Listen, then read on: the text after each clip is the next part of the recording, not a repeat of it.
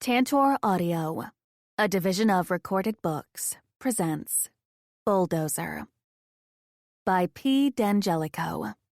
Narrated by Amelie Griffin and Nelson Hobbs. Chapter 1. I learned a long time ago not to lay tracks too far ahead of life. That she's a fickle bitch with a mind of her own and likes to have a say in which direction I travel. It's taught me to prepare for anything and everything. Or so I thought. "But I don't want to go with him," insists the surly 10-year-old in the backseat of my Ford Explorer. "He's toe cheese." That's one I haven't heard yet. Kind of gross, but I'll give him points for creativity. Excuse me? Did you just call your father toe cheese? Squinting into the sunlight, I glance at my son in the rearview mirror and find Sam looking back with the same obstinate expression he gets when I tell him it's time to turn off the Xbox. Big gray eyes stare back at me from behind the new goggle glasses he has to wear for his farsightedness. Not my eyes. Mine are dark blue. He got those from the father he just called toe cheese. The only things he inherited from me are his absurdly tall height for a kid his age, and his shyness. It's those gray eyes, however, that are telling me he's ready to dig in for a fight. "You said I can't say shit," he casually adds. Nice. My hands tighten on the steering wheel, and my gaze returns to the road ahead. The traffic is remarkably light on this sunny Saturday, even for mid-June. We're on our way to the beach community of East Hampton, New York, for the summer, where I'm opening a satellite location of The Bend, the yoga studio I own with my business partner and best friend, Devya Axelrod. It's my job to get the annex up and running by the end of July, and as excited as I am about this new endeavor, I'm also bowel-cramping nervous, because if I fail, we'll take a huge financial hit that we simply cannot afford. "You guys need to expand," they said. "Growth is how you stay relevant in such a competitive market," they insisted. If our business growth and expansion equals anywhere near that of my anxiety, we'll be fine. That's correct, you can't. This time when I glance back, I find him vacantly staring out the back seat passenger window. "Honey, those goggles are for playing basketball. Why don't you wear your other glasses?" "'Cause I like these," he grumbles, pushing his brown, disheveled mop of hair off his forehead. "I want to stay at the beach with you. Why can't I?" Hearing him sound so dejected makes my gut churn with guilt, a feeling I'm well acquainted with. And because of my old friend, guilt, I'm usually balancing between giving him everything he wants and being the parent he needs. There's no getting out of this, though. This is beyond my control. "It's only 2 weeks, I remind him. Think of all the fun stuff you'll get to do with your dad in California." My chipper tone reeks of prime bullshit, and my son, being a bullshit expert, sniffs it out right away. Rolling his eyes, he pouts, "I don't like California." "You were 2 when we left. You don't remember California. I swear you have to pass a bar exam to raise kids." "Who's gonna take care of Roxy?" Absently, he reaches out and pets his dog's massive blockhead, staring out the window with a deeply thoughtful look on his face. A young man with the weight of the world on his small shoulders. He knows full well I'm the one that takes care of Roxy, whether he's around or not. Oblivious to the tension in the car, Roxy is happily drooling all over the new leather car seats. Excellent. Ignoring the comment, I press my case. "And you can call him Dad or Ronan. You can even call him Mr. McCabe, but I don't think it's a good idea for you to call him in pronouns." Sam kicks the back of the passenger seat. "Or toe cheese," I wince. "Whatever." Yep, there it is again. Whatever has become the new normal, his answer to every discussion we have lately. And yet I don't have the heart to correct him. He's had to suffer the consequences of my crappy parenting skills. As far as I'm concerned, he's entitled to complain. Ronan is a virtual stranger, one that was forced upon him 6 months ago when his father came unexpectedly back into our lives. I use the term father loosely because we haven't seen hide nor hair of him in 7 years, much too busy living his own life. He knew where to find us, he just chose not to. Regardless, now Ronan insists on spending time with his son, and I certainly don't want him taking me to court, which he's insinuated he would do if I don't cooperate. "You can't make me talk to him," Sam mutters. "And Uncle Cal said I could stay with them." He kicks the back of the seat again. If I wasn't traveling at 40 miles per hour, I'd be banging my head against the steering wheel right about now. I've made my share of mistakes in life. Okay, more than my share, but 3 years ago I turned it around and got my act together. I decided it was time to stop blaming my past for the way my present was shaping up, which did not look in the least bit promising. Serious changes needed to be made, and I was ready to do the work. For starters, I had to quit drinking. And while I was busy doing that, my oldest brother, Calvin, stepped in and stepped up, something he's been doing his entire life. He and his wife, Camilla, who at the time worked for him, took care of Sam. They made a really difficult situation bearable for him, and for that I'll forever be grateful. Unfortunately, my very clever son has learned to use them against me whenever he's not getting his way. Your dad really wants to get to know you. I continue with nothing but positive vibes. Gotta stay positive. Can you please give him a chance? Cam said I could stay with them. Camilla is busy with your new baby cousin, and please stop kicking the seat. You can go visit when the baby starts sleeping through the night. Sammy, would you look at me? Begrudgingly, he does as he's asked.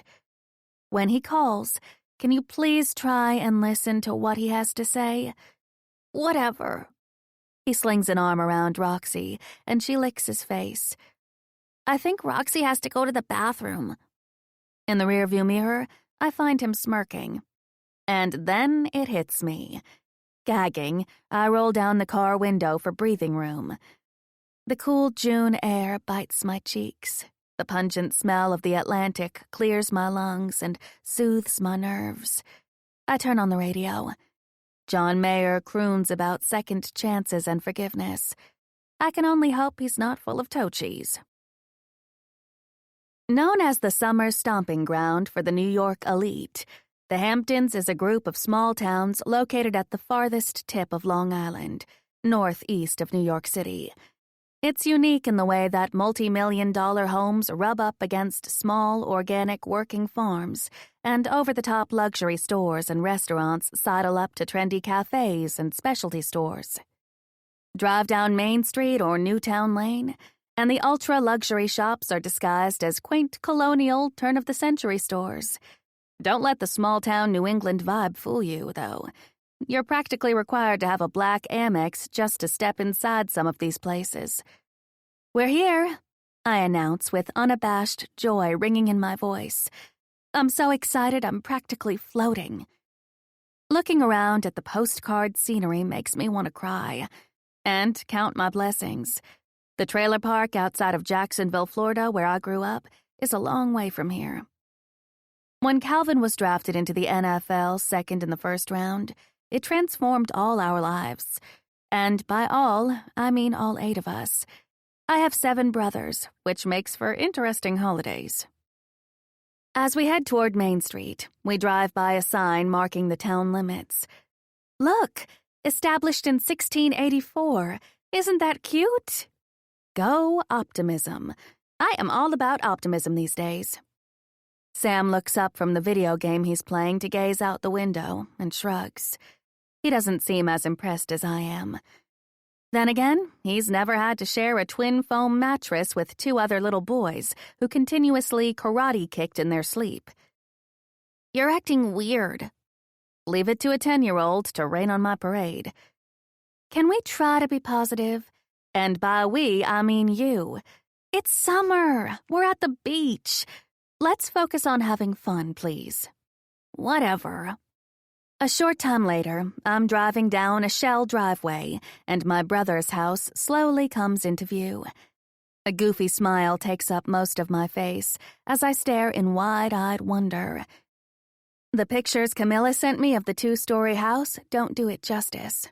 The Nantucket-style natural wood shingle exterior is accented by glossy white shutters and an equally glossy white front door.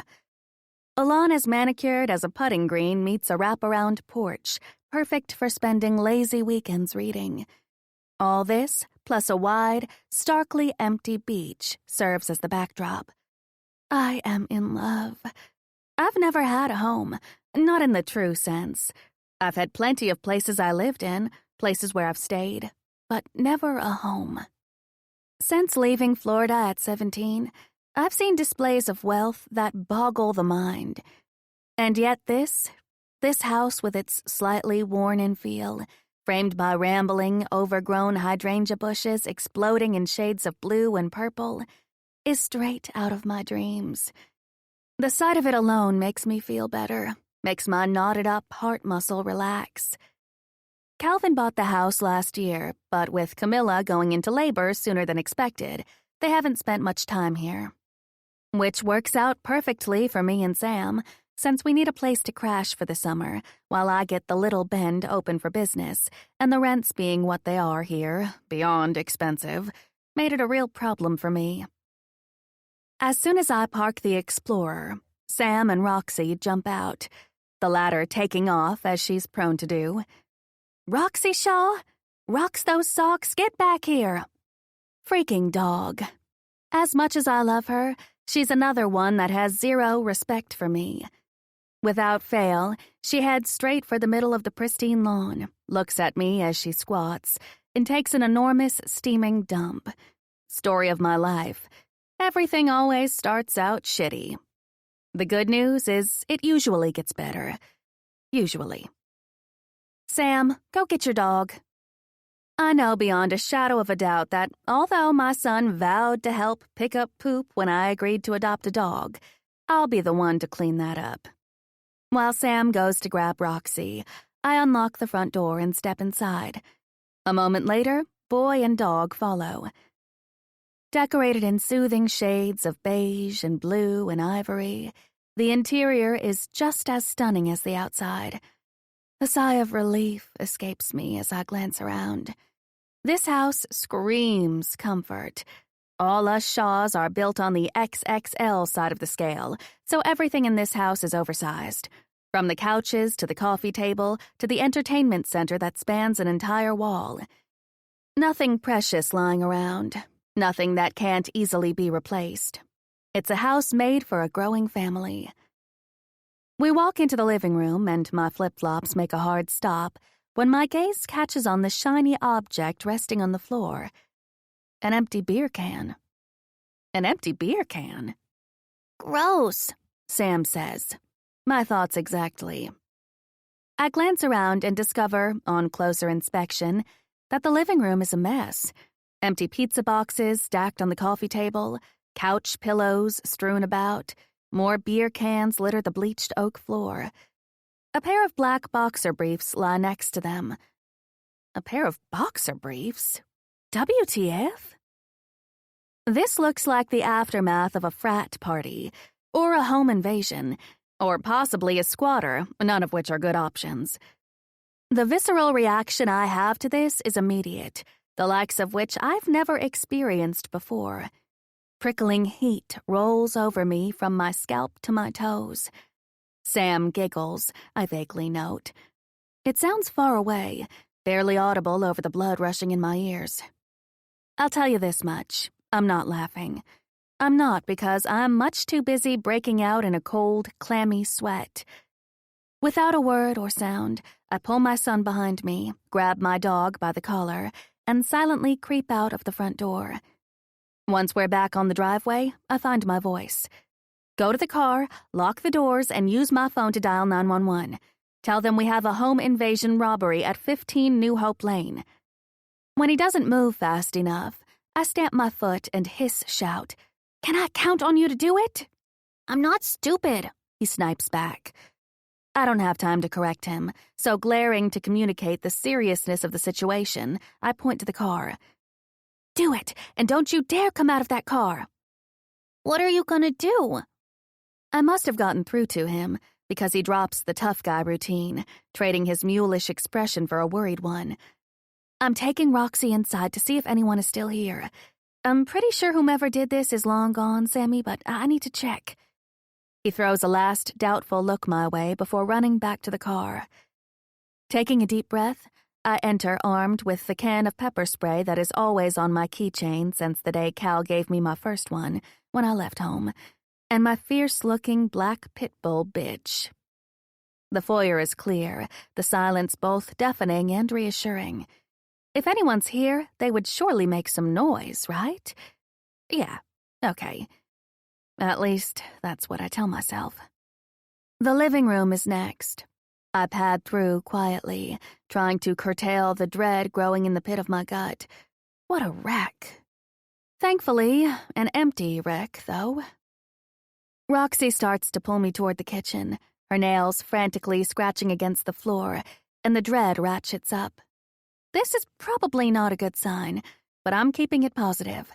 Mind over matter and all that. My legs move at a snail's pace while my heart knocks double time against my breastbone. Not fast enough for Roxy, who makes a choking sound as she leans into her collar with her full body weight. For the briefest moment, I consider letting her go and decide otherwise. Fear that whomever she finds may harm her stops me. Roxy is a living contradiction. A bucket of love stuck in a scary-looking dog's body. She wouldn't know what to do if someone tried to hurt her. The house is eerily quiet, with the exception of my dog's heavy breathing and the blood rushing in my ears.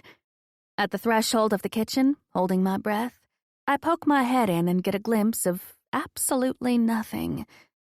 They're probably long gone, I tell myself, which is what gives me the courage to take a full step inside.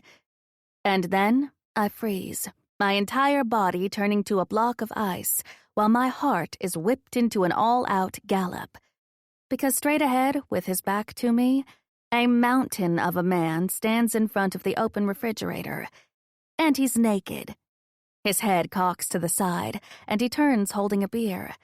Seeing me, he freezes too. My eyes climb from his frankenbeans, which are impossible to ignore, to his head. Even with the pair of pink-framed, heart-shaped mirrored sunglasses covering his eyes and blonde hair pulled back in a small ponytail, his face looks vaguely familiar. Do I know him? How would I know him? Reason argues with the strange feeling lurking in the back of my mind that I've seen this face before. Freeze, asshole, or I'll let go of my dog. I hold up the can of pepper spray to show him I mean business. Roxy starts barking, barking. Within seconds, the barking turns to whining, like she can't wait to say hello to this creep. His sunglass-covered eyes drop to Roxy, and as proof positive that the good Lord hates me, my pit bull falls onto her back, pink boobies in the air, and wags her tail so hard and fast I can feel the lashing sting of it on my ankle bone. The naked giant lifts his sunglasses, setting them on top of his head, and his sharp blue eyes narrow on me.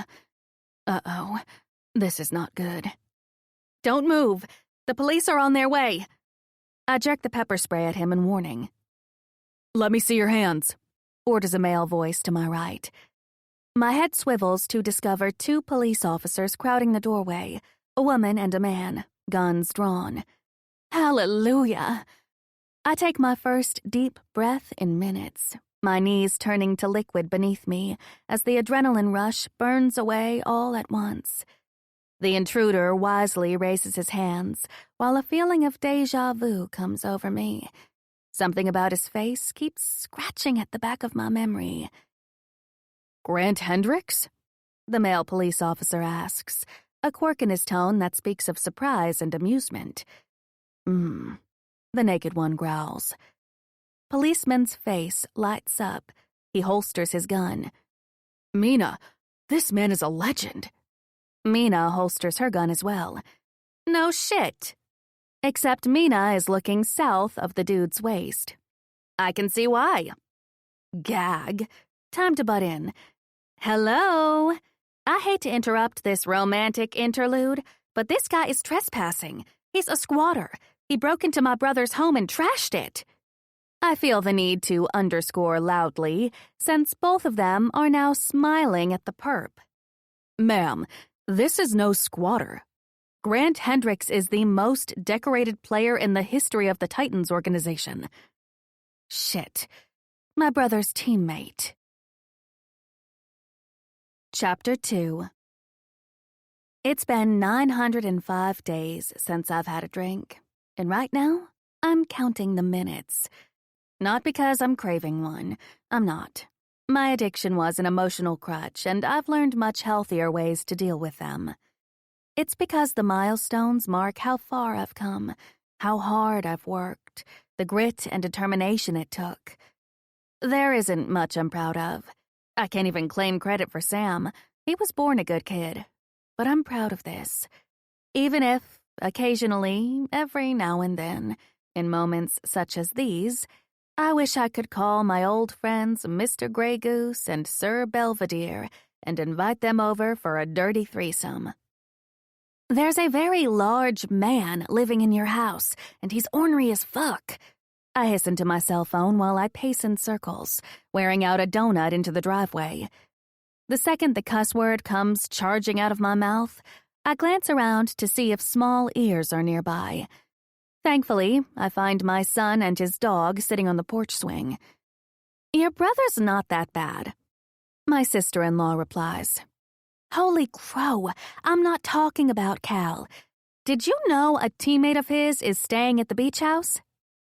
Once we got it cleared up that the big blonde was not, in fact, trespassing, I went outside to call my brother's wife, since my brother never answers his phone.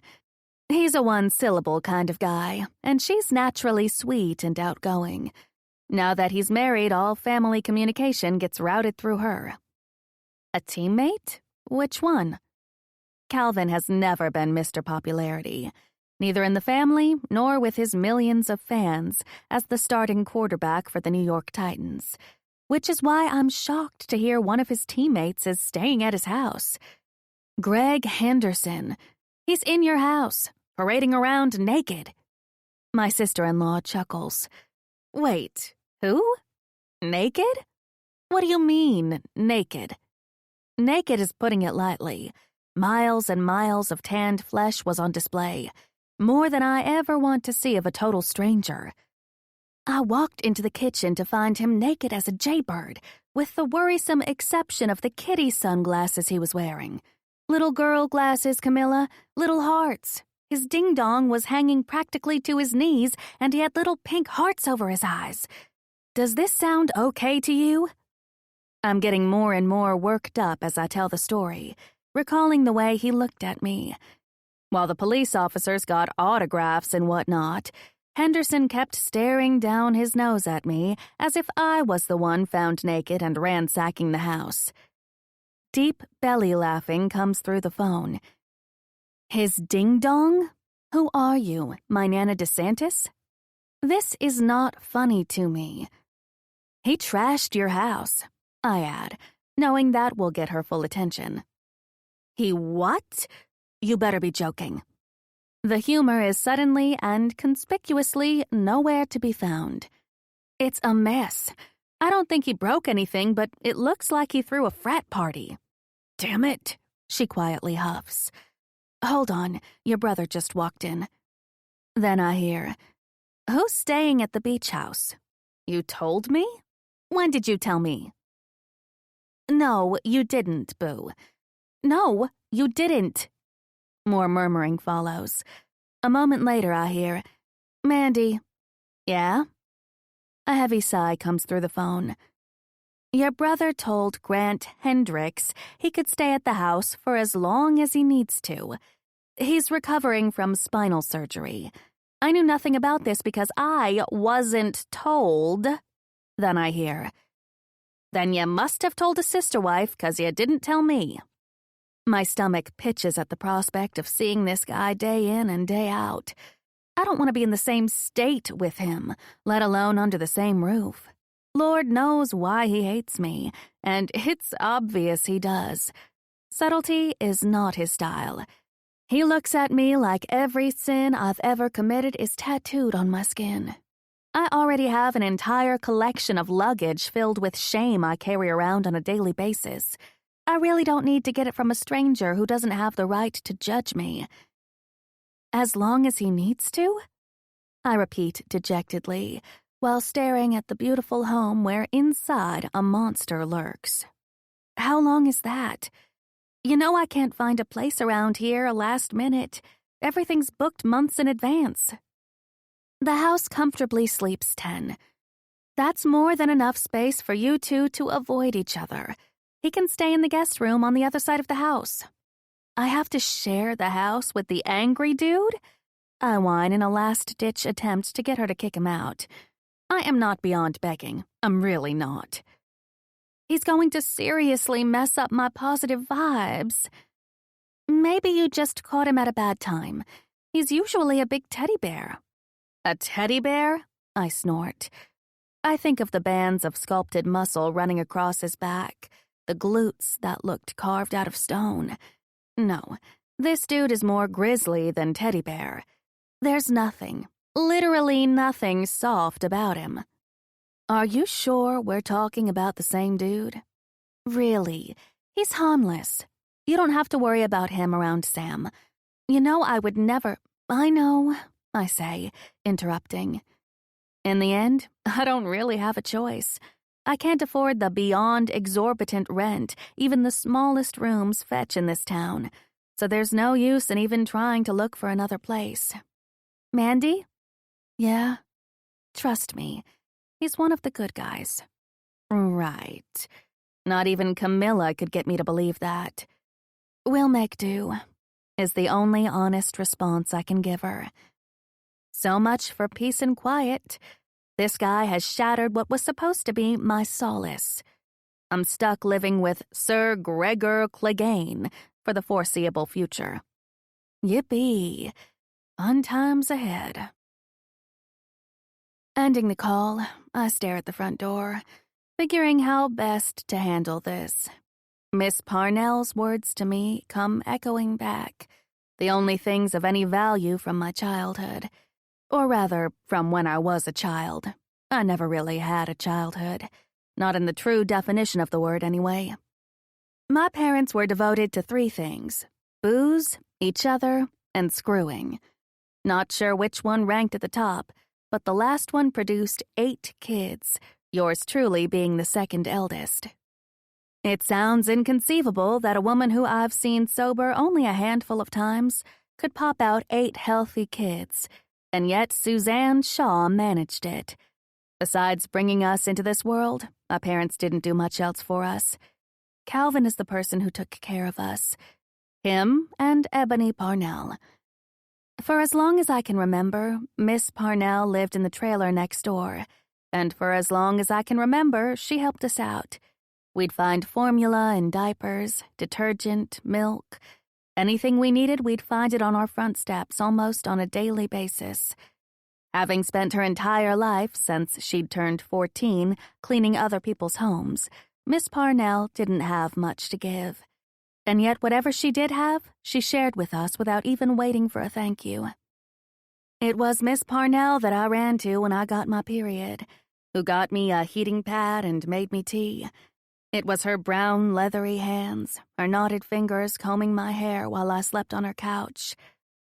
All I know about being a decent human being is what I learned from Miss Ebony, a 75-year-old woman who never had her own kids, who took care of the 8 of us better than my own parents ever did. Smile, Mandy Sue. The lady always smiles. Her voice rings loudly in my mind as I stare at the front door. Be nice, Mandy Sue. Being nice gets you much farther in life. I can do this. We're adults for Pete's sake. There's no reason we can't cohabitate in a civil manner. Go optimism. All we need is to establish some ground rules, such as no keggers and no sleepovers of the sexual variety. No traipsing about naked in the communal living area. That should go without saying, and yet, sadly, in this circumstance, it needs to be said. With that in mind, I plaster a smile on my face I am not at all feeling, and march up the front steps. Stay here, I tell Sam, before I walk through the front door. In the living room, I find Greg stuffing an empty pizza box into a black trash bag. He's wearing a pair of basketball shorts. Thank the Lord for small favors. That's about it, though. Well, that and the kitty glasses. As he reaches down for yet another empty beer can, I take stock of this guy's measurements. Tall, a lot taller than me, and I'm no slouch at 5'11". His biceps are roughly the size of my thighs, and that's saying a lot. I'm no stranger to squats. His traps should have their own zip code. A University of Alabama tattoo runs across the left side of his ribs. A dusting of dark blonde hair peppers his chest, which matches the stripe running down his abdomen. I'm ashamed to say I looked. And even though I wish I could unsee things that I can't unsee, I know the rest of him is built to scale. It's been a few minutes, and he has yet to look my way or stop what he's doing. I wait. I wait some more. I try raising a hand. It ends up being an awkward, stunted gesture, which looks more like a weird, half-raised fist, half-swat. Even that doesn't get his attention. I say, clearing my throat. Still nothing. Toe-tapping, I forge ahead. Henderson? Hello? He keeps doing what he's doing. What a beast, an ill-mannered one. We need to talk. Straightening to his full glory, he finally faces me. Praise JC. Smile, Mandy Sue, smile. Miss Parnell's words come to me. I give him my best toothy grin. This has no effect on him whatsoever. None of the good variety, that is. His eyes narrow. A strange shade of blue, I note. Almost electric. I can feel the zapping sting of his examination on my skin. I swallow reflexively, and my eyes climb up. There's only so much aggressive eye contact I can hold without developing a permanent stutter. Those ridiculous glasses are still brazenly perched on top of his head. On anybody else, the contradiction would be funny. On him, it's downright spooky. Be nice, Mandy Sue. You catch more flies with honey.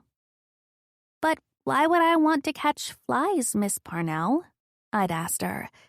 She never did give me a direct answer, only a soft, knowing smile. Standing here as the target of this guy's contempt, I can say with absolute certainty that I am not at all interested in catching flies. His staring doesn't let up, prompting the hand-wringing on my part. I haven't fallen back into old bad habits like this in years. 1 hour in this dude's company, and they all crop up. I'm a lot like my older brother that way. Shy, not naturally outgoing. The difference is that Calvin has a backbone made of steel, whereas I never had one to begin with. It's taken me forever to grow one, and this guy is messing with all my hard work. Since we're both going to be living here for however long, I think it's best we, set some rules for the house. His silence is my cue to continue. I don't think it's appropriate for you to be throwing parties and... Dang, this is embarrassing. He has yet to blink. What is this guy's deal? And, have female companions over when my son is in the house, I continue, smiling wider, to the point that my face is starting to ache. Not to mention that house comes out sounding like house, because I'm flustered with all the negative energy closing in on me. I'm going to have to do a sage cleanse once this is over. An image of his equipment flashes in my mind's eye. Yikes. Cringing hard, I beat that thought back where it belongs, in the dark, filthy basement of my mind. The silence continues. I'm starting to wonder if he has a hearing disability, which is fine. I'd like some acknowledgement that he can read lips, however. Do we understand each other? I carefully enunciate. He blinks, face devoid of even a shred of humanity. Kiss my ass, lady, he carefully enunciates. Then he puts his head down and returns to his task. So, not hearing impaired, just your run-of-the-mill a-hole. I've never had so much hostility directed at me from a complete stranger, and it's got me on my heels. Henderson, the name is Hendricks. Hendricks, he interrupts, his deep baritone holding a cutthroat edge. If that's too difficult for your tiny brain to grasp, don't bother speaking to me at all. Your little stunt cost me 4 season tickets that were supposed to go to charity. My little stunt? Hendricks, I pronounce it clearly minutes later, after I shake off all the dismay I'm feeling. I apologize. I'm sorry, okay? My son is out there. I point to the front door, and I'd like to get settled. I know we got off on the wrong foot, but you have to understand that it was rather scary finding you naked in my brother's house. He continues cleaning, stuffing more trash into the bag. Can I get you to agree that you won't subject my son to any of the aforementioned things? Aforementioned? This, apparently, is what gets his attention. His face pinches like I farted the word. For a moment, he makes me question whether I used it incorrectly. Dang, he's got me shook. He stops what he's doing to eyeball me weirdly.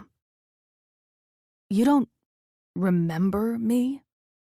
His tone leans toward scorn? Disbelief, maybe? The only thing I'm sure of is that it ain't good. Why would I remember you? His steady, blank stare sends a full-body shiver sliding over my skin. My stomach and face fall simultaneously. Should I remember you? I add with less certainty and a lot less tenacity. I couldn't have slept with him. A, football players aren't my thing. And B, after Ronan, I was a single mother with a baby. Opportunities were not coming my way often. Besides, my privates have about an inch of dust on them from lack of use. All that said, there's a lot in my early 20s I've tried to forget. In other words, I don't know what I don't know. More silence ensues. Anticipation wraps around my windpipe, nearly strangling me to death as I await his answer. Nah, is his only reply. Not even a ripple mars his flat expression. Something tells me there's a lot he's not saying. Mercy, this is gonna be one long summer. I take his lack of argument as tacit agreement and go fetch my son. Chapter 3. He's Uncle Cal's friend, but I don't want you around him. I glance up from putting Sam's clothes in the dresser in the upstairs bedroom and find his attention entirely on his iPad. Sam, I don't want you anywhere near the angry dude, okay? I don't care what Camilla said. This guy is hostile times 10. With his attention fixed on his video game, Sam nods. Repeat what I just said to you so that I know you heard me. Don't go near the angry dude. Okay, good. After I get Sam's room set up, I go downstairs to unpack my things. This house is built in the shape of a horseshoe, which means that from the master bedroom where I'm staying, I can see the guest bedroom across the way. I pray he pulls the drapes closed. Otherwise, I'm in for a show, one I hope gets canceled immediately. My cell phone rings. Ronan's name appears on the screen, and I steel myself for an argument. We've been doing a lot of that since he decided to be part of our lives again. I'm a walking poster child for bad choices. Ronan McCabe was only one of many I made in my early 20s, back when I was drinking my body weight every night. At the time, I was living in LA, modeling, and he was singing in dive bars. Anyone that watched him perform could see he had all the charisma, baggage, and talent necessary to one day become a huge star. We set the land speed record for falling in love and breaking up, complete with a screaming match on Sunset Boulevard, where he practically pushed me out of his moving car. Not my finest moment. Not my worst either. I can't regret it completely, though. He gave me Sam as a goodbye gift. 2 years after we broke up, Variety published a glowing article on the rising star of folk rock. Once I knew where to find him, it felt wrong to keep his son from him. He started coming around, spending time with us. Unfortunately, Ronan was battling his own demons back then. We tried to make it work as best as two completely screwed up people can, more for Sam's sake than any unresolved feelings, until one day he stopped coming around altogether. "Sky wants to go to the south of France in August," he says without preamble. I can tell by the force in his voice he's been rehearsing this line. Like me, which is probably why we were drawn to each other in the first place, Ronan isn't the forceful type. He's your typical moody, broody, self-centric artist. Despite the tone, I know he doesn't have the guts for fighting dirty. Good for Sky. Tell her au revoir for me. Sometime this year, Ronan got engaged to a television actress barely over the age of consent. I couldn't care less what he does on his own time. In fact, I'm happy for him if he's happy. Our son's needs and welfare, however, will not come second to a woman he's known for all of 2 minutes. You're not taking my son out of the country. I fall back on the bed, my eyes trained across the patio. The lights are on. He's my son, too, and I'd rather not do this in court.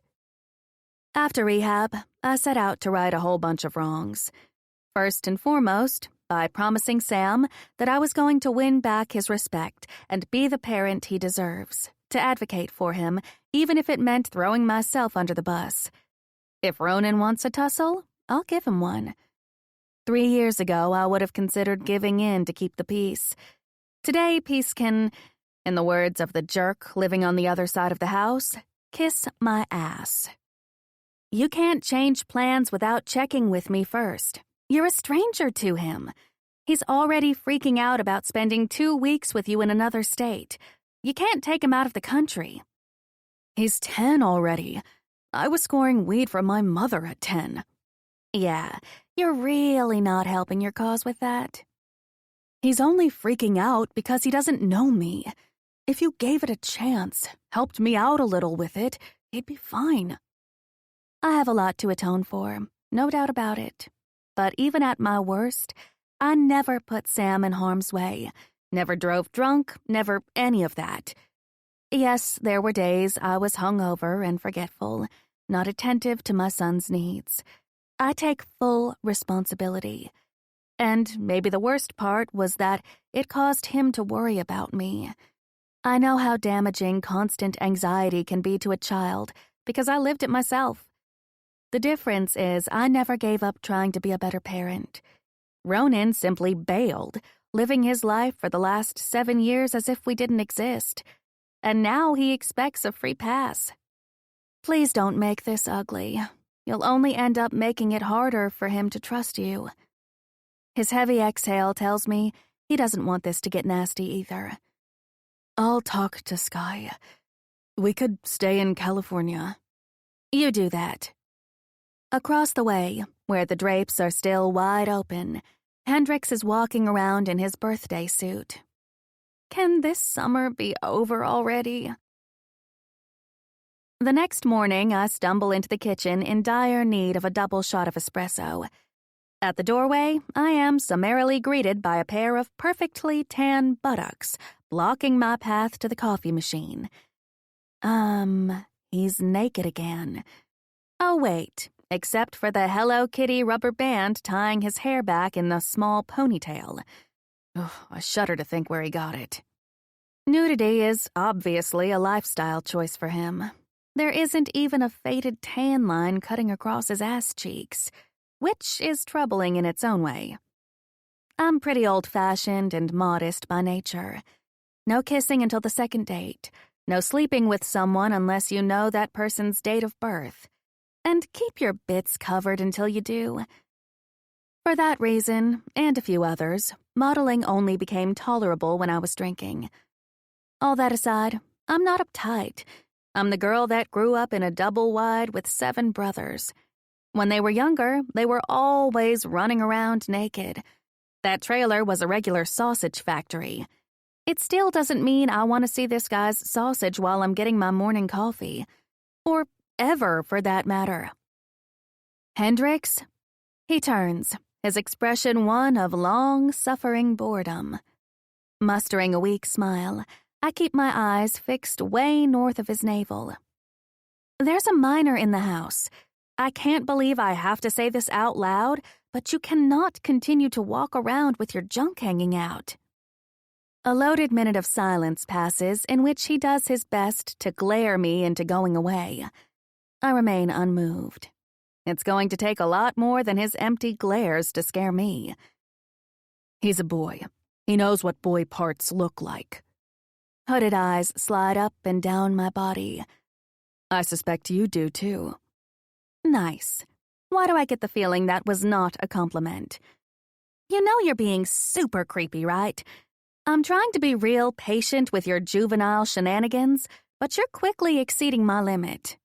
No one is keeping you here, lady. His cavalier attitude ignites my temper, one I hardly have. My son will be down in a minute. I suggest you cover yourself up. He grabs a dish towel and covers his privates. Unbelievable. Note to self, incinerate dish towel. Happy? He says, expression completely void of any natural human emotion. My fake smile collapses. No, I'm not happy. I'll be happy when you leave. I'm not going anywhere, lady. A disturbing twinkle flickers in his usually flat, cold eyes. So buckle up. Buckle up? Is he for real? Dressed and ready to head to the studio after breakfast, Sam walks in with Roxy trailing behind him, just in time to see Hendrix's bare ass thankfully walking out of the kitchen. He looks at me and laughs, his dimples and the spaces between his teeth showing. It looks like I'll be paying for braces in my near future. No matter, it does not matter. Nope, not the bill hanging over my head or the crap Hendrix is pulling can bring me down right now, because Sam's laughter, a sound so rare it pains me, is all I care about. Smiling, I place a bowl of his favorite cereal in front of him and pour organic milk into it. Then I hook a thumb at the bare-assed bully. What did I say about that? Stay away from the angry dude. With that, a troubling thought runs through my mind. The last thing I need is for Hendrix, the unhappy nudist, to create more problems for me. Let's not tell your dad about the angry dude living here, okay? Scooping cereal into his mouth, he chews and nods. What do you mean you can't take out that wall? I ask in an exasperated tone. I'm ready to smack the contractor, Mr. Horvat, upside the head. The man has a perpetual question mark on his face, and the question is not a particularly deep or meaningful one. More like, what's for lunch? Or, when is lunch? It's either that, or his eyes are stuck to my boobs. No surprise he won the bid because he was the cheapest. He was also the only one willing to take on such a small job in a place where most jobs are multi-million-dollar homes. So, in conclusion, I guess you really do get what you pay for. After rehab, I needed to find a way to support us. The money I'd earned modeling for over a decade was long gone. Not that there was much of it to begin with, since I was never a top earner. With no education to speak of, not even a high school diploma, my job prospects were practically non-existent. First order of business was to get a GED, which I did. I'd applied for sales positions all over Manhattan and had just received my umpteenth rejection when Devya suggested opening a yoga studio. It made perfect sense. I'd been diligently practicing Ashtanga yoga for close to a decade, the only good habit I picked up in France from one of the girls in the apartment we shared. So I jumped at the chance. We researched New York rent, educated ourselves on everything from liability insurance to employee benefits, from marketing to branding. I got a loan from my brother with a favorable interest rate. Dev chipped in her 50%, and the Bend was created. We were thinking something small, quaint. With only a single-room walk-up in the village, we didn't have the space for anything else. Until Calvin, who at the time was the starting quarterback of the New York Titans, came to one of my classes and brought a few of his teammates. Even though they only tagged along due to a lost bet, they enjoyed it so much they kept coming. Add a few high-profile models, a socialite or two, and we were no longer small and quaint. We were on every New York hot list. We've worked our tails off ever since, foregoing weekends and holidays, vacations and new shoes, and everything in between. And it's been worth it. Business has been good. So good, everyone encouraged us to open a satellite studio in the Hamptons, where most of our upscale New York clients migrate for the summer. A decision that Horvat is presently forcing me to second-guess. My condescending jerk of a contractor sighs loudly. It means we can't take the wall out, or the whole thing calms down. Every word after "or" he pronounces slowly. Then his gaze falls to my breasts, as if they have an answer for him. You specifically said in your bid for this job that the wall would be no problem, Mr. Horvat. I counter in the same imbecilic tone. It's a retaining wall, lady, he says with another question mark face. I never thought I'd live to see the word lady weaponized, and yet here I am. My cell phone rings and Ronan's name flashes on screen. I send it to voicemail. Dealing with one dismissive mail at a time is all I can handle. This is a very small space. We took the lease calculating capacity without the wall you said was no problem. I loved everything about this little bungalow on site. The large picture windows, the whitewashed wood floors, the exposed beams. In hindsight, when Horvat said, "No problem," he probably meant it as a question. A therapist once told me that when I'm struggling with indecision, to picture the best version of myself in my head. What would that kick-ass version say to the version of me who was struggling? At the time, I was as low as I had ever been, and I couldn't for the life of me conjure this image of my kick-ass self. It felt like I was just learning to walk, and the therapist was asking me to run a 5K marathon. I couldn't do it. I must have asked myself that question 1,000,000 times, until one day a picture of Wonder Woman popped into my head. Although my Wonder Woman wears a full-body leotard, because, come on, what self-respecting superhero is going to fight evil wearing a strapless corset and hot pants? Not a one. I'd like to see Spider-Man do that upside-down shit in a corset. But I digress. Since then, whenever I'm struggling, the leotard-wearing, kick-ass Wonder Woman version of myself coaches me through it. Stay positive, Amanda. You got this. Wonder Woman in a leotard me is right. I got this. You need to figure out how to take some of it out. Maybe, I don't know, put pillars or something in its place? In desperation, I've suddenly turned into a Greek architect. That and failure is not an option. Horvat's eyes flicker to my boobs. Then his attention swings around to somewhere over his shoulder. Rudy! What? Shouts a guy sitting on the top rung of a ladder. He's busy taking down an ugly light fixture and stops to glare at us. The lady here wants you to take out the wall and put pillars in its place. Rudy nods, his unkempt ZZ top beard twitching with it. He scratches his chin pensively. Yeah, we could cut out arches and shore up the ceiling with beams. I exhale a huge sigh of relief. That would be great. I freaking love Rudy. He's the man.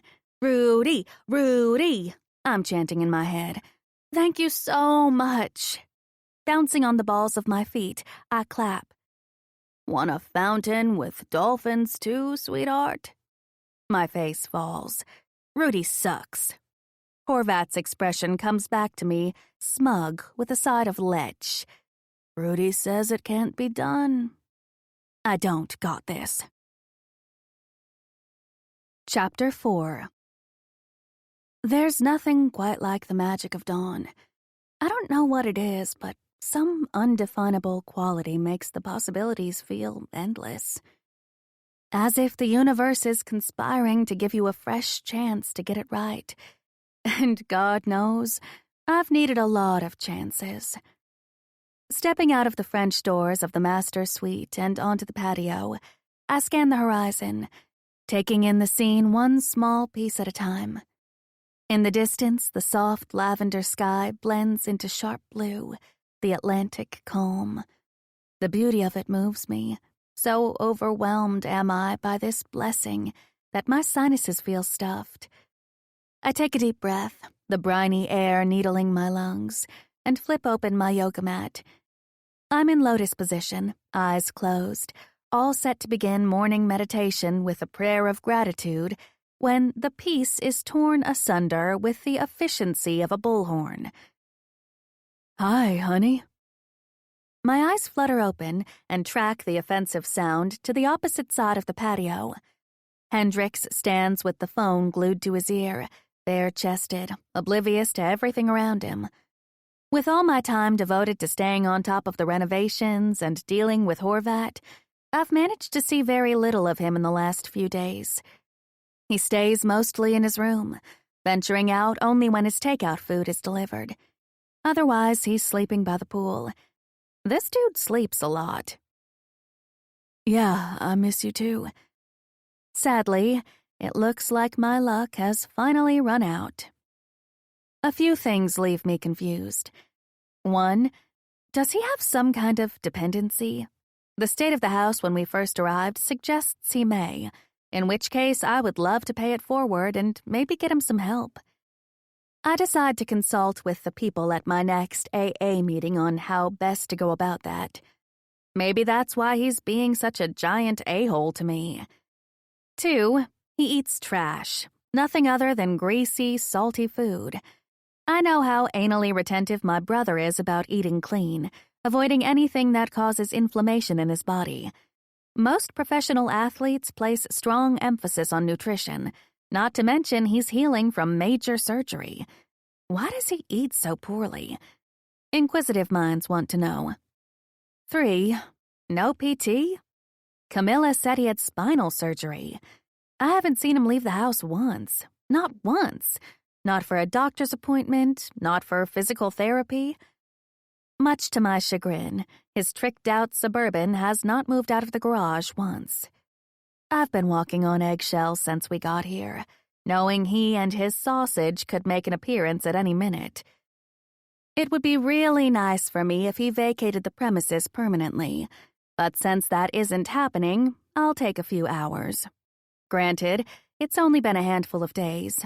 I'll officially start to worry if this persists for longer than a week. I'm okay. Getting better every day. I know. I can't wait to see you. He turns a quarter of the way toward me, and my jaw drops. I cannot believe my eyes. Hendricks is grinning like a teenage boy at his first crush, nodding at whatever honey is saying. And he looks happy. I had no idea that was even possible. See, Amanda, the possibilities are truly endless. Even Hendricks has a honey that makes him happy. He shoves a hand into his basketball shorts and cups himself, then scratches. Nice. There goes my morning. After breakfast, Sam and I are about to head out when I decide to alert our unwelcomed house guest that I need to leave Roxy home. This is the first time, and I'm a little nervous about it. Although he doesn't strike me as an animal abuser. That would require him to be awake, and he doesn't do that often. The music playing very loudly steers me in the direction of the pool area. The moment I open the glass patio doors, I'm assailed by, "Picture this, I'm a bag of dicks. Put me to your lips." The heck? Even though Sam is headed to the car, he's known to make surprise appearances, and this is not the kind of music, if you can call it that small ears should be subjected to. What a surprise. I find Hendrix by the pool, sprawled upon a lounge chair like it's his job to tan. With sweat beading all over him and his swim trunks riding indecently low, he makes quite a sight. I'm pretty sure I see intimate hair that I should not be seeing on a stranger, ever. And let's not forget his favorite shades covering his eyes. I feel like I'm hosting a throwback episode of MTV Beach House. All that's missing is the underage girls in bikinis, and God help him if I return to find any of those in the house. I walk up to the foot of his lounge chair. I will punch a baby bear in his shit. Hendrix? We the best. We will cut a frowny face in your chest, little wench. Hendrix, yoo-hoo. Nobody talk, nobody get choked. Hendrix! The music continues, drowning out my voice. Hendrix appears to be deaf again because he doesn't even twitch. I walk over to the touchpad on the wall that controls the fancy sound system. It reads, "Nobody Speak" by DJ Shadow.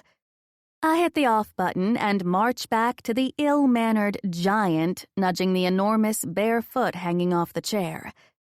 "What?" he half grunts. I can't tell if his eyes are closed behind the kitty glasses or if he's glaring at me. My skin starts to crawl, so my money is on glaring.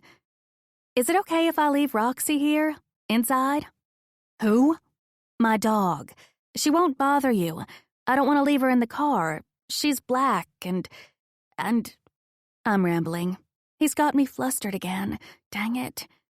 In my defense, there's a miasma of negative energy around this guy, and it's making me jumpy. Suit yourself, lady. Without waiting for a reply, he turns his back to me, tucking in sideways for yet another nap. Thank you. I hope he gets sun poisoning. The rest of the day is about as perfect a day as I can remember. Sam and I hit the farmer's market and pick up fresh vegetables and fruits, some homemade jams and saltwater taffy. I take pictures for our business Instagram account. After we grab a burger for lunch, we walk along the shoreline. Sam looks happy here, which makes my heart get real big inside my chest and a knot form in my throat. It makes me feel like I'm finally doing something right. Before heading home, we hit the supermarket. I love cooking. I enjoy it almost as much as I enjoy eating. I couldn't do the latter for the past 11 years while I was modeling. So once I gave that up, let's just say I made up for lost time. Cooking became a hobby. So did consuming everything I could get my hands on. When you've deprived yourself for as long as I had, all rational thought goes out the window. A pound of raw cookie dough suddenly sounds like a completely reasonable idea for dinner. I gained 40 pounds and high cholesterol. Then Dev suggested the yoga studio, and I knew I needed to make healthier choices. I lost fat, gained muscle, and even though I'm 3 sizes larger than I was when I was modeling, I've never felt more comfortable in my skin. Can I have these? Sam hands me a pack of donuts, and I check the ingredients. Nope, too many preservatives. Go find something else. I tell him while I'm strolling down the dairy aisle, filling the cart with eggs, milk, and yogurt. I ate so badly when I was a kid that I've always been very careful with what I feed Sam. I'm loading groceries into the back of my SUV when I hear the telltale sound of a truck that won't start. 2 cars over, a beat-up pickup sputters and dies. An older gentleman gets out wearing dark blue jeans with a crease ironed into them and a sweater vest over his shirt, high quality even though it's frayed at the edges. He's tall and big-boned and must have been strapping as a young man. Handsome, too. Now, however, the permanent curve of his back and the helmet of thick, snow-white hair suggests he's closing in on 80. My staring must have gotten his attention, because he glances at me and smiles. He then takes 2 shopping bags out of the flatbed and starts walking out of the parking lot. As I watch him go, my heart climbs up my throat and my conscience screams at me. I can't let this man walk home. Should we give him a ride? Sam looks up at me. Then his gaze slides across the parking lot at the old man walking slowly, his expression thoughtful. Yeah. This is an exception because he's really old and it's hot, okay? Always remember stranger danger. Sam nods. Driving up next to the man, I slide down the passenger side window and lean over the console to meet his eyes. Sir, would you like a ride? He looks at me, then at Sam sitting in the back seat. You sure it's all right? Where do you live? New Hope Lane. That's where we live. That's where we're staying. Hop in.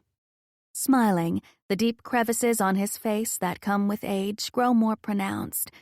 Okay, thank you, he says, and walks around the back. I pop the trunk for him to load his grocery bags. Once he's in the front seat and buckled in, he leans closer and extends a hand, fingers stiff and bent from arthritis. Walter Beasley, pleased to meet you. I shake his hand. Amanda Shaw, and this is my son, Sam. As coincidence would have it, Walter lives 4 doors down on the opposite side of the street in a butter-yellow Cape Cod-style bungalow. The house is beautifully kept, with a border of perennials and annuals that I've admired every time I've walked Roxy past the house. I didn't want to be impolite and ask, but my suspicion is that Walter lives alone. I make a mental note to invite him over for dinner soon. As soon as we get back home, I begin cooking dinner, cleaning and stir-frying the fresh vegetables for my healthy version of pasta primavera. After that, we're having pan-fried, fresh-caught gray sole.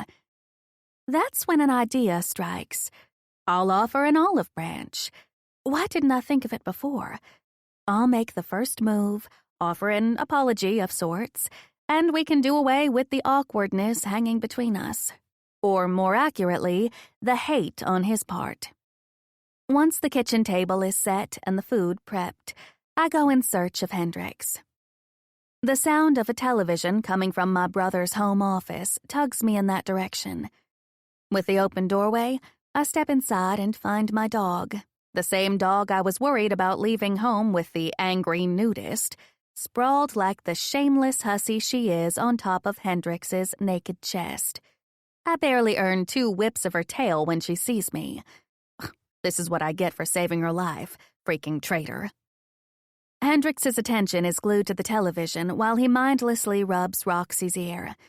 At some point, his aversion to wearing shirts needs to be addressed. Not now, though. Now I have a peace accord to negotiate. Hendrix. I get nothing.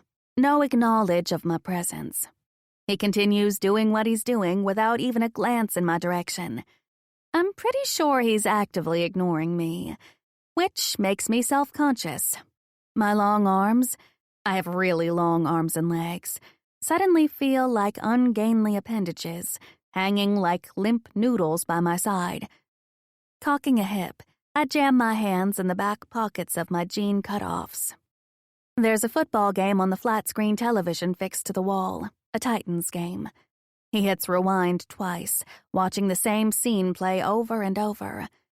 On closer inspection, I see that it's him, getting hit from behind, his body bending at an unnatural angle. Oh, just watching it hurts. I can't imagine what experiencing it must have felt like. Hendrix? I try again, softening my voice. He keeps rubbing Roxy's chewed-up ear and watching the screen, face perfectly composed. And yet I know better. You know what they say about still waters. I can see a whole bunch of volatile emotions swirling just beneath the thin shell of stoicism he wears as armor. I know he's struggling. I've been there. Depression wears many faces, but once you've lived in its skin, It's easy enough to recognize. I don't know the extent of his injury. I don't know if he can ever play again. And having not one, but 3 brothers play a sport at a high level, I know how all-consuming a life it is. By the looks of it, I'm pretty sure retirement wouldn't be his choice were he given one. And why doesn't this guy have someone, a woman or man, who cares enough to take him in and nurse him back to health? What is up with that? He's got to be in his mid-30s. He was drafted a year ahead of my brother, so that makes him around 36. No significant other? Was he dumped? Divorced? Maybe that's the reason for his generally horrible attitude. Before Camilla came along, my brother was insufferable after his divorce. Shoot, now I feel bad for him. I've always been a sucker for a sad story. It's pathetic, really. "We're having dinner," I force out. "I made buckwheat pasta with vegetables. And then we're having gray sole. It's pan-fried. Don't know if you eat pan-fried, but it's pan-fried." Rats, I already said that. "There's plenty of food, so if you'd like to join us, there's plenty." Ugh, I already said that too. "Anywho, I can fix you a plate. Unless you're hungry right now, in which case you could join us at the kitchen table for dinner." Yep, this is going really well. What an unmitigated disaster. I wait 1, 2, 3 beats. The awkward silence persists, so I take it as my cue to exit. Okay then. I can't get out of there fast enough. Turning on my heels, I do just that. Anywho, who says that? A moron, that's who. Man, did I bungle it. So much for my big idea. I trudge back to the kitchen feeling like a failure. Sam and I eat dinner. Hendrix never makes an appearance. I fix him a plate just in case and leave it in the warming drawer. You can offer a grizzly bear food, but you can't make him join you for dinner. Chapter 5. He makes Cal look like Mr. freaking Rogers, I tell Camilla, speaking quietly into my cell phone. You never know when small ears may turn up, and my son almost never knocks before walking into my bedroom. I'm ready to pack the day away. Horvat's men have been working around the wall issue for now. I'm pooped, and the bed in this bedroom is a California king with astronomically high thread count sheets. After sleeping on the floor on a shitty mattress or the couch for the first half of my life, this is my idea of a wet dream. I was doing a load of laundry this morning, darks, throwing our stuff into the washing machine, when I came upon an XXL pair of black boxer briefs. The blonde had separated colors, darks and whites, and snuck his laundry into ours, as if I wouldn't notice. As if I wouldn't notice a very large man's clothing amongst ours. One of his t-shirts, alone, equates to an entire load. I thought about it and figured, why make a big deal, right? I'll do the laundry and see if it sweetens his mood. Who knows, maybe this was the icebreaker we all needed. Allow me to kill the suspense. Ice not broken. Nope. Once I had washed, dried, and neatly folded all his laundry, I took it to his bedroom, where I found him reading something on his phone. He glanced up and said, "Not making this up." He said, "You can put it over there," and pointed to the dresser. He pointed to the dresser. I don't know what else there is to say about that. It's pretty self-explanatory. This unwanted houseguest is beginning to consume way too much of my already overtaxed brain power.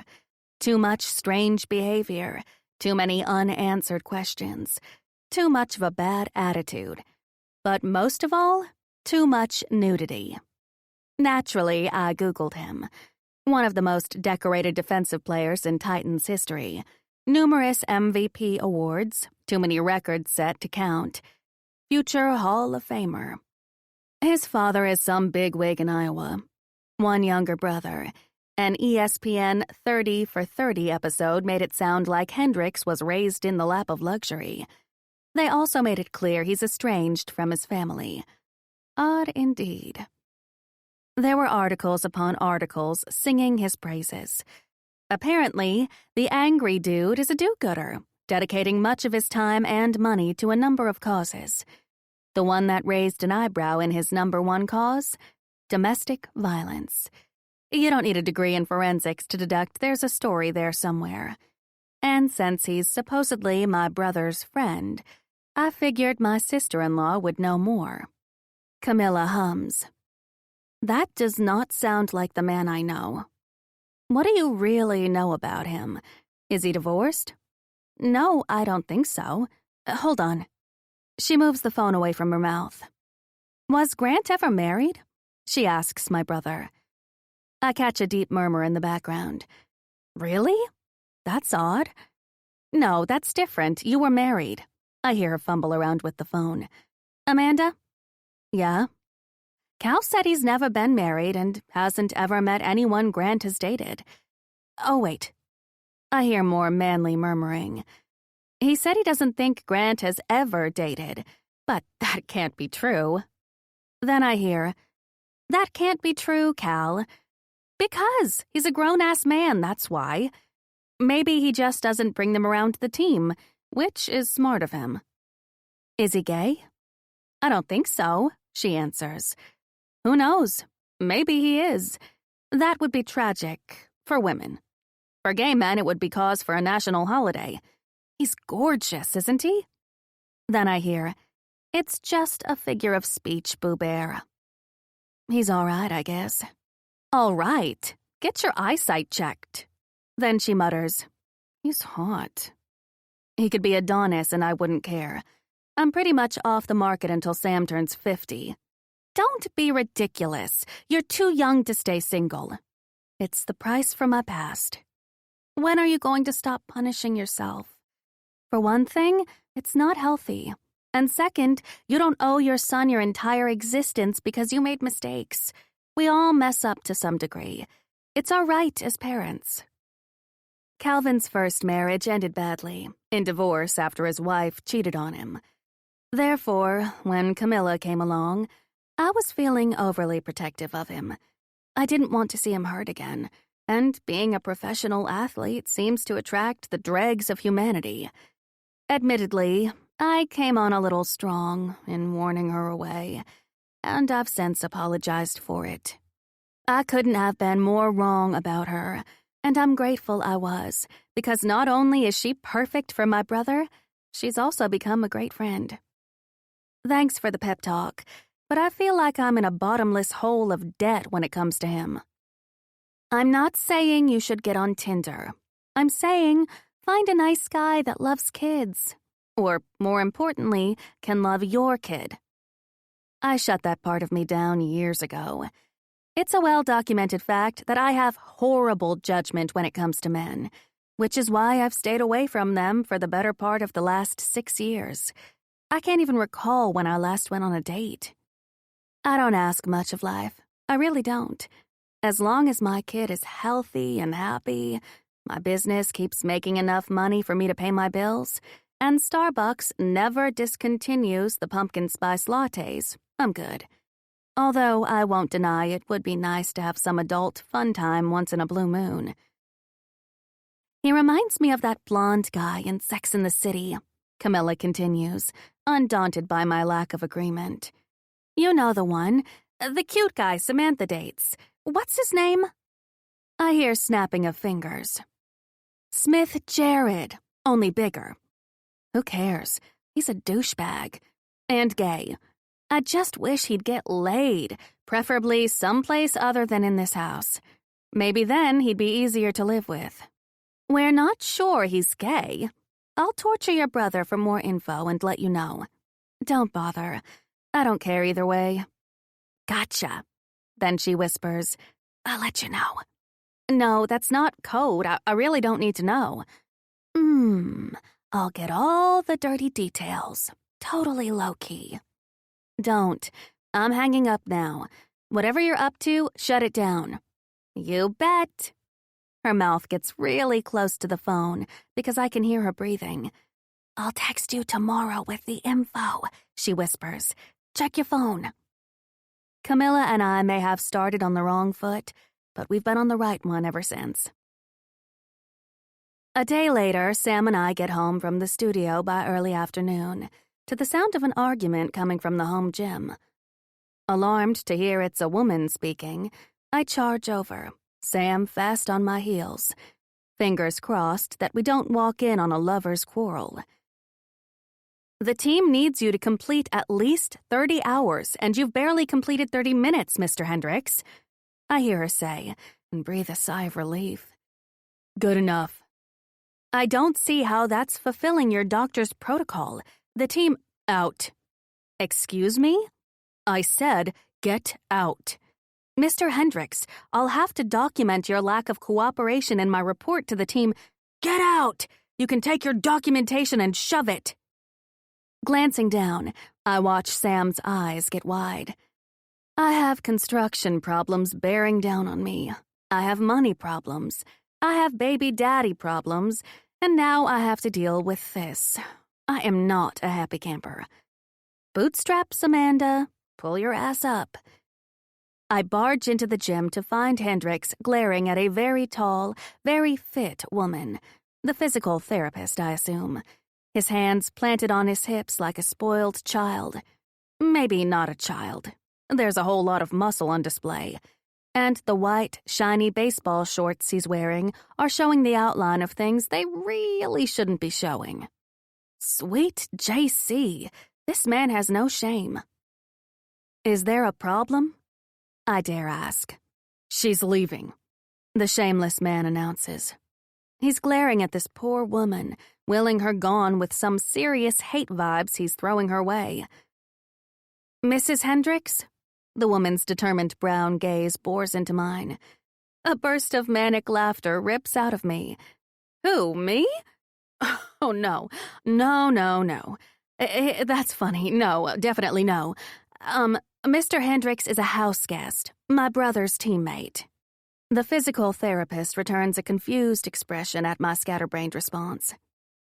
Mr. Hendricks needs to complete 30 hours of PT before he takes a physical. Team rules, ma'am. Otherwise, they'll put him on IR. Injured reserve. He would miss the entire NFL season. Grabbing her bag, she starts to exit.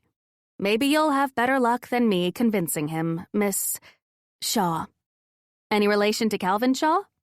He's my brother. She grimaces. I'm sorry. She glances back at Hendricks. Hope you can talk some sense into him, the therapist tells me, jerking her chin in Hendricks's direction. Before I can disabuse her of the notion that anybody on God's green earth could do such a thing, she walks out, saving me the trouble. As soon as the therapist leaves, silence falls heavy in the room. Hendricks's attention switches to me. We seem to be engaged in some kind of staring game. I'm not sure what the stakes are, but I am definitely sure I'm not in the mood for any games. Sam, go feed Roxy, please. It's time for her dinner. Sam's gaze darts between me and the jerk on the other side of the room. Roxy begins whining loudly, turning in circles around us. Her nails click, click, click on the wood floor. The way Sam keeps watching the angry dude tells me he's much too curious about what is going on. Sam, please? Sam huffs. Boy and dog walk out. Hendricks looks away. Why won't you do your PT? Don't you want to play this season? He picks up a hand towel off the bench press and wipes his chest. Hendricks, are you retiring or do you want to play? Camilla is generally a good judge of character, and she says Hendricks is one of the good guys. Pain does awful things to people, I remind myself, especially chronic pain. I do feel bad for him, in a way. Yes, he's a rich, gorgeous, professional athlete that has the world by the proverbial balls, but jerks are people too. He has feelings like everyone else, I think. He deserves my understanding. Kind of. You're not going to heal any faster eating trash and not working out, I say, gentling my voice to coax the wounded creature from the black lagoon into sharing whatever is swirling around that stubborn head of his. His gaze narrows, warily flickering to me and away as I approach. I'm sure your doctor has a light training schedule you can get started on. It's like trying to engage a block of cement. I can even show you some gentle yoga positions that can help. Still nothing. Discouraged but not defeated, I continue my onslaught of gentle persuasion. Have you spoken to him? His head tips back, glare aimed at the ceiling. Look, I get it. My hand naturally falls over my heart chakra. You're in pain. You're scared about your future. I've been there. The shrug is involuntary as I choose my next words carefully. Trying to help. What I'm saying is, I would like to help you.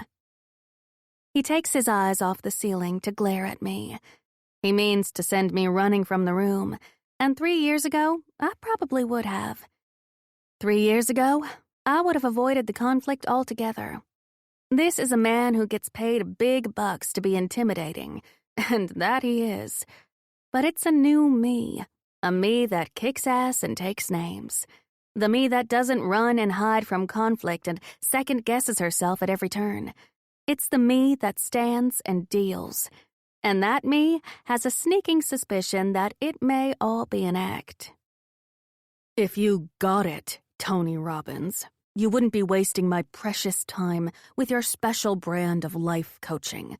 Go peddle your bullshit to the bored housewives of the Hamptons. Or maybe not. My temper jolts awake. I didn't haul myself out of the gutter to be ground under the boot heel of this guy. The hell with that. Namaste, Anything else? He snaps. Nope. I return with a forced smile. Then I leave him to his own awful company. How's it going? Dev asks as soon as I press the accept button. If I actually believed in soulmates, then I'd have to say that Devya is mine. She's everything I'm not. Outspoken and confident, petite and fine-boned, whippet thin with light brown eyes and long black hair. More importantly, she's a gangster, a warrior princess in disguise. You don't mess with Dev, or Dev messes with you, and you don't want Dev messing with you. She'll cut you and ask questions later. She also happens to have the biggest heart. We met in Paris on a go-see our mutual modeling agency had sent us out on. According to the casting person, Dev was too ethnic, and I was too fat. Neither of us got the job, but we did get a best friend in the process, which is why Dev and I have always said it was the best job we didn't get. France was really hard for me. I had never even been out of town, but there I was, alone in a foreign country, not even able to speak the language. Talk about a fish out of water, aimlessly flopping around. If it hadn't been for Dev, I would have probably fallen off the edge of the world, never to be heard from again. Hang on, I tell her, as I close the glass door that leads to the back. I walk to the edge of the patio, to where it meets the beach. I need some privacy for this conversation, and Sam is playing his video game in the living room on the other side of the doors. I'm living with an angry giant with a penchant for exhibitionism. Squinting into the darkness, I catch sight of a full moon along the shoreline. Not the real thing. The full moon belonging to my unwanted roommate as he dives into the Atlantic. For heaven's sake, has he no respect for the neighbors? Dev's hum is all dry amusement. Suspenseful. I can't wait to hear all about it. I walked into my brother's house to find it trashed and his teammate staring into the refrigerator, chilling his balls. She laughs. Did you get a good look at his assets? I have less than zero interest in his assets. As a matter of fact, I wish he'd keep them as far away from my eyes as possible. The guy is a beast. He has the personality of an electroshocked gorilla. Hung like one, too, since you asked. Brr, a shiver crawls all over me just thinking about it. Sounds like fun. Sadly, Dev has worse taste in men than me. Oh yeah, the aggressive case of insta-hate he has for me has been loads of fun. You would think I gave this guy syphilis with the way he treats me. Dev cackles at my expense. I'll bring sage when I come out. Bring holy water. But forget the roommate. Evil shall be rooted out. I'm worried about Horvat. The wall that he said could be removed is now suddenly a weight-bearing one. Remind me why we hired this guy? She sighs loudly. Do you need me to come out sooner? No, you have enough to do. I'll deal with it. While I'm handling business here, Dev is handling the studio in Manhattan until we close for August. And throwing another person into the mix might upset the delicate eco-balance. Speaking of, Hendrix springs out of the water and shakes out his hair. Water dribbles down his body the same way it does on the wildebeests of Animal Planet. Other things are shaking too. Things that could knock out the national power grid if he keeps waving that bazooka around like that. But yikes, I don't have time to contemplate deep thoughts on the matter because he's walking my way. Oh shit, Dev, I gotta go. Wait, can't. In my haste to find cover, I jump behind a bunch of bushes and land in what I am sure is razor wire. At least, that's what it feels like against the skin of my bare legs. Stifling a scream of pain, I fumble with the phone and nearly drop it before I manage to corral it and stuff it in the back pocket of my shorts. Hendrix ascends the stairs and walks across the patio with all the nonchalance of someone with a grossly inflated ego. I've never seen anyone so utterly comfortable with his nudity. When he stops right in front of me, I'm forced to hold my breath. I can't believe my bad luck sometimes. It defies all the laws of anything good and right in this world. The last thing I need is for him to get the mistaken impression that I was ogling him. Like I need to give him that kind of ammunition. I'd rather drive steak knives into my eyes. He grabs a towel off the lounge chair and proceeds to dry each and every square inch of wet, tanned flesh. This takes forever due to there being so much of it. Unfortunately, I'm forced to bear witness to this painstakingly long process. Don't get me wrong, it's not an entire hardship.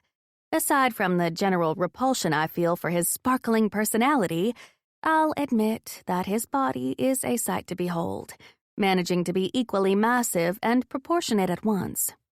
He's all graceful long bones and muscles worthy of being bronzed and displayed at the Smithsonian.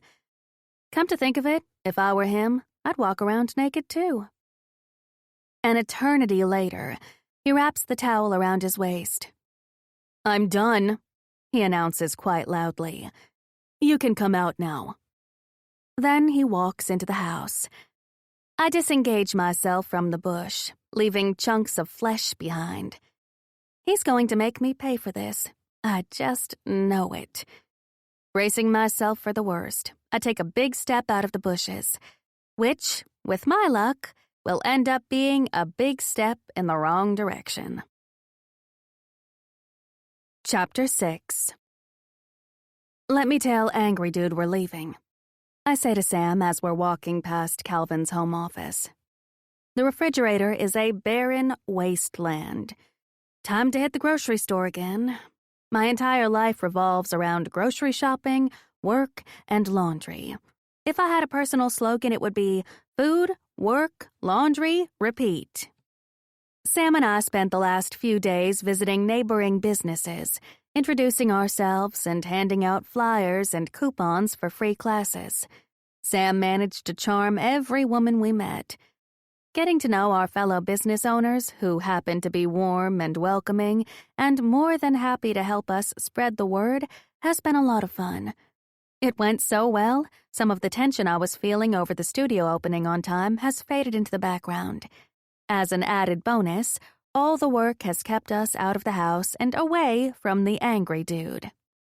Out of courtesy, because some of us have manners, I go in search of Hendrix to give him the heads up that Roxy's staying home.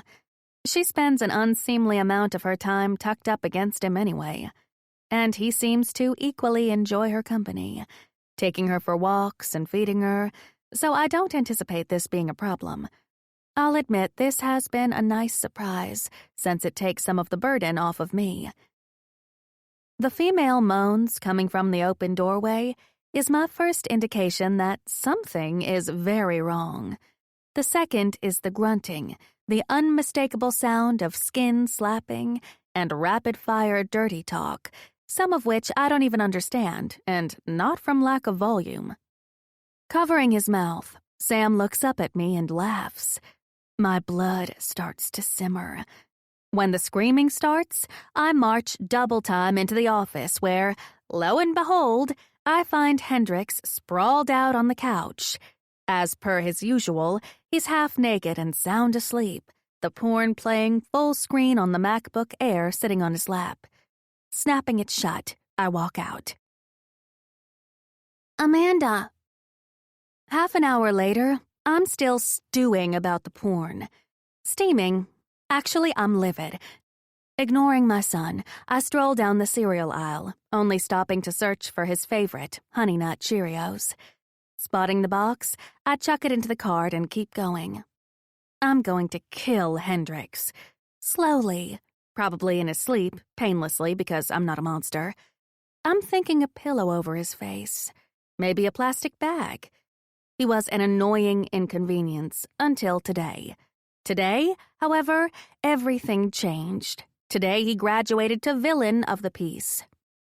I don't give a single hoot what he does with his spare time. Not a one. Whatever gets your rocks off. By all means, have at it. Do it in the privacy of your room with the door closed. But subjecting my child to his filth is not funny or juvenile. It's cause for an eviction notice. Amanda.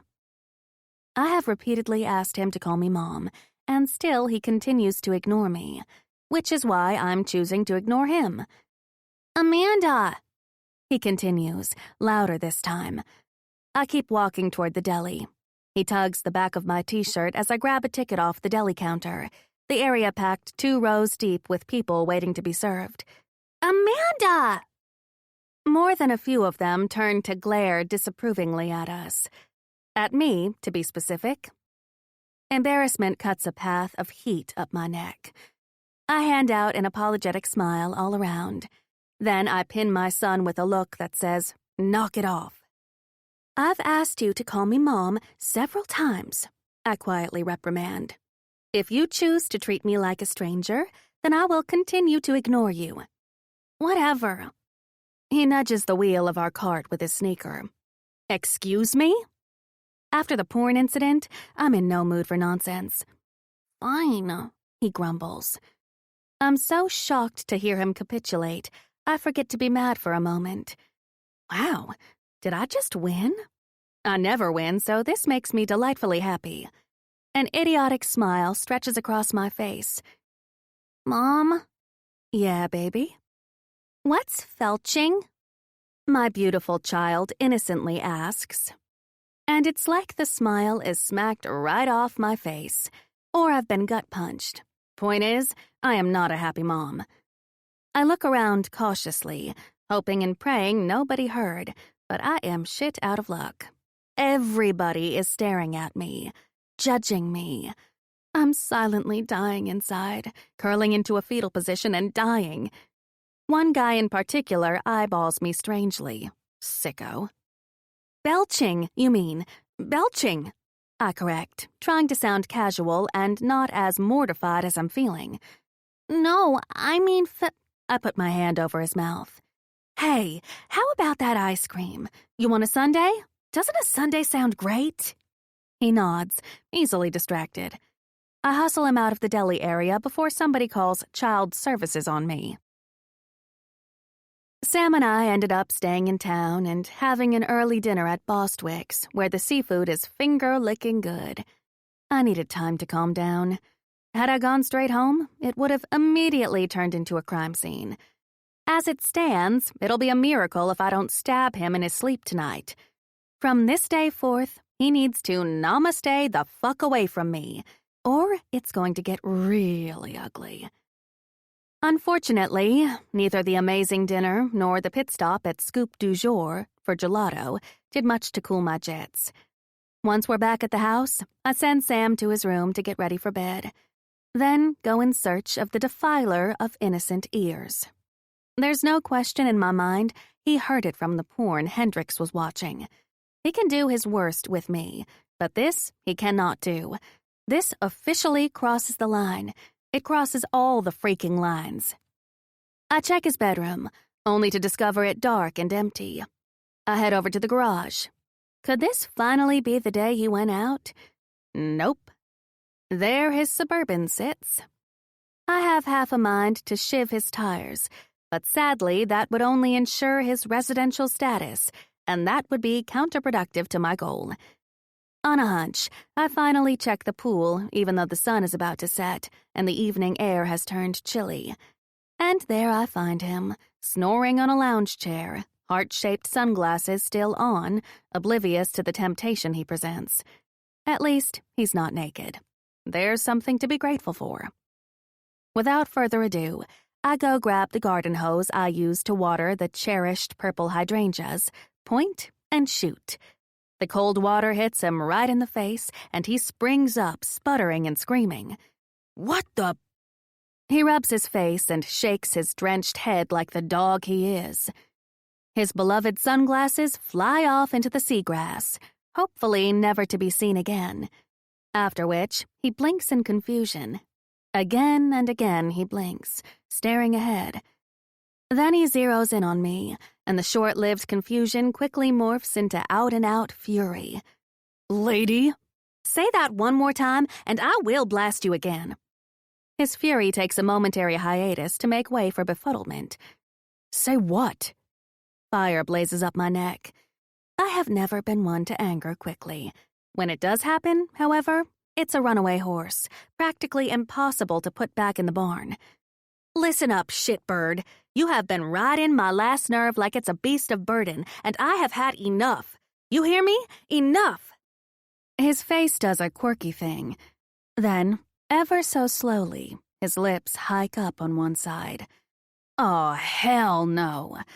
I hit him with the water again, right in his shitbird face. Smile gone. Nailed it. I mentally pump a fist. Water drips, drips, drips off his nose as he glowers at me. What's your deal, lady? My deal? My deal? Let's see. My deal is that I'm pissed. My deal is that I had to explain to my 10-year-old son that felching is an adult word that he should never again repeat. After he shouted it in the supermarket. I just learned what that word means last year, and I'm 33. I will never be able to show my face in the deli section again. That's my deal. His face turns into a stop sign, instantly glowing a very obvious bright red, despite the waning light and the deep tan. For the first time since we've met, he looks remorseful, his eyes shifting away from mine for a change of pace. Go ahead and feel sorry for yourself. I don't give a rat's ass. Go ahead and watch porn to your heart's content. Booze it up all day long. Eat trash and neglect your physical therapy. No judgment. You're a big boy. In theory. What you cannot do, however, is do it around my son.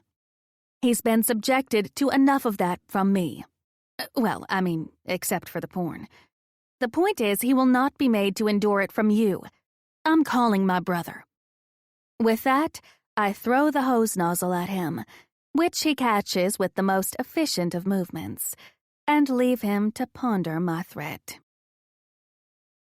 A few hours later, I'm showered and comfortably ensconced in bed, ready to put this whole debacle of a day behind me and disappear into the wonderful worlds contained in my trusty Kindle, when a knock at the door makes me grimace. Sam has never knocked once in his life, so there's no doubt whom it could be. All the same, I'm going to make this as difficult for him as he's made things for me. Who is it? Can we talk? He rasps from behind the closed door. What a surprise. I'm tired. Silence. For 1, 2, 3 minutes. I'm starting to think he's gone when I hear a muffled sound, a huff or a sigh. It'll only take a minute. Can we do this tomorrow? He doesn't answer. Time trots on. I wait patiently for the heavens to part and show me some mercy and send him away. I believe I'm due for some. Please. But no, not tonight. He had to pull the courtesy card on me. Good manners are a weakness of mine, one of many. You ask me nicely for something other than my liver or my firstborn, and it's nearly impossible for me to refuse. Good people have good manners, Mandy Sue. Be suspicious of the ones that don't, Miss Parnell would say over and over until it stuck. Shaking my head, I stare longingly at my Kindle. Make it quick. The door flies open, and Hendricks steps inside. He closes the door and leans back against it, hands tucked behind him. No shirt. Still wearing those ratty swim trunks that hang too low to be respectable. With his biceps bulging and the intense gaze he's leveling on me, he looks primed for battle. I'm pumped. Game on, dude. His gaze falls, and his brow furrows at the faded Titans men's t-shirt I'm wearing. What was he expecting, a satin nightie? I don't have time for your long, dramatic pauses, Hendricks. Let's hear it. Exhaling sharply, his head hits the back of the door, gaze climbing to the ceiling. Don't call your brother, he says in a quiet voice. What? He has insulted me, subjected my kid to his infantile theatrics, and now this. A command instead of the serious groveling I should be hearing? I'm not at all impressed with your apology skills. They need practice, that's for dang sure. Please, he says, at the ceiling. That's it? I apologize. You know, I start, my face the very picture of disbelief. I've always tried not to lump all you guys together in the same bag of entitled dicks. And I say this with love, because I have 3 brothers that are athletes. But it's really hard when I'm constantly treated like garbage by men like you. He has the nerve to look affronted. I've tried to understand you, I point out, marking it off on my fingers. Tried sympathizing, but I'm not a saint, and I am not rich and famous. I'm a woman trying to keep her business afloat, and your antics are messing with my money and my mojo. I already have too much to worry about without adding you to the list. His head hangs. In shame, if he has a decent bone in his body. What do you want me to say? I'll say it. Why are you here? Don't you have a palace and a harem to get back to? You have the biggest contract on the team. I only know this because Calvin keeps saying he didn't get the Hendricks special, I air quote. Why don't you go buy yourself a beach house or 10? Why are you here? He scrapes the blonde scruff under his jutting chin. No palace. Just a rental with too many reporters hanging outside, asking questions I don't have an answer for. No harem. His eyes slide to me and away. And I like it here. He turns his head 3/4 away from me, though not before I catch the lost look on his face. This is the first time I've seen him look anything less than totally self-possessed. It pokes at my conscience, eliciting a pathetic pang of sympathy. Keep it together, Amanda. Evil wears many faces. I really am sorry about the kid, he mutters, shoulders dropping. The pang grows into a vicious throb. His focus moves to my fisted hands on the blanket, his dark blonde brows drawing together in contemplation. I cross my arms, tucking my hands under my pits and out of sight. Sam, I cut in, clarifying that he's not just any kid. Sam, he repeats. I'm sorry. Sam had to hear it. For the first time tonight, his eyes meet mine, and what I see is proof he's being truthful, shame setting his jaw to rock hard. But you're not sorry I had to hear it. It's not a question, and the nervous way he licks his lips pretty much confirms that I'm right. It's like you're trying to get me to leave, I muse. The words leave my mouth absently, almost a stream of consciousness. As soon as I actually hear them said out loud, however, it hits me. I spring out of bed, infused with a fresh supply of righteous indignation. You are trying to get me to leave, aren't you? Are you trying to get me to leave? Don't bother answering, I know you are. He takes a step away from me. Seriously? If I wasn't so mad, I'd be hurt. Why, Hendrix? Answer me, and I may not make that phone call. He shakes his head. Okay, have it your way. I reach for my iPhone on the nightstand, and a low growl comes from behind me. Okay. Christ, lady. Oh, and from now on, no more of this lady BS. Heck, I'm holding a winning hand. Might as well double down. I have a name. It's Amanda, in case you were wondering. He heaves a pained sigh. You would think I'm pulling teeth with pliers with the way his face is pinched. Time's a-passin', Hendrix. Before I turn 50, please, I say, crossing my arms. Tick-tock. I'm not good with women. His voice is so low, I have to strain to hear him.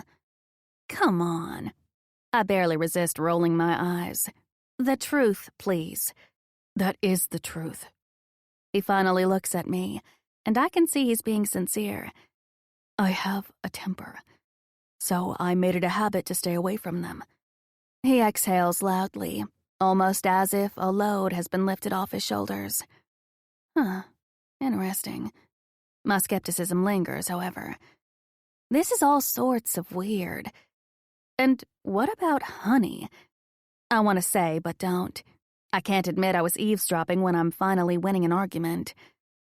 Like in a fit of rage, you might beat one to death? This hits a nerve because he scowls at me. This isn't a joke. He turns to leave, clearly offended, and I react instinctively, taking hold of his bicep to stop him. His gaze falls on my hands and stays there. I didn't mean it as a joke. I'm just trying to understand. He licks his lips and swallows, gaze aimed at the door. I have anger management issues. This is news to me. Camilla makes this guy out to be some kind of saint. My eyes turn into two suspicion-filled slits. Am I being played here? Camilla never mentioned it. Nobody knows. He shakes his head.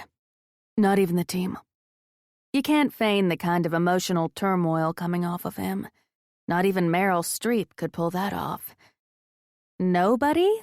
I reiterate, stupefied by his admission. You're the first person I've told. His gaze flickers to me in a way. I'm the first person? I am? I am the first person you've told. Me. Isn't that what I said? At a loss for words, I nod. Damn it, he's flipped the tables on me again. I trust you, he declares in a quiet voice. I know you'll keep this to yourself. He's trusting me? I barely trust me. And he's trusting me with this? One serving of humble pie coming right up. What little anger and doubt remain dissolve in the face of his patent trust.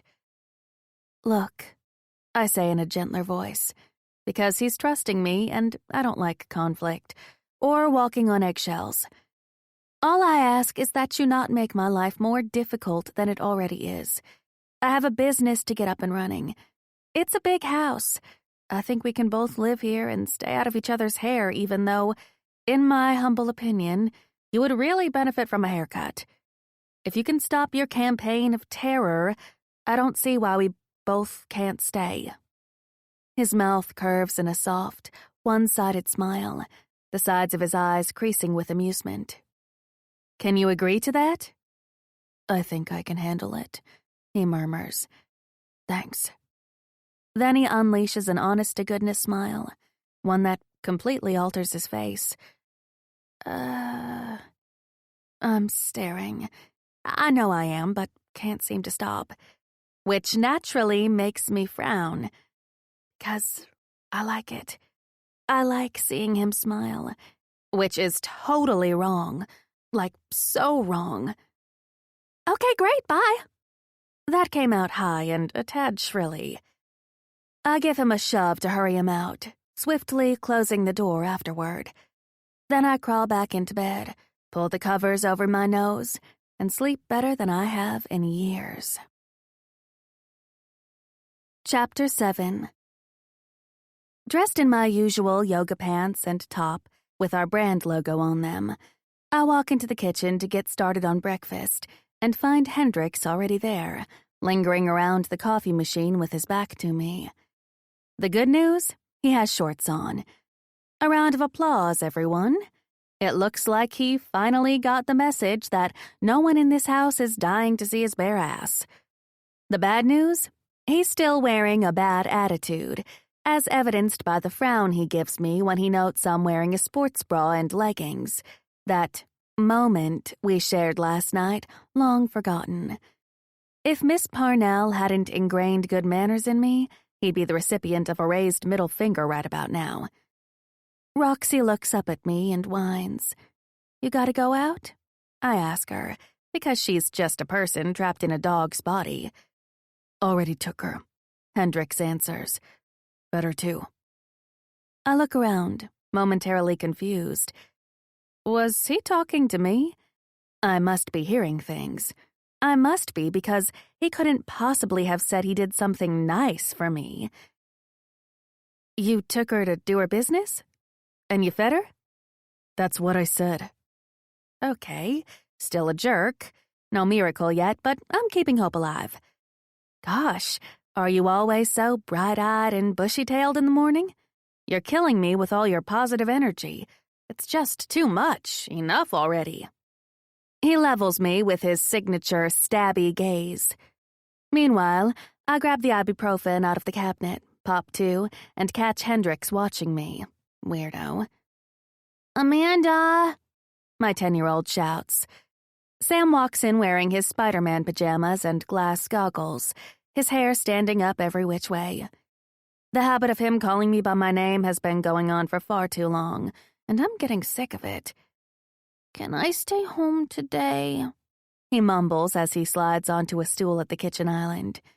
I pour him a glass of freshly squeezed orange juice, and he drinks. Good morning to you too, sunshine. And the answer is no. I have a meeting with the building inspector in an hour. Yawning, Sam pushes the goggles up his head and rubs the sleep out of his big gray eyes. Poor kid. He's been forced to accompany me to the studio every day. He brings books and video games. We take frequent breaks to walk Roxy and eat. Still, not exactly a child's dream summer. He can stay with me, says a deep male voice to my right. Before I can even get a word out, my head starts automatically shaking. No. Yes. Please, Mommy, please. Sure, now that he wants something, I'm Mommy. Please, can I stay with the angry dude? He gets out in one breath. Except for the last part, which he takes care to enunciate clearly. The angry dude? The deep male voice repeats. Double scoop of poop. I slowly turn in his direction and locate vivid blue eyes staring back at me, the coffee mug frozen halfway to his mouth. Hashtag same penis forever is written in a large gold font on the pink mug he's drinking out of, my brother's wedding date on the bottom. I'm not a social media person. We certainly didn't have any money for gadgets when I was growing up. And yet, for the first time, I feel a strong urge to post a picture on Instagram. That's what she calls you, my son boldly announces. Children, don't you just love their honesty? Heat blazes up my neck and scorches my face. I really didn't need to give him another reason to hate me, but it looks like that kind of day. Sam squints inquisitively at Hendrix over the rim of his glass. He licks off his orange juice mustache. His expression says he's gearing up to speak. This is odd behavior because Sam has always been painfully shy around strangers. And yet, since we've gotten here, I haven't once seen him look uncomfortable around Hendrix. Not once. Odd indeed. What's your name? Grant. Please, Mommy. Can I stay with Grant? Please? Okay, this is really odd. I chew a hole in my bottom lip as I deliberate how to proceed. I don't want to discourage this newfound bravery. Then again, no. A black shroud of silence suddenly descends upon the kitchen. Elbows on the counter, Sam leans his face on a small fist and pouts. There's no way I'm leaving my kid with this guy. How's he planning to kill time anyway? Beer pong? Letting Sam take the Suburban for a spin, perhaps? The dog, yes, fine. Roxy's scrappy, a survivor. There's not much he can do to her. My kid, however, my sensitive, thoughtful child? No. The problem is that I have a hard time saying no to Sam. I'm always playing catch-up where he's concerned, and this moment is a perfect example. So even though I should stay at the studio office and work on figuring out the new software and research advertising, I have to make concessions. I'll tell you what, if you get dressed quickly and make our appointment on time, afterward we can come home and spend the day at the beach. What do you say? With an exaggerated eye roll, Sam grumbles. I guess. Go get dressed while I finish making your waffles. I watch Sam walk out, then pour the batter I mixed on the hot waffle maker and pull the lever down. The delicious aroma filling the kitchen. Hendrix continues his impersonation of a robot, hovering, watching, casting a dark shadow over everything. The entire side of my face, where he's staring, burns from his relentless examination. Would you like some waffles? I did not fail to notice he ate the dinner I left out for him. Baked salmon steak with a medley of mini vegetables. One of my best, if I do say so myself. The washed plate sits in the dish rack as evidence. That's almost 2 weeks and counting that he's eaten the food I cooked. Dare I say this is a good sign? You can trust me with him. It takes me a moment to wrap my brain around what he means. His voice is steady and reassuring, underpinned with sincerity. I look up to see if his face confirms what I heard, and find no evidence to think otherwise. Hidden amongst the dark blonde scruff on his face, his mouth is relaxed, his gaze open. I'll leave Roxy home if that's all right with you. We'll only be gone a few hours. Suit yourself, lady. With that, he turns tail and leaves. I'm not sure what to make of this small but noticeable change in him. We're communicating, I guess. Somewhat. Sort of. One giant leap for civility, one small step in the right direction. I'm gonna be Uncle Cal this time, Sam says, laughing. I walk into the living room to find Hendrix and Sam playing Madden. They both glance up at me for a brief moment, then, without a word, go back to whatever it is they're doing. I don't even warrant a hello. Nice. We left the office early so Sam and I could spend quality time at the beach. Turns out, it was so I could spend time at the beach. Sam was out there for all of 1 hour before returning inside with Roxy. To be dumped for Hendrix? I'm miffed. Fine, Hendrix replies. But if I kick your butt, you have to call him and tell him he's a chump. Sam laughs and laughs. No, I can't. Then I guess you better beat me. Dinner will be ready in an hour. I cut in. Hendrix looks over his shoulder at me, expression unreadable. My stomach churns nervously. Thanks, Mom. My son happily chirps. They both return their attention to the television. With that, I exit. Nothing worse than feeling like a third wheel. A few days later, I'm stepping out of the shower, wrapping a bath towel around my body, when the doorbell rings. It's a universal truth that when a doorbell rings this early in the morning, it does not bode well for the rest of the day. Slipping out of my bedroom, I head for the front door, where I'm met by Hendrix's bare back. He's already beat me there, hand poised on the knob to open the door. We've been cordial for the last few days, the ceasefire still intact. Hearing me walk up, he throws a glance over his shoulder and does a double-take, his gaze raking down my towel to my legs. "What?" I say, looking down to make sure a nipple isn't poking out. He motions to the towel with a jerk of his chin. "You can't be for real, can you? I've seen more of you than your proctologist, but I wear a towel that hits above the knee and that gets a raised eyebrow?" His lips quiver, as if he's trying not to laugh. "Look that closely, did you?" he murmurs, unleashing a salacious smile. The doorbell rings again. Roxy comes scrambling down the stairs, a runaway bowling ball ready to knock down anyone in her path. And she would have succeeded if it weren't for her new love interest, also known as Hendrix, who catches her by the collar before I'm flat on my back. "Bad dog," I mutter.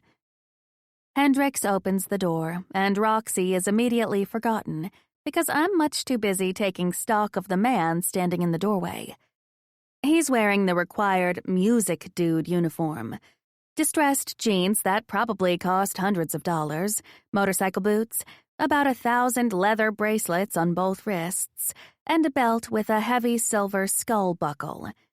Ronan takes off his designer shades and frowns, his perceptive gray eyes bouncing between a sleepy-looking Hendrix and me, in nothing but a bath towel. "Shit. What are you doing here?" I blurt out, sounding as guilty as I look. The irony would be funny if I wasn't scared out of my wits. The last thing I need is to hand Ronan a reason to take me to court, and I think I just gift-wrapped this one. "Can I come in?" Snapping out of my stupor, I step aside and nudge Hendrix to do the same, which he only does once I shoot him a hot glare that should have charred his face to ash. "Come in," I wave. "Have a seat in the living room," I instruct while simultaneously hurting him there. In her usual over-exuberance, Roxy whines and fights Hendrix's firm grip to greet our guest. Judging by his expression, it doesn't look like Ronan is a fan of dogs, and for once I'm glad the big guy is around to help. Ronan and Hendrix exchange equally suspicious scrutiny. That's all I need now, for these two to get into a pissing contest. Grabbing Hendrix's bicep with both hands, I pull him aside and he lets me. "Can we have some privacy?" He simply stares back at my tight-lipped smile. "And take Roxy with you. Pretty please?" An excruciating beat passes before his eyes cut away and he turns to leave. Not before tossing Ronan a threatening glare, however. That was weird. I cast the thought aside and focus on the problem standing before me. Ronan lowers himself into a plush armchair, one arm hanging over the back cushion, an ankle resting on the opposite knee. "Who is that?" Ronan isn't a fan of football either. "My brother's teammate. He's staying here because..." And then I remember that I'm not the one who needs to be interrogated. "What are you doing here?" He runs a hand through his longish black hair, his eyes furtively moving over me in the same way any man would check out a random woman wearing a towel. Nothing in that look is familiar. It reminds me that, essentially, we're strangers. This is a man I once thought I loved. It took me a long time to realize it was only vodka goggles coupled with a nasty case of low self-esteem, making a dysfunctional situation appear insanely romantic. The bull we tell ourselves to justify being treated like garbage. Emotional roller coasters are not an indication of how much someone loves you. Real love is steady. It's supposed to make you feel safe. Not like you're constantly dangling off a cliff, on a perpetual high from the spike of adrenaline. A love zombie, Dev used to call me back then, and she was right. It's a gross distortion of love. Even worse, it was dangerous. My hand moves to the top of my towel. Gripping it protectively, I'm suddenly feeling a distinct disadvantage. I thought about what you said and decided you're right, so I rented a house for the month. You rented a house? Yes. Here? He smirks. Yes. That way Sam can get to know me better before he comes to California for 2 weeks. That's actually not a bad idea.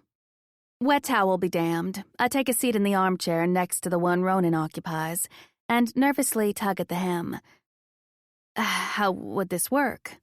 My voice shakes. I don't know. He could spend some weekends with me and weekdays with you until we leave. The visceral reaction is a painful one, a stab in the gut. Every weekend? I already miss him and he isn't even gone yet.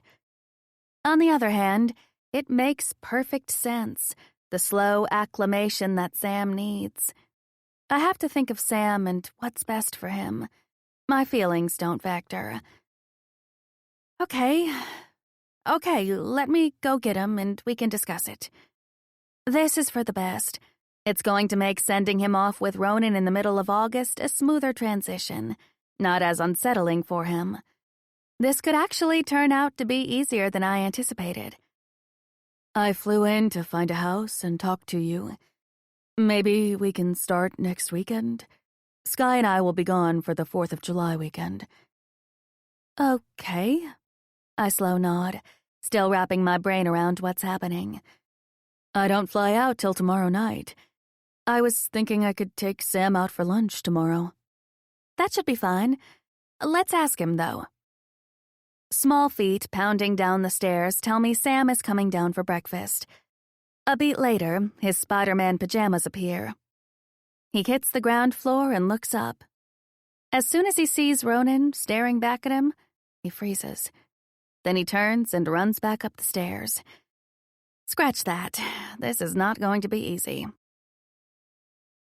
10 more minutes, then lights out. I call from the threshold of his bedroom door. Sam looks up from the book he's reading. Wonder again? He must have read that book 10 times. The first time we read it together, he was 7.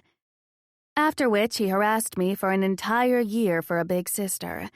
I tried to explain that big sisters come before little brothers, otherwise they wouldn't be big sisters. That's when he reminded me that in one of my foggier moments, I had told him babies come from hospitals, and he didn't understand why I couldn't just go and pick one up. My kid doesn't look happy right now, and I'm not sure I can fix it.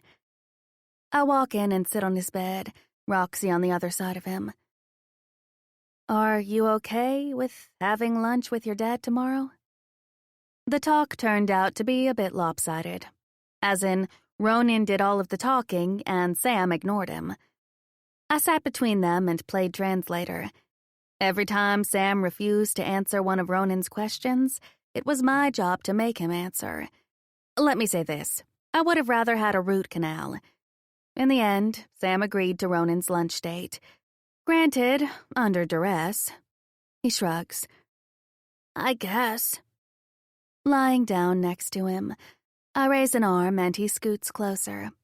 We snuggle, and I kiss the top of his head, finger combing the 2 long chestnut locks of hair falling over his forehead. I'm not asking or expecting you to be friends with him right away. I pause, searching for the right words to ease some of his concerns. I know this is hard for you. He doesn't care about me. That's more than he's ever said about Ronan, and it's not promising. That he could really believe that tears my heart apart. Why would you say that? I ask, hugging him tighter. I don't want him clamming up now that he's finally letting me in. He never asks about me. He always talks about himself, about his stupid music. I don't even like it. Now I'm forced to defend Ronan, even though I'm not sure he deserves it. Your dad hasn't ever been a dad before. He's learning on the job. Did you know that he never even had a dad? He doesn't know who his dad is. Did he tell you that? Sam shakes his head. To Ronan's credit, he's been making regular phone calls on the weekends, trying to engage Sam in conversation. which, frankly, is harder than getting milk from a bull. Have you considered that maybe he's nervous and doesn't know how to act around you? Sam looks up at me, and for the first time, obstinacy makes way for doubt, and maybe even makes a little room for Ronan, too. You're kind of scary. I tap the tip of his nose with my index finger, and he smiles. Maybe tomorrow you can try telling him about what you like and see what happens. After a beat, Sam nods. All I can do is pray that Ronan doesn't screw it up again. Chapter 8. I'm the type of person that cleans when I'm mulling over a heavy topic. And Ronan showing up and announcing that he's going to be shacking up 2 blocks over for the summer is definitely a heavy topic.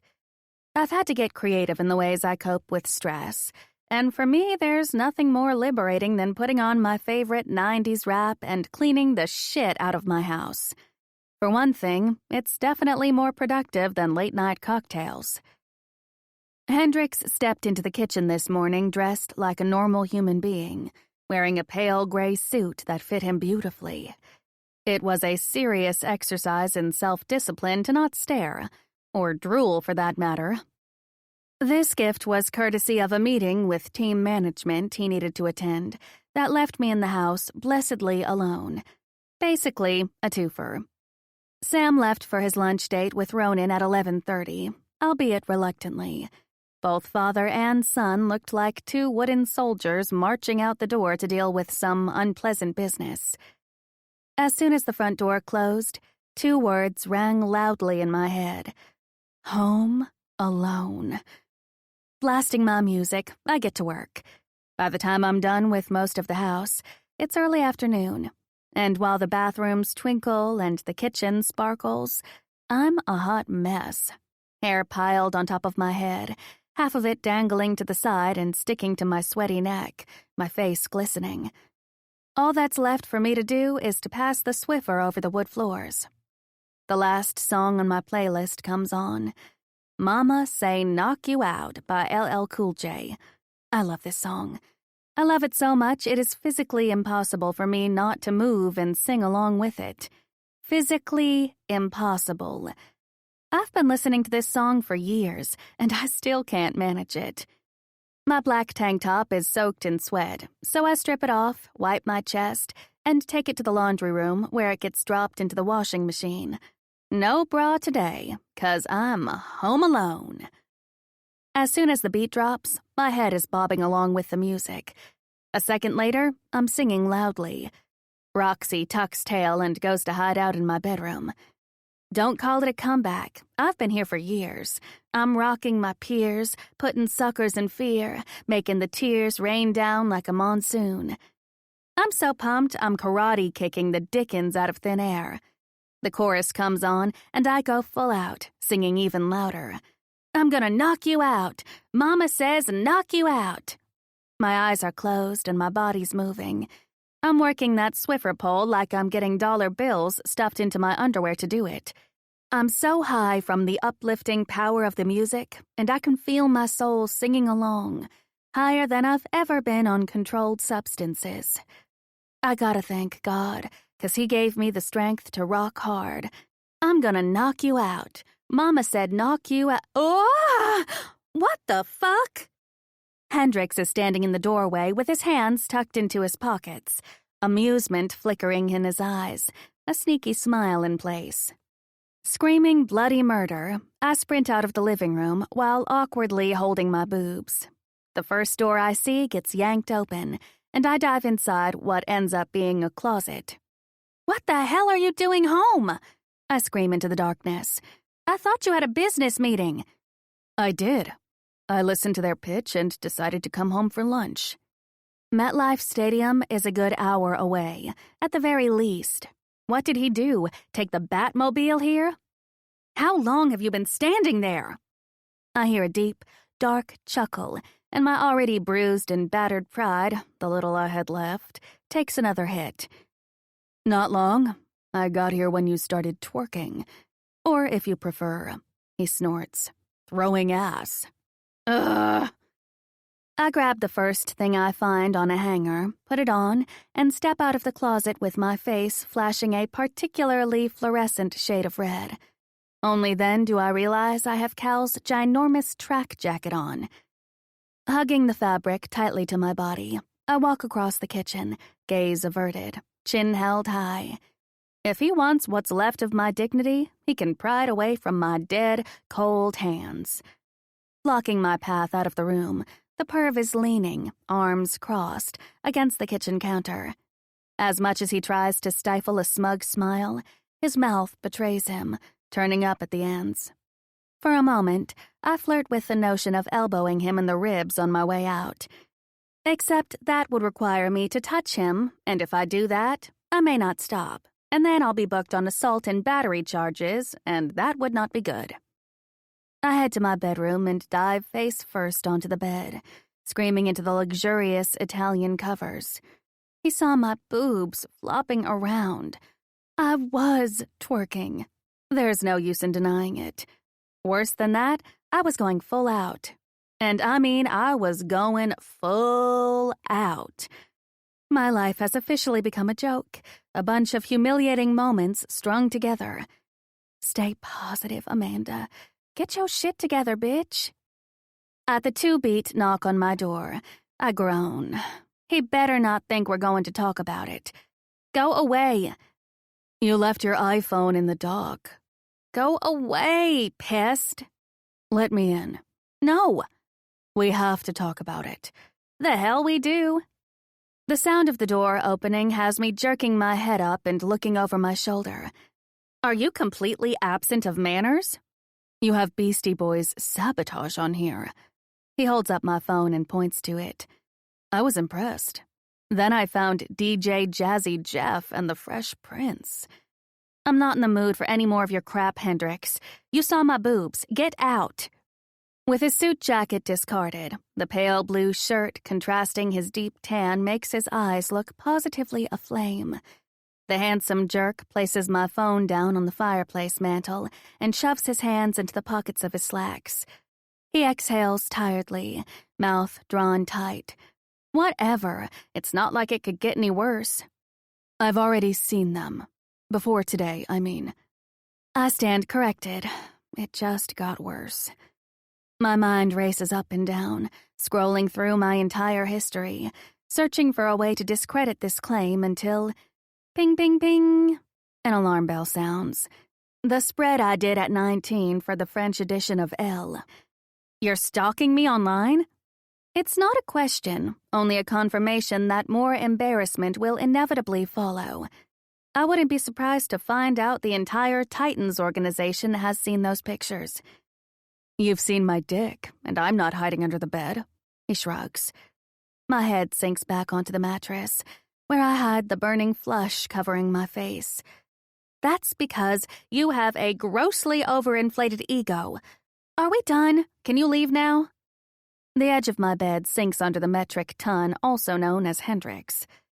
I didn't say it to embarrass you. I was just pointing out that it's not as big a deal as you think it is, because I've seen them already. Are you trying to make me cry? Stop talking. Please stop talking. You're not hearing me. Why do you hate me? I don't hate you. At the genuine confusion I hear in his voice, a maniacal burst of laughter explodes out of me. What I'm trying to say, he persists, his tone gentle, comforting, is that it was nice to see you like that. Making a fool out of myself? I finish for him. Yeah, I'm sure it was loads of fun for you. Free. Having fun, he instantly corrects. You're always so self-conscious that it was nice to see you having fun for a change. His words hit me in the solar plexus and migrate, needling all my sore spots and stuffing my throat with a bunch of uncomfortable emotions. I didn't think anybody noticed, and for it to be this guy, of all people, seems unfair.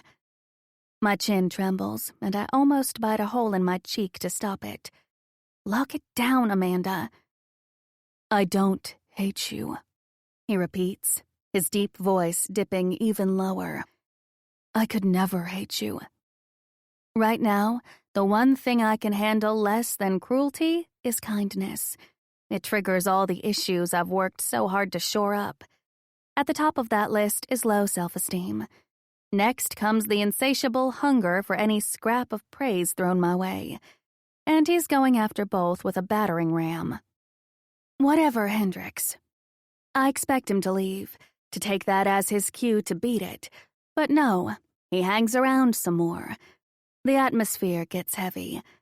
I can tell by his posture that there's more he wants to say, even though I don't have the courage to outright look at him. Why do you always fist your hands?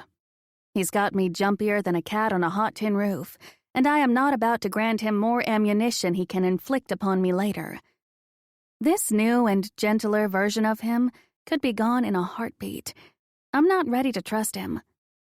I flex my hands, and despite the unbearable urge to curl them back into fists and hide them, I keep them flat on the coverlet.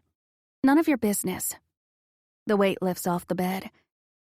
I'm going to take Roxy for a walk. Shifting on his feet, he sighs. Is that okay? All I can muster is a weak nod. The next sound I hear is the door closing. So, how was it? Sam shrugs, not taking his attention off the video game he's playing on his iPad. He got back from having lunch with Ronan earlier than expected and hasn't said much since. It's making me increasingly nervous. While he sits at the kitchen island, semi-ignoring me, I take the sea bass out of the refrigerator that I'm cooking for dinner. Sam? When he doesn't respond, I stop what I'm doing to study him. Head resting on a small fist, expression serious. This is not good. All right, I guess. Hendrix walks into the kitchen with Roxy, and Sam looks up, his mood unmistakably brightening. Hi, Grant. Hey, little man. Little man? When did this happen? Neither Hendrix nor my son pay me any mind. Roxy whines her greeting, turning in circles under the bar stool Sam is perched on. He pats her head and she licks his hand. Did you take Roxy for a walk? I get 2 words, and he's all chatty with Hendrix? I'm feeling jilted. Yup. Hendrix comes around the island, and the 2 clasp hands. A hand grab? What have you been up to? I had to spend the day with my deadbeat dad. Sam! The utensils I was holding clatter down on the marble countertop. What? He asks, frowning and looking more than a little bit confused. Don't say that about your father. My eyes dart back to Hendrix, whose face is devoid of any reaction. No gloating over the twerking, no judgment about Ronan.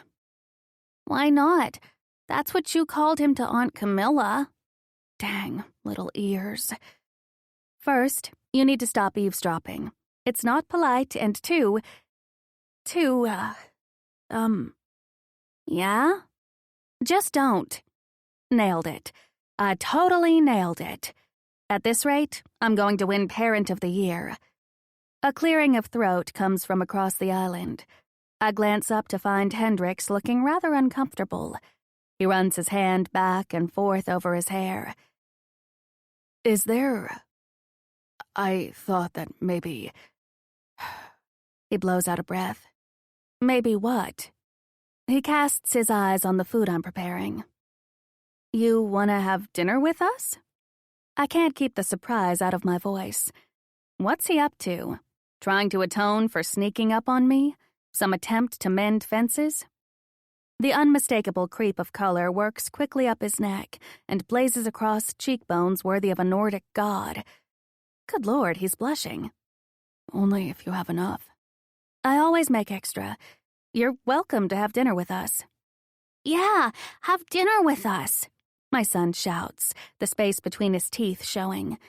I have officially stepped into the twilight zone. Hendrix's lips mold into an awkward little smile. This man is a mystery wrapped in a dilemma, stuffed into a conundrum freaking sandwich. I don't know what to make of this. And I'm not going to question it either. I'm game for anything that puts a smile on Sam's face. Chapter 9. One of the privileges afforded by money is solitude. The poor don't have that luxury. After I left the double-wide trailer I shared with 9 other people, I wound up in a small, 2-bedroom apartment with 5 other girls. I ran away to Paris and ended up in the same situation I started in, living in cramped quarters. My girl dreams of sleeping in a full bed all by my lonesome self, crushed to dust. It's the first full Sunday that Sam spends with Ronan.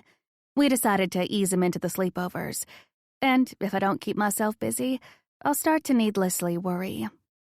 As soon as I finish cleaning, I grab my trusty Kindle, the beach chair, and race down to revel in the quiet company of the nearly empty, endless stretch of sand. "Hey." A deeply masculine voice, a familiar one, hollers from somewhere behind me. I am no longer alone, nor am I reveling. We've been getting along so well, I'm almost scared to be in his company for too long, lest I tempt him into behaving badly again. He walks around my beach chair and stands directly in my line of sight. Call me psychic, because something tells me I won't be doing any reading today. "Hey," I return, since it happens to be his favorite word. Mine is underscored by a sad note of longing, though. I squint up at him, shielding my eyes from the sun under the roof of my hand. Hendrix eyeballs my face. Then his bright blue eyes work their way down my tank top to my shorts, and further south to my legs. And this is where things get interesting. It's not in a sexual way, more like he's inspecting my clothes to make sure they meet his approval. From the start, he has had no qualms about openly examining me and goes about it as if it's his natural-born right. I don't get it. I do not get it. Who gave him this right? I must be dumber than I thought, because somebody needs to mansplain it to me slowly. Where's Roxy? She follows him everywhere now, his own personal entourage. Inside, getting her beauty sleep. I see he still hasn't learned how to dress himself. No shirt, every muscle on his massive chest on full display. Though, Lord have mercy, what's even more dangerous are the sagging swim trunks. The V that leads all eyes to Rome is level with my face. I can't even keep my head straight without it getting weird. And now I'm getting a strain in my neck. "Did you just—" I utter in disbelief, my face without a shadow of a doubt, showing all the suffering I'm currently experiencing. "Did you just flex your pecs at me?" "No," is his simple, straight-faced reply. Liar, he totally did. Gosh, you're weird. This provokes a huge grin out of him. He holds out a bag of almonds, and I decline with a wave. He's been eating much better lately. No more takeout. I found fresh fruits and vegetables in the fridge. I've even caught him in the gym working out. He almost always eats dinner with us and seems perfectly content to listen to Sam babble about video games and the Lego villages he had to leave in our apartment in the city. Sometimes he asks questions, so I know he's still listening long after I've already tuned Sam out. I dare say I'm quietly hopeful that this peace accord is permanent. Grabbing a handful, he throws them in his mouth and chews and chews and chews, his perceptive eyes still on me. This makes me reasonably nervous. That stare of his is unnerving. Knowing what the quarterbacks of the opposing team see coming at them makes me send up a thank you to God that Calvin plays on the same team. Not for nothing, he's the NFL sack leader for linebackers 4 years in a row. Can you please stop perving out on me? He smirks, his gaze cutting to my Kindle. Without thought, I lower it, clutching it safely against my breasts. Okay, yes, I'm self-conscious about people seeing what I'm reading. I know I shouldn't be, but I am. I don't like to be judged. I've had enough of that to last me a lifetime. And if he gets an inkling of what's on here, I will never hear the end of it. What are you reading? His head tilts. More almonds meet their untimely demise. None your business. He slow nods, a sly little smile flashing on and off his gorgeous, slappable face. The Kindle is snatched out of my hand in a blink. The dang thing is out of my hands before I even realize what's happening. It's amazing that a 6'4", 240-pound man can move as fast as he does. And yes, I looked that up. Shrieking, I blast out of my beach chair and, kicking up the sand, chase after him.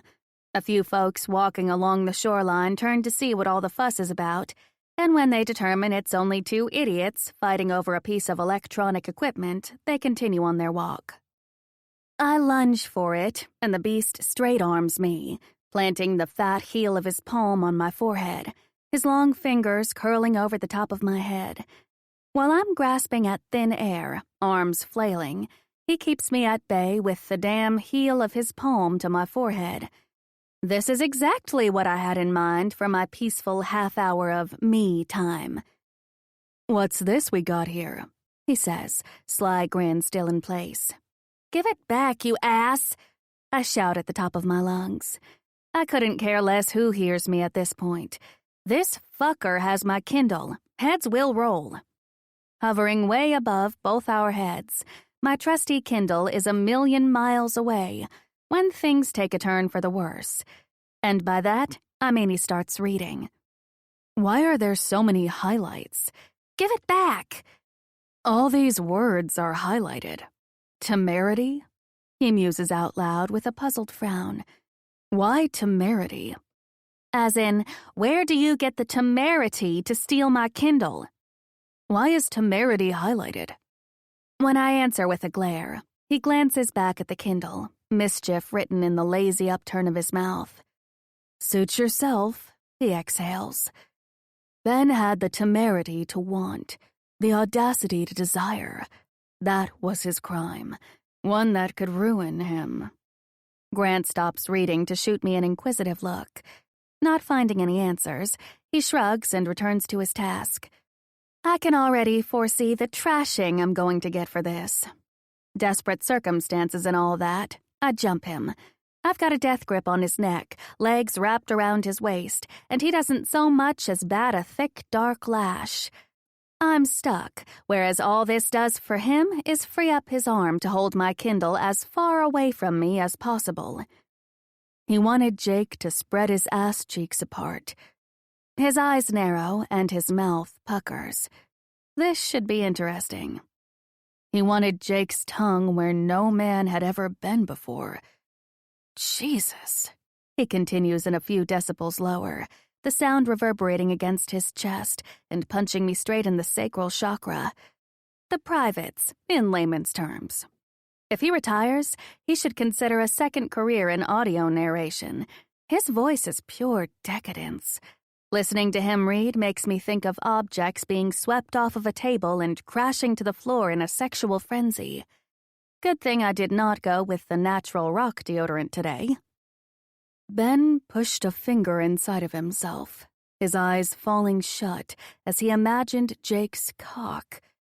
A flaming burst of color spreads across his cheeks, the skin on the back of his neck growing warm and humid under my fingertips. "I've seen enough," he mutters. Knowing that Hendrix is a blusher just slays me. This delightful bit of news should have me in fits, rolling around on the ground, cackling. And yet, I'm not cackling. Far from it. His chin slowly lowers until our eyes lock, noses inches apart. His lids grow heavy, and it becomes increasingly clear that we should not be touching. Like, ever. I dislodge my legs from his waist, and my feet fall to the sand with a thud. They are two slabs of beef, inanimate objects. I can barely feel them, my attention wrapped up in the powerful man I was climbing like a koala on a eucalyptus tree. Remembering some sense of decorum, I clear my throat and try to push away, only to be met with resistance. His arm snakes around my waist and keeps me there, glued to him, skin to hot, sweaty skin. "Why are the words highlighted?" he murmurs so quietly, I have to read his lips. I shake my head.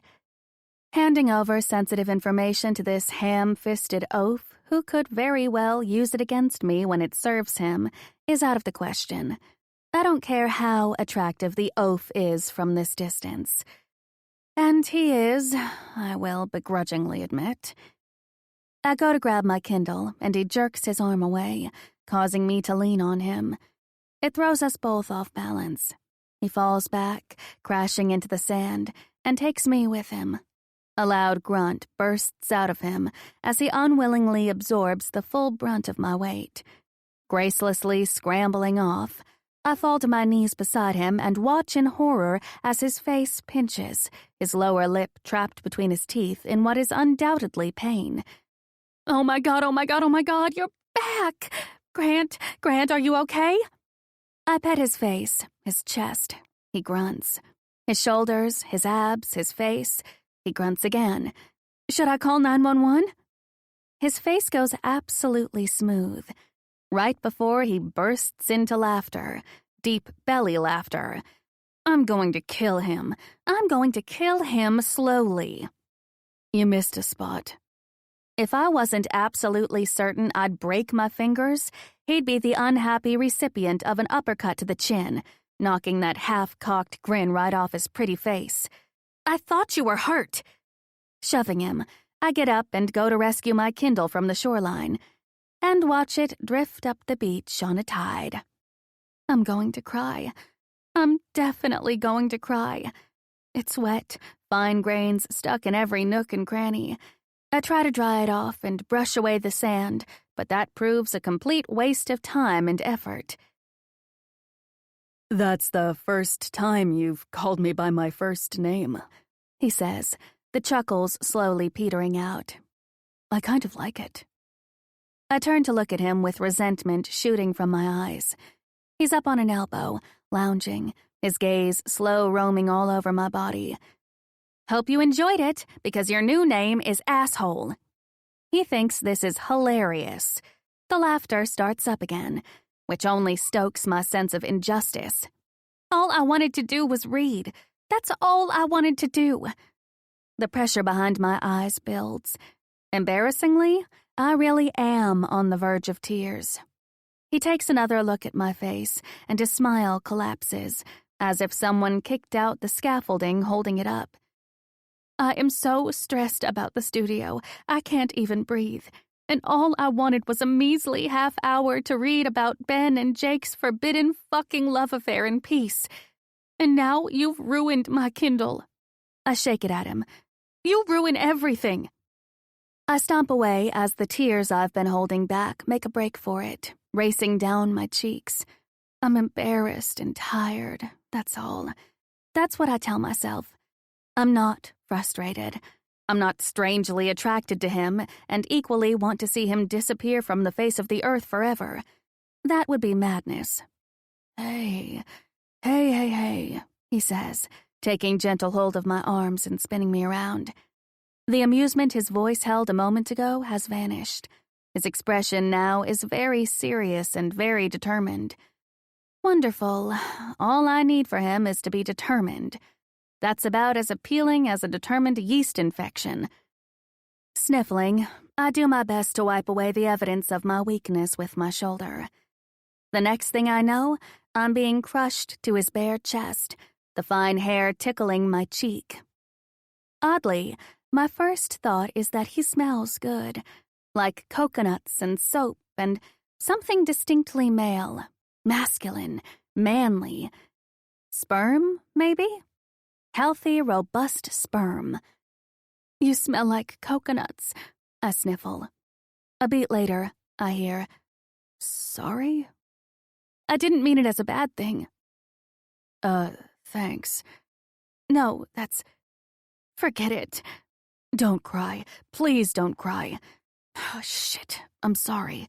I was just teasing. I'll get you 10 Kimbles. His voice is strained and he sounds confused, as if he has no idea why I could possibly be upset. Men. His warm hand lands on the middle of my back and makes slow circles. It feels good. Too good. I can't even remember the last time a man held me, let alone to comfort me. Maybe never. Yeah, probably never. His hand glides over my shoulder blade and cups the back of my neck, hitting a kill switch I had no idea existed. I immediately go boneless in his arms. Warmth spreads through me. It's so relaxing I feel drugged and comforted. He smells of sperm and coconuts and makes me want to snuggle closer, and I'm officially losing it. I'll fix it. I'll have them sent over from... Amazon, I supply, though it sounds more like Abathon with my face smashed against his pecs. Right, Amazon. I'll have 10 Kimballs overnighted in case I ruin another one. No need to cry. I nod and pull away, head bent low. I'm feeling embarrassed and vulnerable, and the chores still need to get done, so I head back to fetch the beach chair. Grant follows a step behind, taking it from me as soon as I finish folding it up. He grabs his empty almond bag from where it fell, and we begin walking back to the house. I'm going food shopping. Can I get you anything? The walking on eggshells thing is starting already. This never happened. The only way forward, the only way we can continue to live together without the awkwardness consuming me, is to pretend he never held me and I didn't hold him back, that I didn't like being in the arms of a man that is absolutely off limits. I feel a hand wrap around my wrist and look up. His expression is a touch uneasy. I'll go to the store, make a list and... No, that's okay. You don't have to do that. I want to, he insists in a quiet voice, his forehead puckering like it does when he's in deep thought. You get some rest. When he's being nice, all my defenses disintegrate. I just hope he never figures that out. Mommy, my stomach hurts. That's the first thing Sam says when he barrels through the front door hours later. Walking in behind him, Ronan looks exasperated, his hair even wilder than it usually is. Sam wraps his arms around my waist and hides his face in my t-shirt. I rub his back and guide him to the kitchen to get started on my homemade remedy of chamomile tea, lemon juice, and honey. Can you please wait so we can talk? I ask Ronan as I'm taking Sam upstairs to lie down. He nods and we continue to Sam's bedroom. 20 minutes later, after my brew has settled his stomach, I return to the living room to find Grant sitting in one of the oversized armchairs across from Ronan, reading on his iPad. Uh-oh. No one's talking, but there's a whole lot of communicating going on. I'm too tired to even ask Grant to leave, and going by his expression, he has no intention to do so. Is he feeling better? Ronan asks, catching sight of me. The fact that he looks only mildly concerned irks me. I nod and take a seat on the couch between the two of them. What happened? I ask Ronan, forcing myself to keep the accusation out of my voice. I don't know. We got pizza, then he wanted ice cream, so we got ice cream. And then we watched a movie with Sky, and she put out candy and caramel popcorn and sodas. Christ on a cracker. We eat very healthy. His stomach is not used to all that junk. Why didn't you tell me? I need to explain to you that feeding him 50 pounds of sugar and throwing soda on top of that is probably not a good idea? I apologize. I didn't realize I had to explain common sense. He's a little delicate, isn't he? You've probably been babying him too much. The man that was slouching like a lazy lion in the armchair to my left a second ago is now sitting upright, staring dead ahead at Ronan. Uh-oh. I haven't been babying him enough, actually. And you're in no position to be handing out parenting tips. Ronan leans back in his chair and runs his hands fretfully through his hair. If this is too much... No, I'll figure it out. I was much tougher than him at his age. I guess I'll have to adjust my expectations. I swear I hear a growl coming from Grant. He's a great kid. Maybe take the time to get to know him before you adjust your expectations. The baritone falls like a hammer between us, the lack of force making it sound so much more menacing. Ronan glares back. I have to give him credit for scraping up the nerve. Ronan is tall and leanly muscled, half the size of Grant. Who the fuck asked you? And that's maybe too much nerve, and also my cue to jump in. I'll walk you out, I announce. Getting up, I take Ronan by the arm, guiding him out the front door to the porch. With his hands on his hips, he whips around, and I know an argument is coming. I want that fucker gone, he murmurs, aiming an index finger at the front door. That almost gets a chuckle. Oh, the irony. A few weeks ago, I would have agreed with him. Not now, though. Listening to Grant defend Sam with so much conviction made my heart swell inside my chest to the point of pain. In unexpected moments, such as this one, when he lets me peek behind the iron curtain he keeps closed so tightly, the ground beneath my feet feels unstable. It makes me like having him around way too much. He's not going anywhere. He's my brother's friend, and Calvin wants him here. A small prevarication. Listen, if you have doubts about something next time, text me and I'll explain. You don't have to give Sam everything he asks for to get him to like you. Ronan exhales loudly. This is hard. This time I do laugh. No kidding. Are you going to be able to do it for 2 weeks? Yeah. I'm glad I came out. These weekends are going to be good for me, too. We finally agree on something. Chapter 10. Let me set you up on a date. I can practically feel Camilla's palpable excitement coming through the phone. She's been begging to set me up for months. From my beach chair, I watch Sam playing fetch with Roxy near the shoreline. I don't know. How am I going to explain it to Sam? Tell him you're going out to dinner. When he pays your bills, he can make decisions for you. That quote is courtesy of Tom DeSantis. Camilla is an only child and very close to her parents, something I always envied.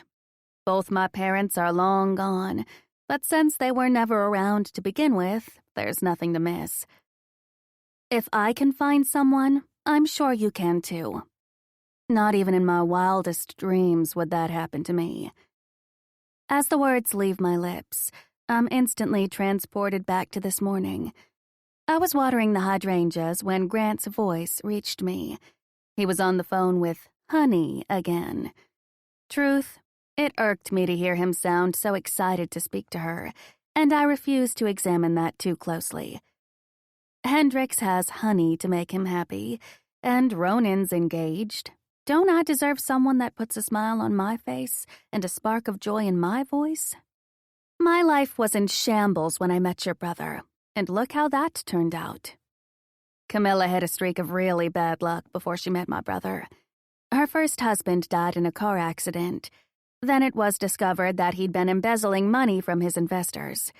After the government seized everything, Cam was left not only penniless, but also full of debt. Fine, but I have a list of non-starters. No investment bankers, no lawyers, nobody younger than me, nobody that likes to party, which rules out musicians, writers, artists, models, actors. Oh, and no Corys or Tobys. She sighs loudly. Out of sheer morbid curiosity, why no Corys or Tobys? Names of boys that used to bully me in grade school. They're memorialized in the anus of my childhood.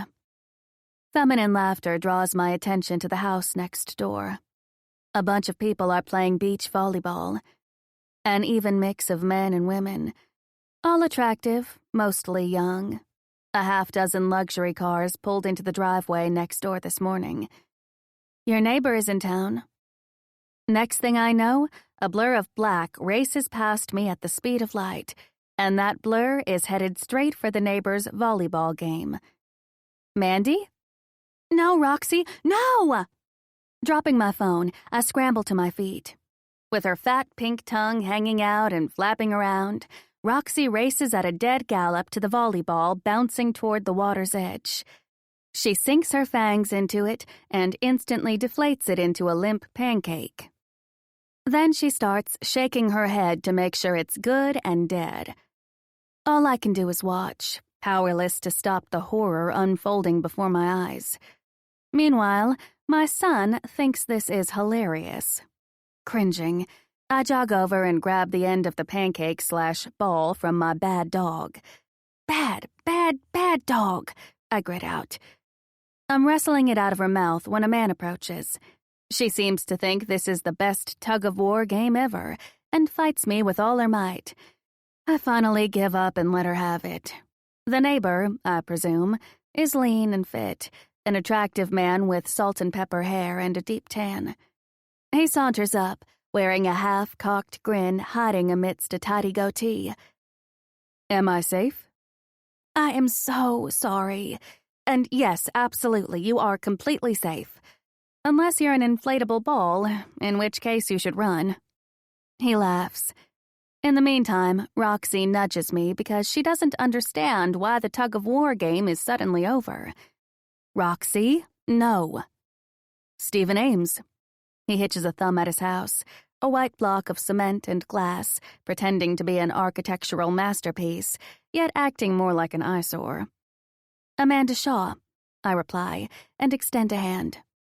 Nice to meet you. Taking my hand, he shakes it and holds on a beat longer than necessary. A twinge of discomfort skates up my back. The reaction surprises me. Then again, I haven't felt the touch of a man in more time than I care to remember.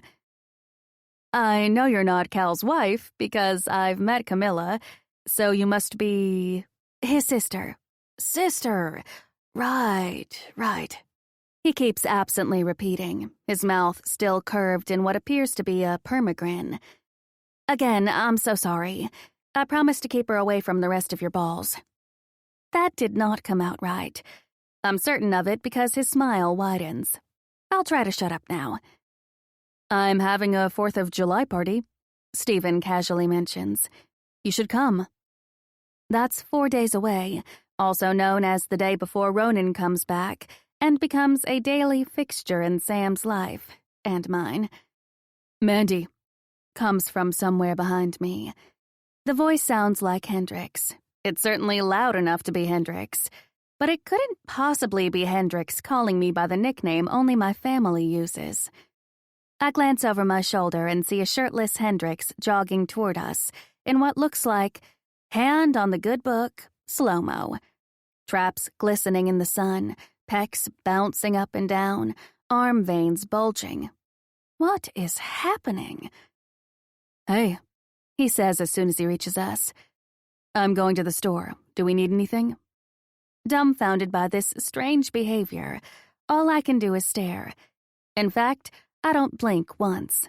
His attention swings to Stephen. He plants his hands on his low-slung swim trunks and tips his chin at him. Sup?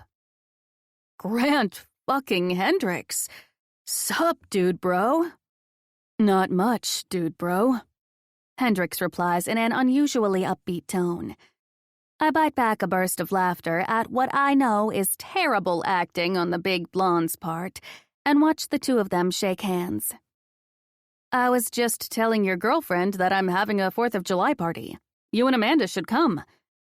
Oh, we're not together, I interrupt, my expression nothing short of tense. Sure, why not? Says the man who's been invaded by body snatchers. What do you say, Mandy? Both men stare at me expectantly while my startled gaze cuts back and forth between them. I have a son. He's too young to be left alone, I insist. Looking over my shoulder, I spot Sam playing tug-of-war with Roxy and send him a full-arm wave. Turning away, he ignores me, little jerk. My son is 12. How old is... Sam is 10, I cut in. Great, bring him. He can hang with Jeremy. With both of them watching me, I shrug and add a stiff smile. This has all the makings of a perfect disaster. I'm really not feeling this party. And yet he is Calvin and Camilla's neighbor, and I don't want to sour the relationship for them. Great, Stephen continues. See you there. Great, Hendricks repeats. Stephen bookends the agreement with another half-cocked smile and jogs back to his guests. I stand there for a beat, trying to figure out how I got coerced into going to a party I have no interest in attending by a man who typically treats me like I am public enemy number one. That was before the hugging sesh, Amanda. My kick-ass self seems to be speaking out of turn today. What has gotten into you?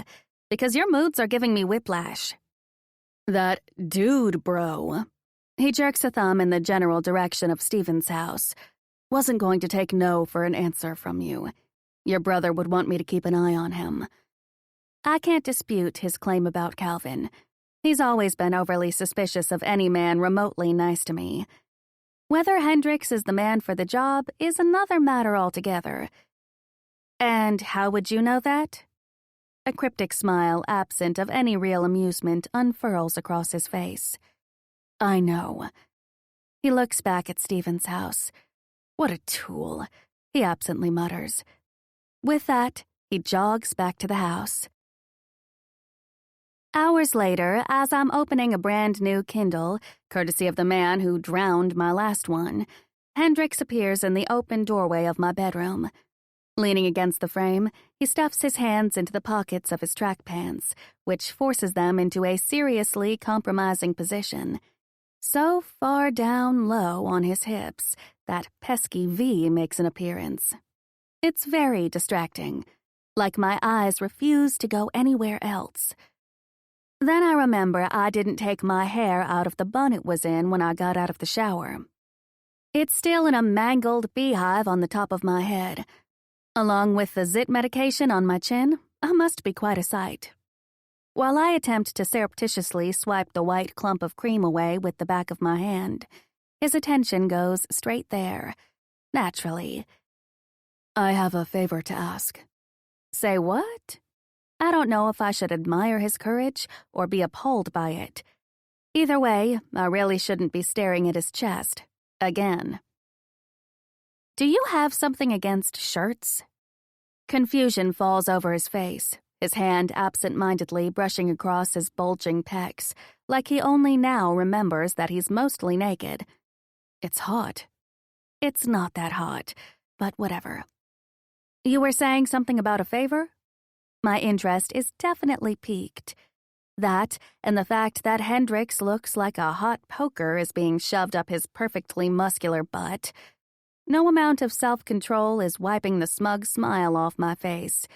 I place the Kindle down and lace my fingers together. I'm listening. He takes a deep breath and meets my gaze head-on, no hesitation. Do you know anything about my charity? I stand corrected. My smile drops, and so does any lingering amusement I had over this impromptu evening visit. A little. I know you advocate against domestic violence. I think that's amazing, by the way. He nods, chewing on the inside of his cheek. I'm dying to know more, to ask a million questions. Instinct tells me to wait him out, though. I have to visit a woman's shelter that we helped renovate. It's good PR for them, helps with fundraising. Can you go with me? I blink. I blink again, taken aback. Me? Why me? The women and children living there, a lot of them are fresh out of a bad situation. I'm a man and... Oh, okay. I understand. You need a buffer. Will you come or not? He gruffly insists. He swallows, his Adam's apple bobbing. This is obviously hard for him. Before I can get a word out, he crosses the small distance between us and sits on my bed. I sit up abruptly with my knees bent, arms wrapped protectively around them. He's so clueless about personal space and modesty that I don't put it past him to not realize he's seriously encroaching on mine. His hand brushes across my foot hidden under the covers, and a full body shiver makes me twitch awkwardly. You don't have anyone else you could ask? It's not like we're friends. This seems like something you would ask a friend to do, one who could offer moral support. No, he admits, his gaze moving away in embarrassment. My PR people usually send an assistant with me. It's not the same. He doesn't even make an attempt at a lie or an excuse. There's something inherently wrong with seeing him look so unsure, and yet I can't explain why. I guess part of me admires the way he wears his confidence so effortlessly. "Can I ask you something?" I murmur. He looks up sharply, pinning vivid blue eyes on me. "Why?" For a beat, my courage falters under the intensity of his gaze. "Why do you trust me? I mean, after everything that's happened between us, why would you trust me?" Because you're a good person, he states matter-of-factly, answering so quickly it's as if he didn't need to consider it, which leaves me more puzzled than ever. How do I even respond to that? Not that it looks like I could change his mind even if I wanted to. I yank at a loose thread on the coverlet until it comes off. "When do you need me?" Next Saturday. I have to check with Ronan. Sam will be spending the weekends with him. A flicker of surprise crosses his face. It quickly changes to something darker. And you're going to let him? I don't have much of a choice. He's Sam's father, and it's either try and get along, or he'll take me to court. So he threatened you? It's not even a question, and going by the goosebump-inducing scowl he's wearing, he does not approve. Not exactly. I consider all the times Ronan issued the ultimatum. Maybe he did, I don't know. But I do want Sam to have a relationship with his father. Why? Confusion is all over my face. What do you mean, why? Because he's Sam's father. Every child should know his or her father. It's better for them. His eyes fall to the floor. No, it isn't. If the father is a worthless piece of shit, the kid is definitely not better off. Wow. Okay. It doesn't take a shrink to figure out he's no longer speaking about Ronan. Ronan has his faults, and he definitely needs to make up a lot of ground with Sam. But I wouldn't go so far as to call him a worthless piece of shit. Saying it out loud makes me cringe. Ronan is nowhere near that bad, and makes me wonder what kind of man Grant's father was. I'm not exactly a model parent either. You're a good mom. Really good. Heat shoots up my neck and covers my face. I'm not. Trust me. I have a lot to make up for, too. He grips my ankle, finally making eye contact. The bottomless look he gives me makes the hair on my arms stand on end. I know what I see. Any kid would be lucky to have you as a mother, he says quietly, and it feels as if he's purposely peeling back more of the iron curtain for me. A swell of emotion stuffs my throat. Every argument I have lined up loses steam in the face of his belief in me, whether misplaced or not. I need to change the topic before he makes me cry for real. About this party, I start, clearing my throat. I'm not going. You have to go without me. I have nothing to wear, and he lets go of my ankle.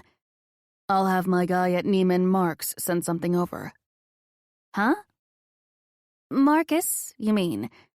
The store. Yeah, but you called it Mark's. He brushes a hand over his face, his unfocused gaze fixed on the abstract painting on the wall, as if he's not really seeing it. He seems beaten down all of a sudden, and a heavy weight lands on my chest, my heart feeling uncomfortably squeezed by it. I try to tell myself he doesn't need my sympathy, but it aches all the same. Amanda, he sighs. All I've done since I was 7 years old is football. I don't know how to do anything else. I don't know much about other stuff. The magnitude of that confession is not lost on me. This is about a lot more than Neiman Marcus or Kimball's. This is about his career and his life, if he can no longer play. "Hey," I say, brushing his arm to get him to look at me. "I understand. Calvin went through it this winter when he decided to retire." He nods. I can feel the loneliness coming off of him in waves. It makes me suddenly determined to be his friend, because if anyone knows about loneliness, about life beating you down so low you can't see yourself ever getting up, it's me. "So, will you go with me? To the shelter?" My heart opens up and makes space for him. "Yes." He stares for a minute, his expression bordering on surprise. "Thanks." When I was living in California, I inevitably experienced my first earthquake. What I thought I knew about earthquakes, that the earth shakes back and forth really fast, was a lie. It doesn't simply shake, it shakes and rolls, as if you're on a boat being tossed about in a raging sea. The ground feels liquid under your feet. The earth beneath me, that connects me to everything and everyone, has properties to it I had no idea existed.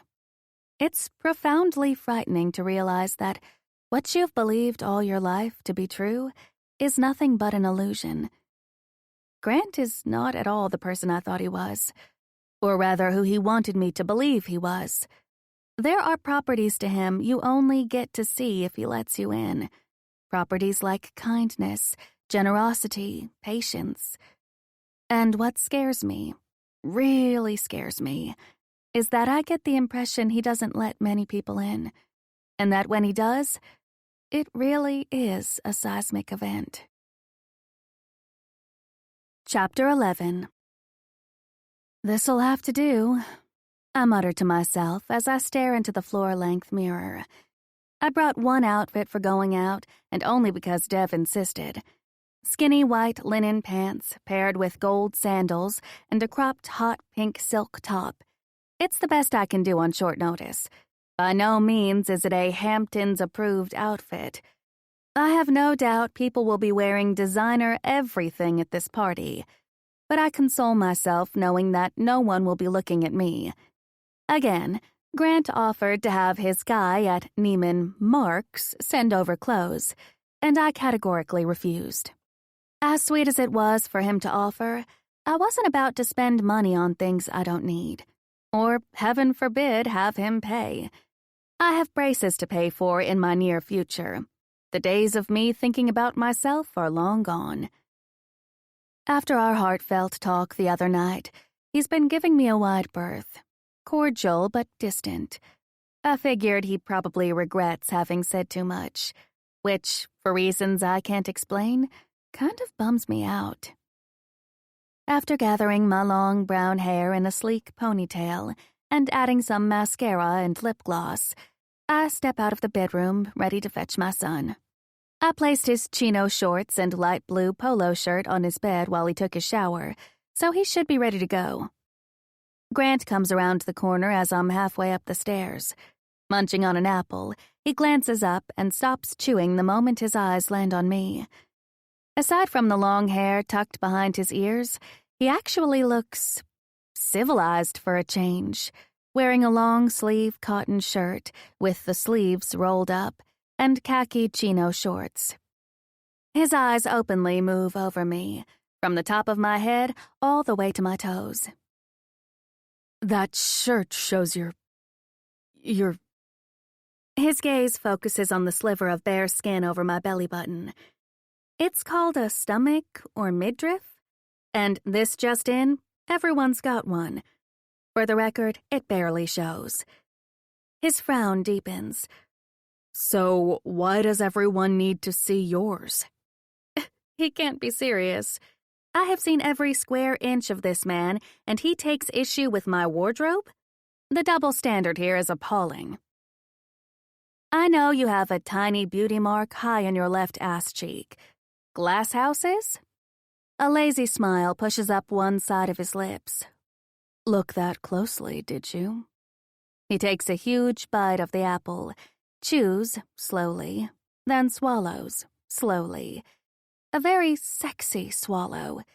I didn't know a swallow could be sexy until this guy. Holy crow. Is that one of the expensive Honeycrisp apples I bought this morning? It's really good, he murmurs, sweet and juicy. Huh? A mist of sweat is already accumulating on my back. I feel the need to fan myself, but that would be obvious. He smiles at my confusion. Of course he does. Rattling my cage is his favorite pastime. I'll go get Sam so we can leave. Before I get sweat stains on my clothes. That little beauty I keep to myself. Small feet come rumbling down the stairs. We're matching! Sam points to his khaki chino shorts and smiles so wide at Hendrix I can see his molars. The bromance is strong with these two. Grant holds out a fist and Sam bumps. You've got good taste, little man. After an eye roll that practically strains a muscle in my neck, I get their attention. Are you two dude bros ready? Grant smiles. After you. This party is a mistake. I called it. I knew it was going to be a mistake. Stephen's mausoleum of a house is absent of any warmth or comfort. Everything is white, with the exception of all the abstract art hanging on the walls. It reminds me of a contemporary art museum. He has 3 couches, and they're all white leather, and not intended to be sat upon. So technically, not couches, more like sculptures. Young, rich, and beautiful people pack every corner of the house. So many of them, they spill out onto the patio and all the way to the beach. The alcohol's flowing, caterers pushing through the crowd bearing silver trays with food. The wild laughter and din of the crowd makes me feel disoriented. When we walked in, Grant wrapped a protective arm around my shoulders, while Sam clung to my side as he escorted us all the way to the back for some breathing room. He could have easily taken off by now to seek his own fun, and yet he's remained glued to my side instead. I don't know what to make of it. Thank you, I murmur. When he doesn't respond, I glance up and find him watching me intently. What for? For not leaving me. I'm not good at parties, I awkwardly admit. Why would I leave you? When I don't comment right away because I'm too dumbstruck to think of a proper response, the atmosphere shifts, taking a trip into the awkward zone. I shrug. I don't know. To have fun? You're not obligated to stay with us. He's quiet again. This time when I look back up at him, he's frowning. You're right, I'm not. I'm staying because I want to. I came here with you. Our eyes lock as the words slowly sink in and pummel my solar plexus. What does this mean? What the heck does this mean? What is happening here? I really don't understand all these vibes flying between us and all this heavy mental lifting. Trying to figure them out is exhausting. Which only validates what I already know, that I'm not cut out for dating and I'm bad at relationships. If I can't even figure out what to do about my roommate being nice to me, how the heck am I ever going to deal with someone I have an actual chance of dating? What's up, bro? Stephen says, approaching, a smile already in place. After Grant and Stephen shake hands, Stephen's warm eyes move to me, and he says, Amanda, thanks for coming. Thank you so much for inviting us, I reply, even though I really don't want to be here. Then he leans in, placing a kiss on my cheek, and the warm body molded to my side turns to stone. Grant's reaction seems a bit dramatic, if you ask me. It's not like Stephen's a threat to my welfare. He's only being a gentleman. Beyond Stephen's shoulder, I watch a boy approach us. He walks with so much swagger, it's hard not to stare, like he's a sideshow freak. He's wearing too much hair product, the collar of his polo shirt is flipped up, and a Rolex sits on his wrist. Wait a minute. A Rolex? I steal a second glance. Yep, it's a Rolex. Jeremy, come meet my new friends, Stephen says, motioning the boy over. His son. This party is definitely a mistake. Jeremy walks up to us and nonchalantly raises a hand. Hi. Jeremy reminds me of a diminutive Rico Suave, or a pimp. "Hi, Jeremy. Nice to meet you," I say. Beside me, I can feel Sam shrinking as Jeremy openly sizes him up. Jeremy's assessing glance moves over to Grant. "Hey, man, can I get some swag to give to my friends?" he asks with the blasé attitude of someone accustomed to getting what he wants. Grant's brows pop up. "Nice to meet you too, Jeremy. And no, swag goes to charity," Grant answers with a fake smile. Though I wonder if anyone else realizes it's fake. "That sucks. What about tickets?" "Those also go to charity. But your dad is a season ticket holder, right, Steve?" Steven is frowning at his son. "Yeah, Jay. Why would you ask for tickets?" Jeremy looks less than totally confident for the first time. "For this chick I like," he mumbles. "What the bejesus?" Steven's face tightens in what is unmistakable embarrassment. "That's not gonna happen," he gently reprimands. "Take her to a movie." His focus slides between me and Grant. "Boys, right?" When neither of us respond, it returns to his son. "Jeremy, why don't you show Sam your playroom?" A terrifying image of a red padded room with fancy whips and wooden crosses comes to mind. Player Jeremy scares me. For a dark moment, I entertain the thought of giving Sam a safe word. "Yeah, sure." He gestures to Sam. "Come on." Sam looks up, unsure what to do. "I'll be right here if you need me. I'm not moving from this spot," I tell him. Nodding, he puts a brave face on and follows player Jeremy. Watching them walk away tugs at every protective motherly instinct in my body. Why do I feel like I just handed a wolf my best lamb? "They'll be fine," Stephen assures me when he sees the look on my face. "Jeremy will take care of him." That's exactly what I'm afraid of. 2 hours later, I'm ready to call this party over. While Grant gets harnessed into signing memorabilia, I go in search of my son. I'm walking down a long corridor when I hear 2 female voices speaking in an open bathroom, the marble floors serving as amplifiers to every sound. "He's so fucking hot. I'm calling dibs." "Fuck that. I saw him first. And did you see his hands? Ugh, can you imagine the size of his dick?" Their laughter bounces off the walls. It's so over the top, I'm certain they're trashed. I feel bad for whoever these 2 are hunting. "He came with that old chick and a kid, but I'm pretty sure he's single. I don't think it's his. I Googled him and it says nothing about a kid." "A kid? That old chick?" "I'm going. I want Stephen to introduce me." I hear them coming and scramble out of the hallway and into an empty bedroom. 2 minutes later, I'm back to searching for my son and hit pay dirt in a room that looks like an arcade. "Sam, we're going," I call out. "Already?" he whines, not even glancing up from the game he and Jeremy are playing. A short while later, I spot Grant smiling at 2 very young and very beautiful girls. He's busy signing something for them. The creepy smiles they return tells me it's not the signature they want. Who knows? Maybe they'll get lucky tonight. Maybe all 3 of them will. The thought turns my stomach. "Come on," I tell Sam. Grant looks like he wants to stay. Half an hour later, there's a soft knock on my bedroom door. Why do I feel relief? Because clearly I'm an idiot. That's why. With my lights off, I pretend I'm asleep. Technically, to those girls who appeared no older than 24, I am the old chick with the kid. Everything is relative. And Grant is attractive. Okay, hot. He's a very sexy, famous, wealthy man, with no divorce and no kids, so no baggage. Basically, he's the perfect man.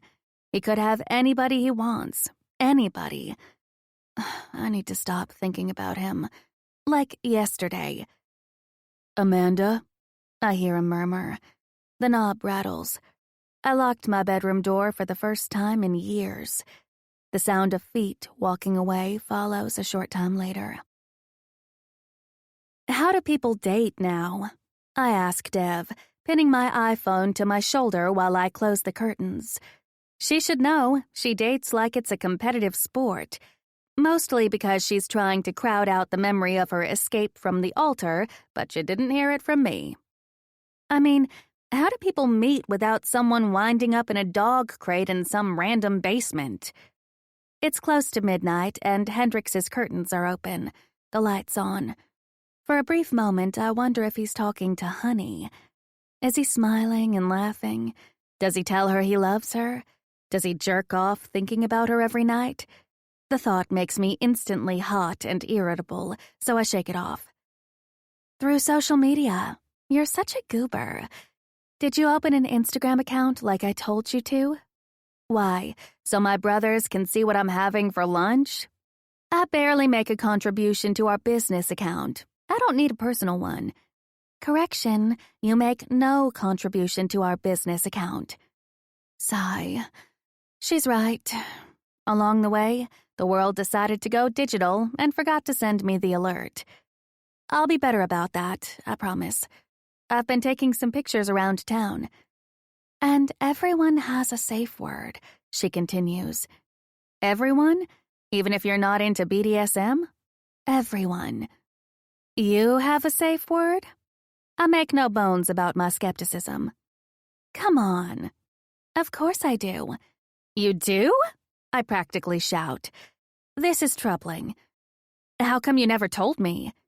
Because every time I mention dating, you look like you're going to vomit. She may have a point. Fine. What's your safe word? If I tell you, you have to promise not to use the same one. She sounds so serious it makes me laugh. I've got news for you. I'm not dating anyone that requires me to have a safe word. And if it turns out that I do, then my safe word is 911. So, what is it? A heavy sigh comes through the phone. Keanu Reeves. I can't say I'm surprised. Dev has a tendency for drama. She got that from her mother, who used to be a famous Bollywood actress. She inherited her tenacity from her father, a big Hollywood producer and a total prick. He once told her that she wouldn't amount to much because she lacked follow-through. Dev followed through on her threat to make his life a living hell when she secretly dumped a canister full of fleas under the covers of his bed. He had an important meeting the next morning with the chairman of a studio and had to go covered head to toe in flea bites. Your safe word is Keanu Reeves? Yup. Why would your safe word be Keanu Reeves? Because if I'm spooked enough to be calling out my safe word, it means it's never going to happen. Same with the chance I'll ever get to sleep with Keanu Reeves. I don't know what's more disturbing, your answer or that it makes perfect sense to me. Why the 20 questions? It's time to grow a vagina and tell her about the date. The day after the 4th of July, this old chick got asked out on a date. Stephen came over while I was making breakfast and asked me out with Hendrix watching us as if he were mentally vivisecting the poor man. Pulling the covers up to my nose, I mutter, I got asked out on a date and I said yes.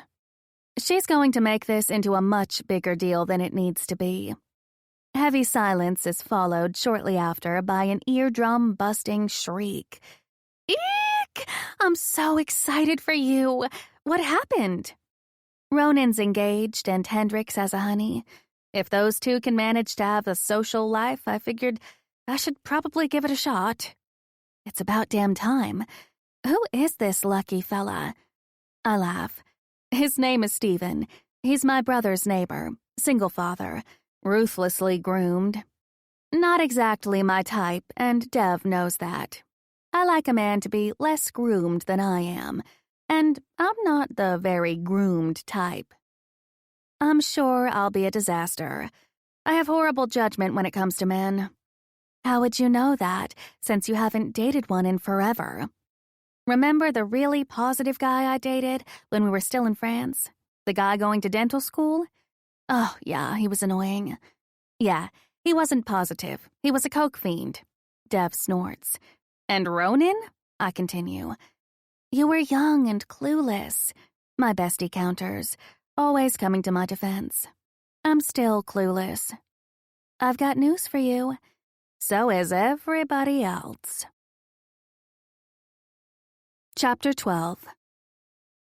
Stephen is a gentleman.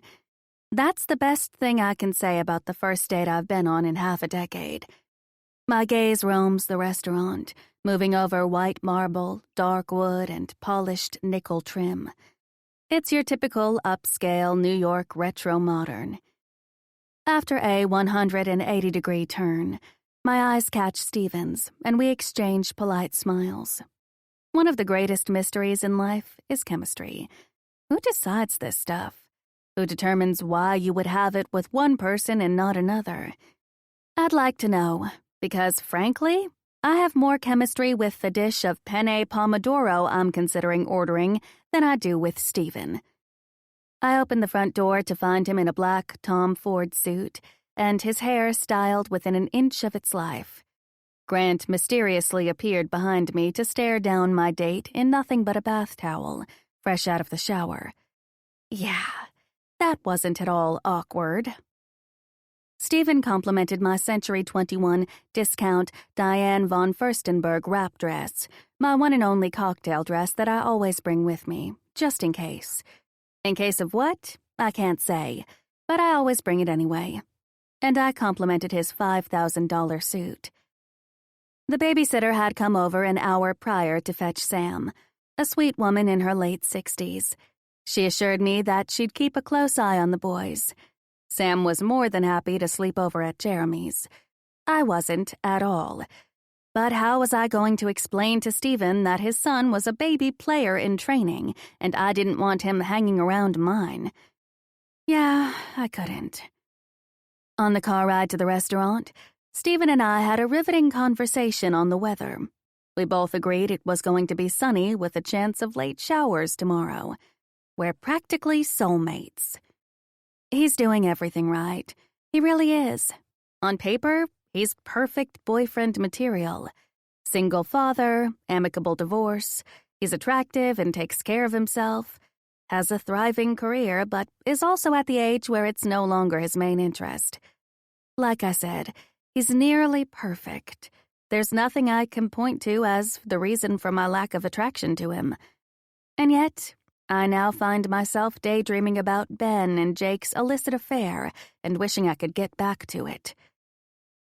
When we pulled into Pierre's parking lot, one of the ritziest restaurants in the Hamptons, I wasn't surprised. Stephen jogged to open my passenger door, beating the valet. He really is very sweet. The restaurant is packed with Manhattan's finest.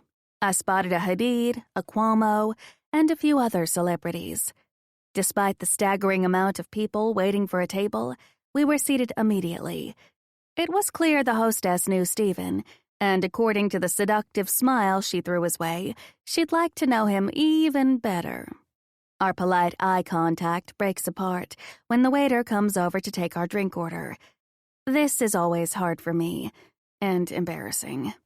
Another reason why avoiding romantic entanglements has been my default choice for so long. I'm always upfront about my addiction. Omitting the truth at the start can only spell doom later. Except that means exposing my most vulnerable parts to a total stranger. And that, frankly, kinda sucks. Sparkling water for me, I say with a stiff smile. No cocktail? My eyes cut to the waiter, and my face gets warm. I guess I'm going to do this with an audience. I don't drink. He stares blankly. I quit. Stephen's smile melts. Oh. He hurries to cover it up with another one. How long? 3 years. I dry my sweaty palms on my dress, which will definitely need to go to the dry cleaners after this conversation. That's good, he awkwardly offers. I get the impression it's not entirely good, that he's not sure how to feel about it yet. I don't hold it against him, though. I'm sure it's a surprise. We've officially hit the first pothole of the evening. He looks up at the waiter. I'll have sparkling water too, I guess. You can drink. Don't abstain on my account. I'm fine with it. Stephen insists it's not a big deal. I argue on his behalf some more, after which an uncomfortable silence descends on the table. Yep, this is loads of fun. Can this be over already? My gaze moves to his hand, playing with the stem of his water glass. Is that nail polish he's wearing?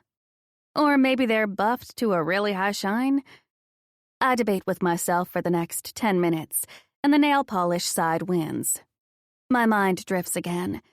I start to wonder what Hendrix is doing, if he went out to see Honey.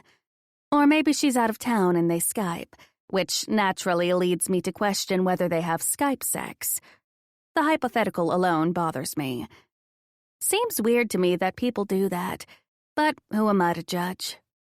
I once ate an entire stick of butter dipped in sugar while I watched the Oscars because I was hammered and had forgotten to buy snacks. You gotta own the shame if you want to get beyond it. Ronan McCabe? Excuse me? I say, having missed all but the last part of the question. Sam's father. How long were you two together? This is not a topic I like to discuss with strangers. Ronan is a very public figure, and I guard his privacy with the same tenacity I guard Sam's. On and off, 5 years. I take a sip of water, my mouth running dry, my back ramrod straight. We were too young, in our early 20s. That's all he's getting. Absently, my eyes gaze the packed bar and catch on a strangely familiar broad back and set of massive shoulders. Huh? Nah, can't be. A pretty brunette bends over the guy, who's sitting on a bar stool, and whispers in his ear, the drape of her long hair obstructing my view of his head. Now I can think of nothing else. That cannot be Grant. Can it? If you'll excuse me, I need to visit the ladies' room. Stephen nods and I make a beeline for the bar. I slither by, peering out of the corner of my eye, and get a big, fat goose egg. Nothing. It's too crowded to see anything. Turning, I do another furtive stroll by and hit pay dirt when he glances over his shoulder. I have to literally remind myself to shut my hanging jaw. Grant? I say, sounding both amused and shocked. Funny how much you can pack into one word when the occasion arises. He turns on his bar stool and meets my curious expression with a blank one. He's not sucking me into a false sense of security with that innocent stare. I know for a fact there's a lot going on under that hood, blank stare or not. It is you. I almost didn't recognize you with clothes on. For this, I get a smirk. And you left the house? Are you feeling okay? I continue, stifling a shit-eating grin. Should I be worried? When that's met with a raised brow by the two women hanging on him, one standing on either side, I realize what it must have sounded like. Oh, no, I correct, head shaking, a hand automatically going up to halt their collective thought process. We're roommates. I'd say we're more than roommates, he calmly retorts. I take thorough inventory of his clothes. He's wearing a white dress shirt, beige slacks, and driving loafer. All quality. Everything about his getup looks expensive. Who is this creature, and what did he do with the homeless beach bum living with me? You would? I brilliantly reply. I'm still wrapped up in taking in the neatly styled hair that looks, well, styled, and the fine clothes draped on his impressive build like they're custom-made. I'd say we're friends. This is news to me. News that draws a confused expression out of me. Good news, actually, but I'm still too surprised by his appearance to explore that yet. The look on his face is bold honesty with a dash of amusement. There's no doubt he believes it. His face is an open book to me, easy to read. I never have to wonder in which direction those gears are turning. Friends. The two women standing on both sides of him are following this exchange closely. I'd hate to see what you do to your enemies. He's making a valiant effort to keep a straight face, his lips pressing together to impede the upward tug of his mouth. That was before we were friends. If we're going to be friends, then I need to school you on the finer art of friendship, I say, beating back a smile of my own. I look forward to it, he adds dryly. And then he unleashes a toothy grin that takes up half his face. It's like witnessing a miracle. Even the two chicks hanging on him look stunned. He just cured cancer with that smile, stopped the ice caps from melting, and reunited REM. Don't do it, Amanda. Don't you go there, girl. The air between us feels energized, the hair on my arm standing on end. It's only because of the friction between us. That's why I feel weightless and the rest of me hot and prickly. That's why my stomach grows wings and takes flight. At least, that's what I tell myself. Otherwise, I would have to admit that I'm attracted to him, and that would be bad. And then I recall honey, and my joy goes splat on the stone floor under us, taking my smile, my stomach, and everything else along with it. I'm on a date, I announce as if that matters. I know. His face goes back to neutral. Not even a ripple crosses his staid expression. I need to get back to it. You do that. He looks to the women leaning up against him. They're still there. The brunette has an arm draped around his neck, and the redhead an elbow on his shoulder. Yes, the bar is packed, but does he really need to wear these two around his neck? What can I get you ladies to drink? If he was trying to annoy me, he's won. On the pain scale, it nails a perfect 10. It's also my cue to exit. See you later, Hendrix. Enjoy your date, he volleys back. Why do I feel like there's a lot of subtext being thrown around here? Enjoy your neck warmers. The confused look this earns makes me irrationally happy. I'm fully aware of how childish it is, but I need to get my kicks where I can. With that, I head back to my date with an extra pep in my step. This is the sad state of my social life, that getting the last word with Hendrix is the highlight of my night. Back at the table, Stephen gets up and pulls out my chair. I almost came looking for you, he admits. Everything okay? Everything's great. Sitting, I lace my fingers together and take a deep breath. Stephen, I promised myself I was going to do things differently.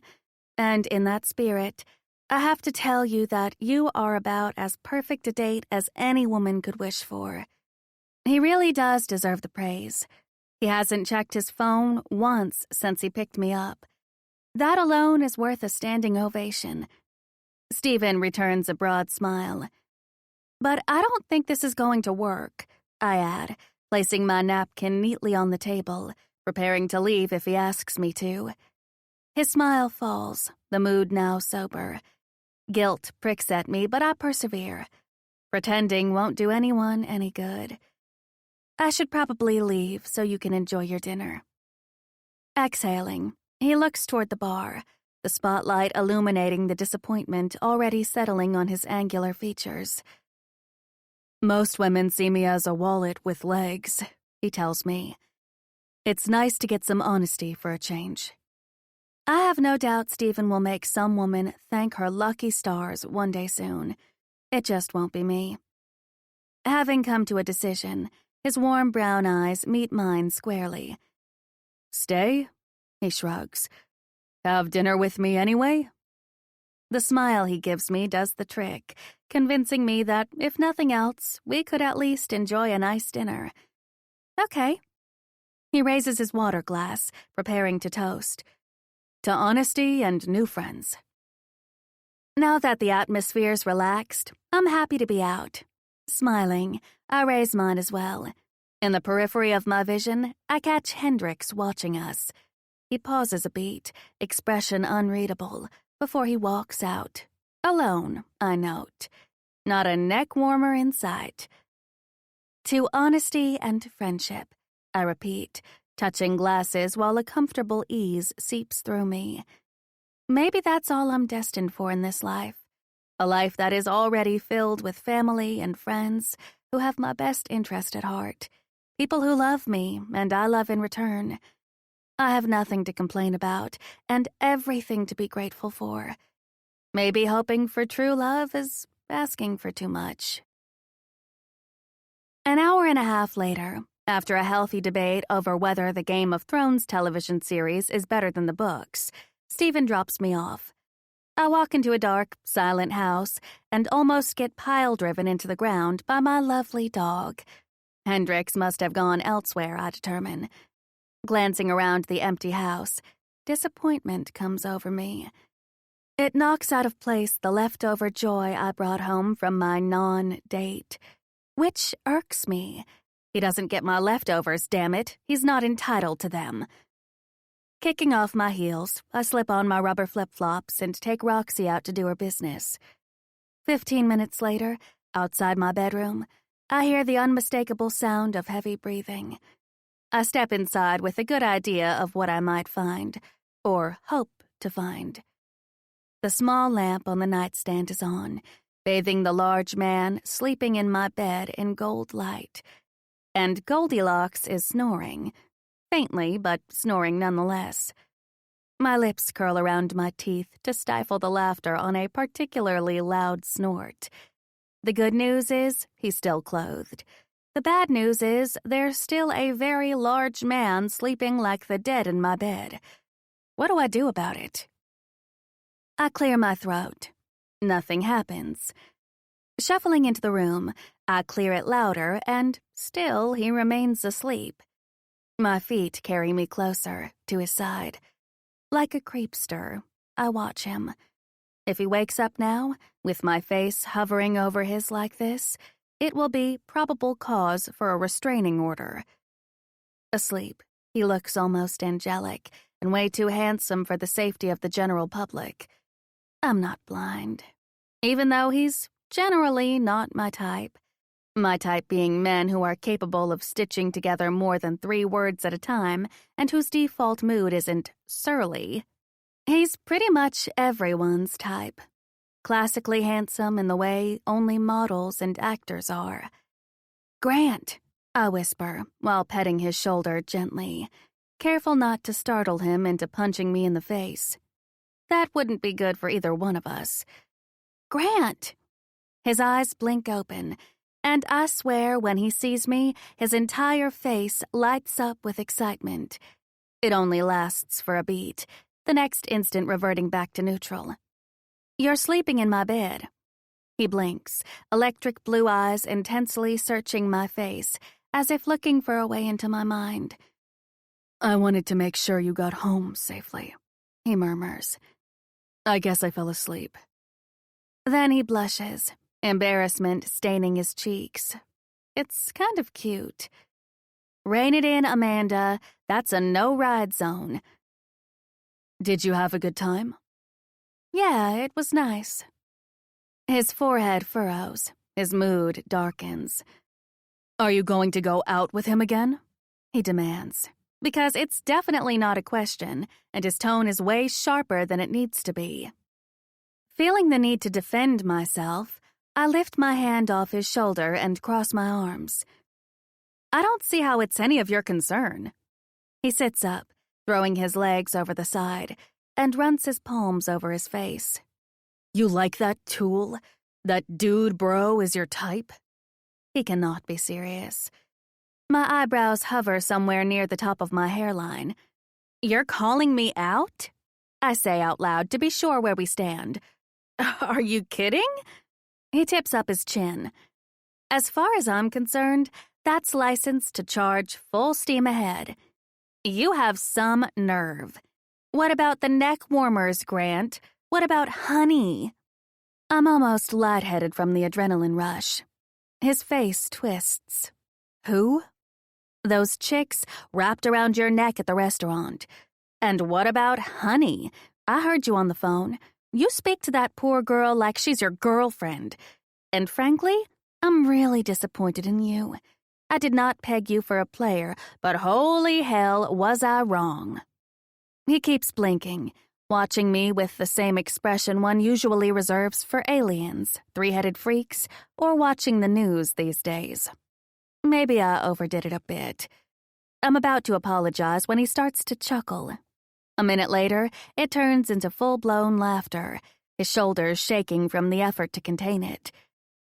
"When did you hear me talking to this poor girl?" he croaks. "A few weeks ago on the phone, when you destroyed my morning meditation with your loud voice." "Jessica," he supplies with a nod. Well, well, honey has a name. Does poor Jessica know you're a pussy hound?"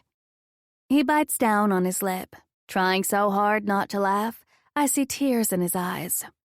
"Jessica is 7 years old. That's not the kind of thing I discuss with kids." 7? She's recovering from non-Hodgkin's lymphoma. I met her through the team's pediatric cancer charity. Oh shit. The pink glasses? He motions to his eyes with his index finger, tears streaming down his cheeks. Are hers. She sent them to me when she heard I was going into surgery. I am mortified. He loses the battle to hold back the laughter and falls back onto my bed, howling. "This isn't funny, damn it," I say, though it holds no water as I'm smiling from ear to ear. This man's laughter is undeniably infectious. "Pussy hound," he chokes out, and laughs and laughs. And as he's laughing, something similar to relief spreads through me. I dare not examine what this means. He sits back up and wipes the tears away with the heel of his hand.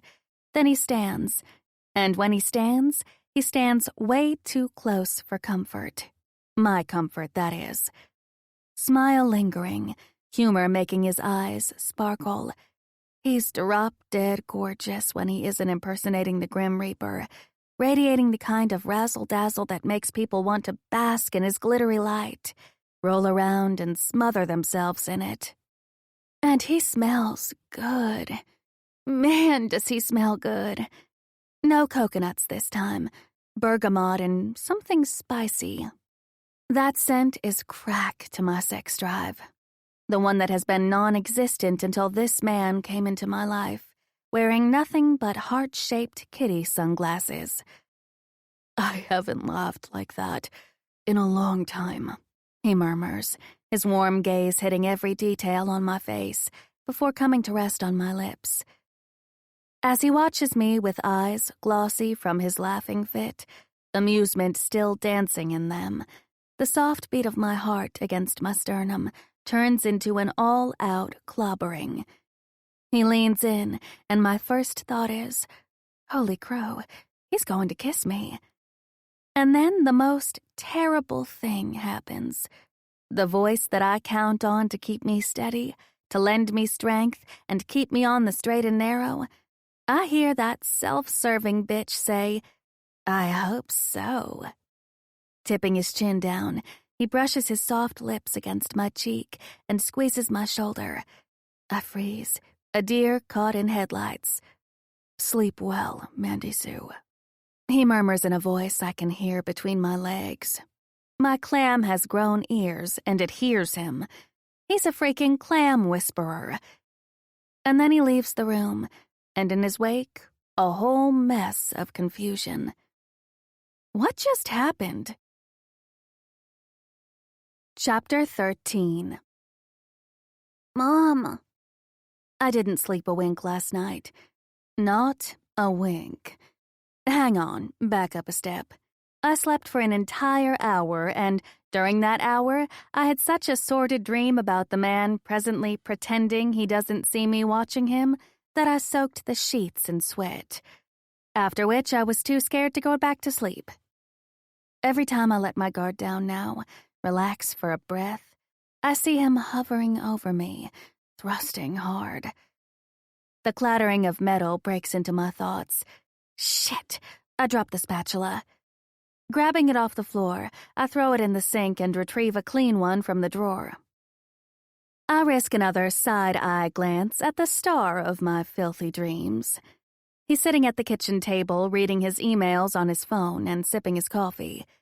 Catching me, his mouth tips up in a knowing, crooked smile.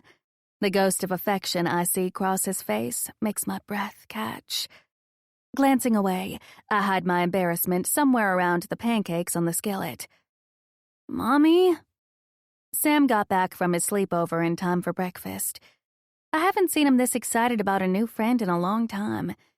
So even though Stephen and I turned out not to be a love match, I'm cautiously optimistic about this unlikely friendship he's cultivating with player Jeremy.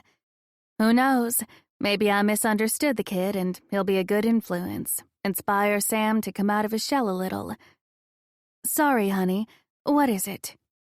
I load the last pancake on the platter and place the stack on the kitchen table between Grant and Sam. Grant places a few on Sam's dish while I sit and watch, hiding a smile in my coffee mug. "Did you know that some people eat cats?" He makes a grossed-out face that provokes a burst of laughter out of me. It feels good to laugh, releases some of the tension I'm carrying in my shoulders. The questionable Chinese food I had that one time in Istanbul, when I was there for a photo shoot, comes to mind. My gaze connects with Grant's. His brow quirks in question, and I shrug in answer. His attention returns to my son. "Did Jeremy tell you that?" he asks Sam. Sam nods. Chin leaning on a small fist, he shoves a forkful of pancake in his mouth and chews. Expression thoughtful. "He said that his dad's ex-girlfriend yelled at him because he doesn't eat pussy." The loud scrape of a chair draws my attention. Grant is up and walking out of the room, practically coughing up a lung. The only sound louder is the heavy thump of his fist against his chest. I'm hot and sweaty, turning a broad spectrum of red. It's moments like these that make me wish I had a girl. "You are never, ever going to play with Jeremy ever again." "But I like Jeremy." "Never again." "What do you mean, behind schedule? How far behind are we talking about? We're having a grand opening in 12 days. I say to Horvat, my voice pitching higher and higher. I'm gonna have a panic attack. I can feel it coming on. Horvat looks unmoved by my dramatic performance. Except this is no performance. It's the reality called my life, and he's screwing with it big time. "Then I'll repeat myself, lady. I said we're gonna need another 10 days, at least." My stomach sinks. I look around my beloved tiny studio. Fixtures on the floor, the painting only halfway finished, the trim around the windows still bare, the handicap ramp not installed. He's not exaggerating. I'm gonna cry.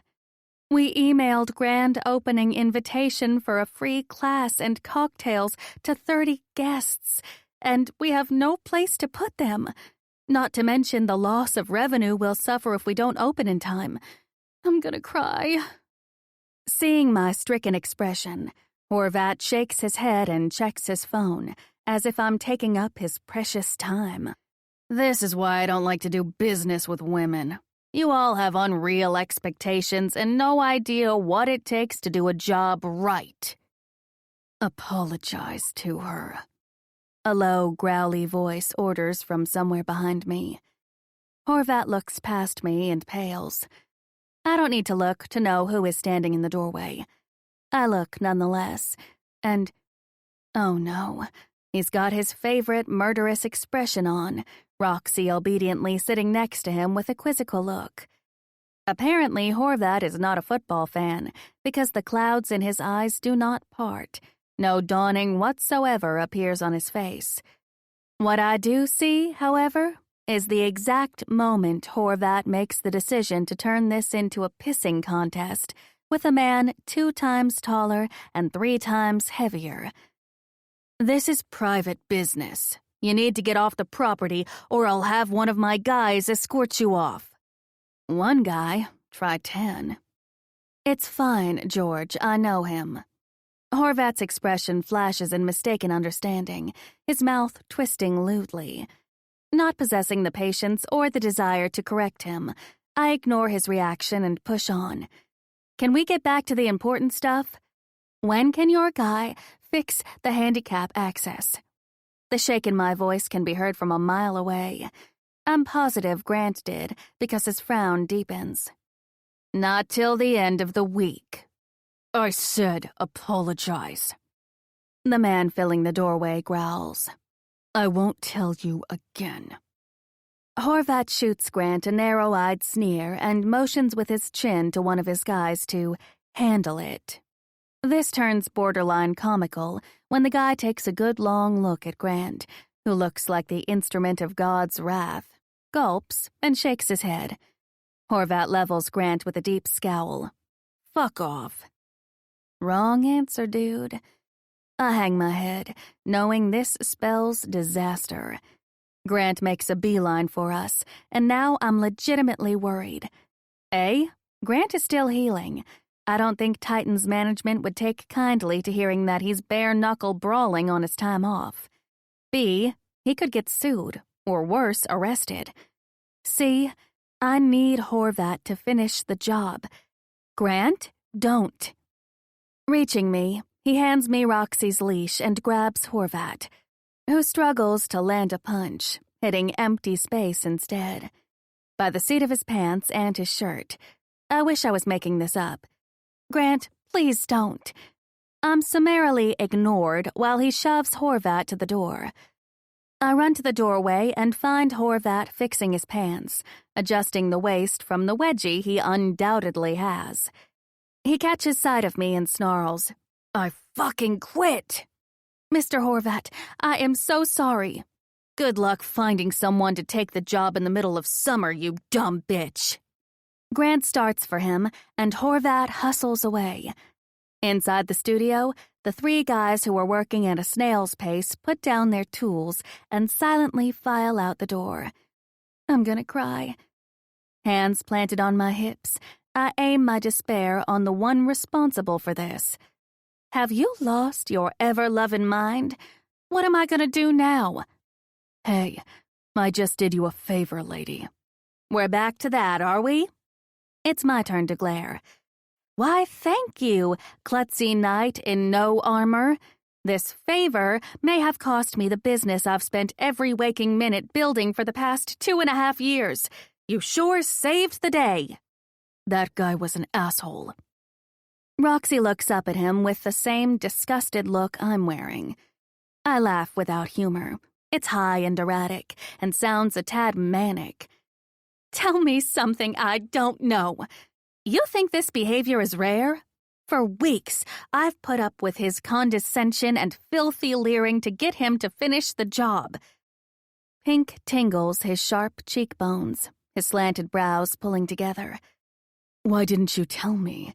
Because I'm an adult and can take care of myself. Done it for most of my life. I was handling it until you charged in. Fisting my hands, I dig them into my eye sockets to relieve some of the pressure. I'm soon on the verge of real tears of frustration. I'm 12 days from opening. Where am I going to find another contractor? I'll fix it. I drop my fists to look at him. His cheek muscle ticks, otherwise he's stone-faced. But the turmoil, the whirlpool of deep, dark emotion is there, just below the surface, barely hidden to me. I imagine not many other people can see it. Maybe they don't take the time. Maybe it needs someone with their own pile of turbulent emotions to recognize it in another. Grant? My anger drains. I'm so bummed I don't have the energy for anything else. I said I'll fix it. Don't fix anything else, please. I can't afford your help. Sam is due back any minute now from spending the day with Ronan. As much as I want to walk out and not look back, I can't. Amanda, I need space to think. Can you please take Roxy and Sam home for me? He should be here in the next few minutes. Can I count on you to do that?" He frowns as if I've wounded his fragile feelings. I await his nod, then turn and walk away. My name is Amanda Shaw, and I am an alcoholic. I've thought or said that a million times in the past 3 years, and not a day goes by that I don't feel guilt at the admission, something I still struggle with. The benefit of always being drunk is that you live in a pleasantly numb state, absent of pain or responsibility. It's like a shot of Novocaine to the heart.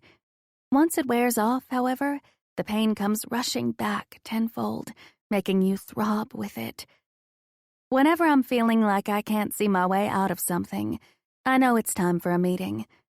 I pull up a schedule of the local chapter of AA on my phone, and I'm in luck. There's one at noon.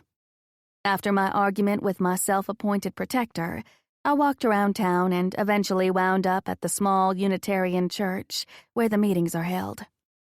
Today's meeting is already in full swing, someone up at the podium sharing, by the time I walk in and slide into a pew in the back. I listen to each share, and when it's time for the serenity prayer, the cobwebs have cleared, and I feel calmer, steadier, ready to face the world and all its problems again. As people file out, a break in the crowd reveals a very familiar face. "Walter!" I shout a bit too loudly. Everyone in the church turns to look at me, including Walter, who's wearing a friendly smile. He walks over and takes a seat next to me. "How long?" he queries in his deep, scratchy voice. 3 years, and you?" He sighs. I get the impression he doesn't care to count. "I celebrated 40 years 3 days ago." "Wow! Congratulations, that's amazing." We sit quietly for a while, the silence as comforting as a security blanket. "How did you do it?" My biggest fear in life is that I can't trust myself, that I'm not strong enough. And this man has done it. He's conquered his weakness. I'm so afraid to let everyone down, I admit, eyes glued on my short, bare thumbnail. "You can't think that way. You gotta take it one day at a time, and every one is a chance to get it right. It's really that simple." At the doubtful look on my face, he continues, "Focus on the small stuff. Otherwise, it'll get overwhelming." I know exactly what he means and nod. "Celebrate every small victory," he continues, "no matter how small. Your kid is misbehaving? You didn't have a drink. Pat yourself on the back. You got canned from your job? You didn't have a drink. Give yourself credit. Before you know it, you've got 40 years under your belt." You make it sound so easy. A bushy white eyebrow ticks up. "It's as hard or as easy as you make it." He examines me closely. "What about your family?" Both my parents were alcoholics. In the pause, Walter nods. They're both gone. I have 7 brothers, and only 3 of us ever touched the stuff. I brush my sweaty palms on my yoga leggings. My parents are not a subject I often talk about with good reason. You ask most people what they remember most about a deceased parent, and they'll keep talking for hours. Mostly good, some bad. My memories of my mother boil down to 2. When she handed me the youngest, Will, right after he was born and said, "Here, I'm not doing this anymore." And the second, when she said to me, "You're not talented or smart like your brothers. You're like me. Find a man to take care of you, or you'll wind up working on your back." I was 13. I had no idea what working on my back meant. "You quit for Sam?" Walter asks. It's less of a question and more of an affirmation. He knows that most often the only thing that stands between us and the bottom of a bottle is the people we love and the ones that love us. I nod. "What about you?" "My wife," he answers with a weak smile. "She'd been after me to quit for years." Lost in the memory, his pale eyes move away and the smile slowly melts. "One morning, I found her at the kitchen table, staring down at it. She couldn't look at me when she spoke. Said that if I didn't quit, she'd leave me. I told her I'd think about it. His knotted hands rubbed together in an impatient gesture. When she didn't come home from work that night, I thought she'd gone and done it. Turns out, she was on the Garden State Parkway headed to her sister's when a drunk driver jumped the median and hit her car head-on. Died on impact. His eyes find mine again. The blur of tears soften the deep crevices on his face. The pain I know is in his expression. That was the last day I had a drink. I'm crying so hard, my cheeks sting, and my lips feel swollen beyond recognition. I'm so sorry. Walter gives me the saddest smile in the world. Not as sorry as I am. Walter, I say, despite all the warnings to keep what happens in meetings separate from our personal lives. Would you like to have dinner with my son and me sometime? Walter's face lights up. I'd like that. Chapter 14.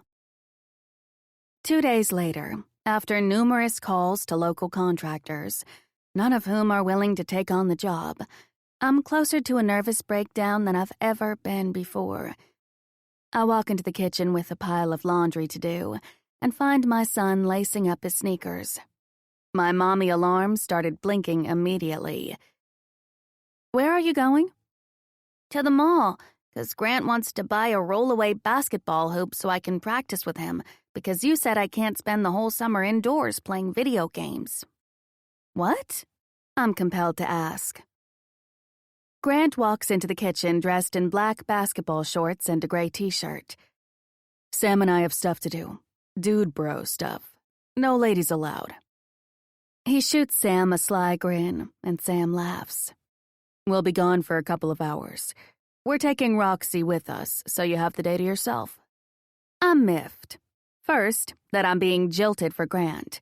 Second, that I'm not welcome to tag along. And I can't even make a stink about it. Seeing Sam this happy is all I've ever wanted. He's been very slowly coming out of his shell this last few years. But this summer, the change has been profound. And if I'm being totally honest with myself, I would have to admit that it has a lot to do with all the attention Grant's been paying him. Okay, I say with a small whine to my voice. Roxy too? Yeah, bye Mom, love you.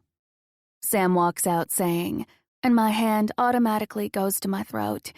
He never says that. Never. Grant catches my expression as he heads for the door. Take care of my baby, I order pointedly, and he nods with a smile. I put my number in your cell in case you need to reach me. When did you do that? When you weren't looking. A blinding grin splits the bottom of his handsome face. You should probably lock your phone. Bye, Mandy Sue. He walks out the front door with me staring after him. After more useless and totally depressing phone calls, I throw in the towel and decide to go see a movie. I haven't seen an adult movie at the theaters in years. It's such a foreign concept, it feels like I'm back in high school cutting class. It's early evening by the time I get back to the house, where I discover it empty. No son, no dog, no Hendrix. As much as I try to reason with myself that there's probably a perfectly good explanation, I can't shake the feeling that something is seriously off. Practically on cue, my phone rings, and I scramble to dig it out of my purse. Seeing Grant's name flash on screen sends my heart rate racing. What's wrong? Where are you? What happened? I frantically half shout the second I hit the accept button. Mom, you gotta come to the hospital. Grant got hurt and he had to get stitches. Comes at me in one run-on sentence. Sam, wait. What hospital? Are you okay? Yeah, I'm okay. Come quick. Grant said Stony Brook. Relief spreads through me, making me shake with it. I'm on my way. Stay there. Do not leave. Okay. I punch the hospital address into the GPS and get there faster than I should. It's a miracle I'm not pulled over for speeding.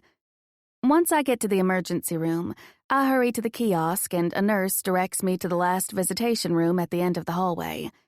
Through the glass wall, I spot my son sitting in a chair and Grant up on the gurney, shoulders hunched. They're both covered in ivory paint. Ivory paint? Huh? The mall, my ass. How was the mall? I walk in saying. Mom. Sam gets up and practically tackles me to the ground. I hug him back and turn my attention on the very large man silently staring at me. Are you okay? I say to him. Looking extra sheepish, he nods. It's nothing, just a few stitches. 15 stitches, my son, the commentator, adds. Taking Grant's hand, I turn his arm over and pet the soft skin around the bandage, the one hiding the wound on the inside of his forearm. A tremor runs through him as he looks up at me. What happened? Now is not the time to berate him for being stupid and jeopardizing his career, so I keep my tone gentle and save the ass-kicking for later. There was a rusty nail, and Grant cut himself, and we had to make sure it didn't poison his blood. Hendrix's new lawyer takes it upon himself to explain. I blink. The poison his blood part was obviously something Sam overheard. A rusty nail, I repeat, nodding. My attention returns to Grant. Did they give you a tetanus shot? Got one 6 months ago. And Roxy? At the studio, in your office. Grant quietly replies, his gaze drifting away from mine. You'll be happy to know you're being discharged, Mr. Hendrix, declares the stout, silver-haired nurse that charges into the room. She stops short when she sees me standing next to him, her dark eyes doing a quick head-to-toe assessment of me. I don't know how you put up with him, Mrs. Hendrix. He's quite a handful. I'm not, babe. Someone cuts me off with a hand over my mouth.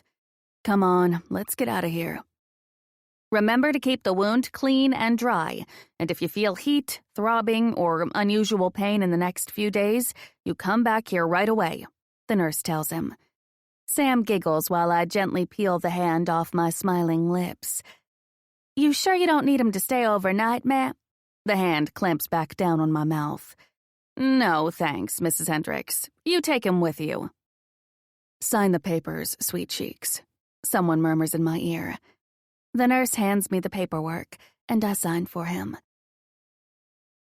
We hit the Burger King drive-thru before swinging by the studio to pick up Roxy. As soon as I walk in, the lights come on. Glancing over my shoulder, I see Grant has hit the switch. But more importantly, the unfathomable expression he's wearing makes my stomach feel funny and my chest tight. That's when the smell of fresh paint hits me. My hands move of their own accord, covering my mouth as I look around. The studio is painted. Trim, walls, everything. All that's left to do is clean up and the light fixtures. You two did this? I croak, tears welling in my eyes. Sam wraps an arm around my waist. We wanted it to be a surprise, my sweet son announces. I run my fingers through his hair and snag them on dried paint splatter. Grant steps into my line of sight, looking more than a little embarrassed. The guy that did the renovation on my condo will be here on Wednesday to finish the handicap ramp and the fixtures.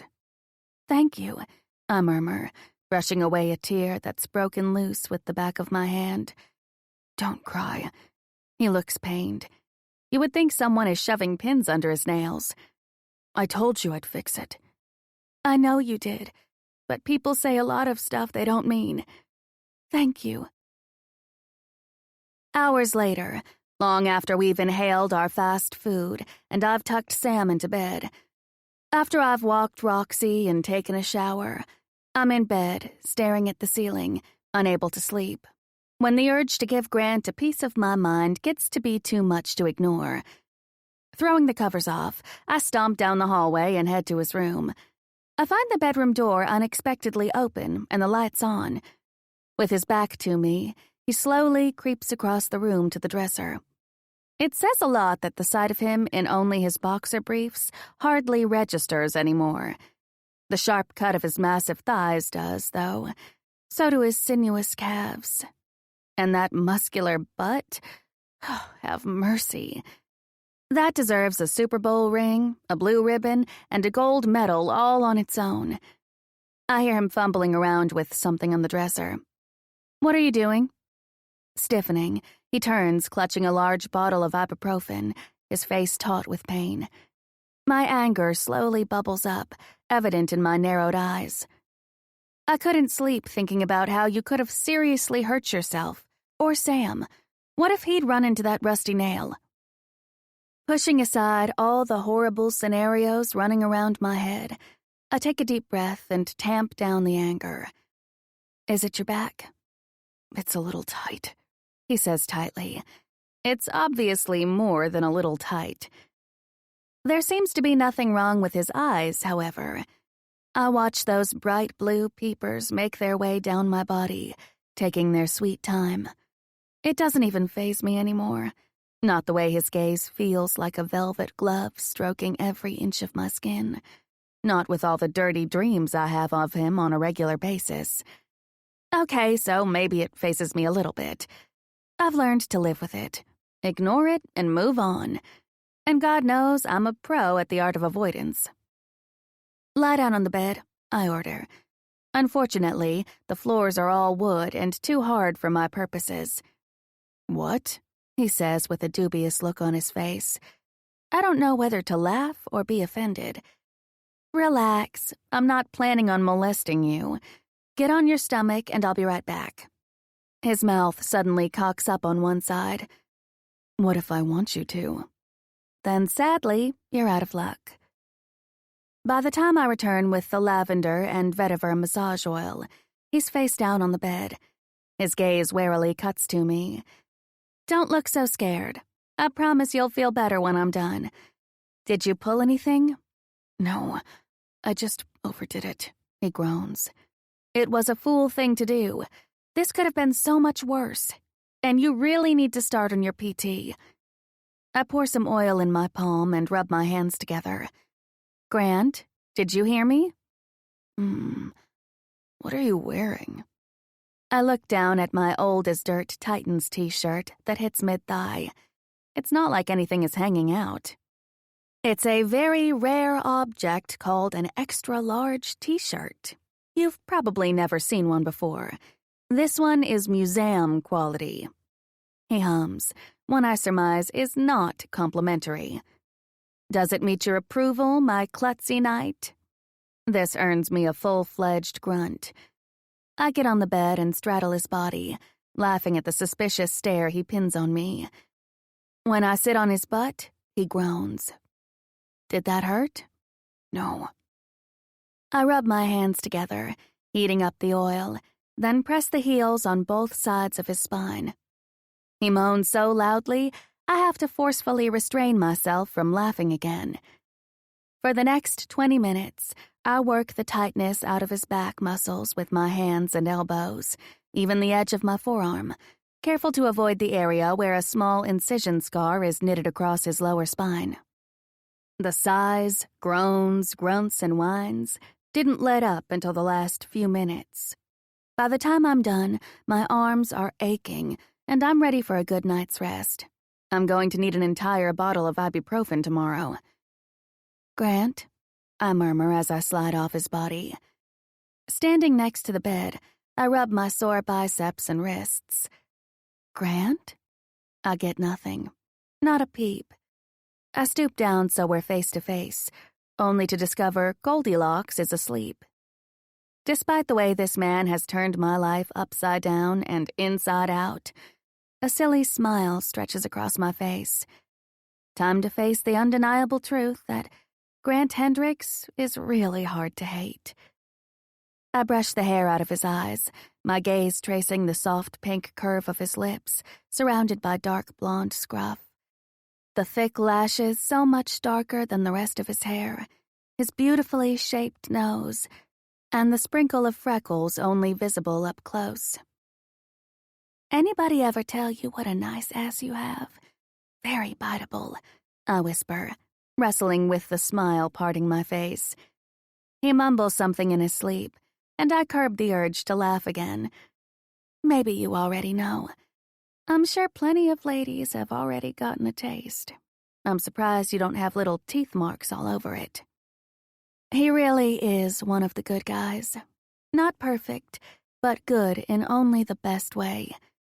Camilla was right. I kiss his cheek and turn to leave. A soft murmur follows me out the door, something that sounds a lot like my name. Chapter 15. I saw the ESPN 30 for 30 episode. I start. We're on our way to visit the women's shelter in the Bronx. Sam left this morning with Ronan for a sleepover weekend.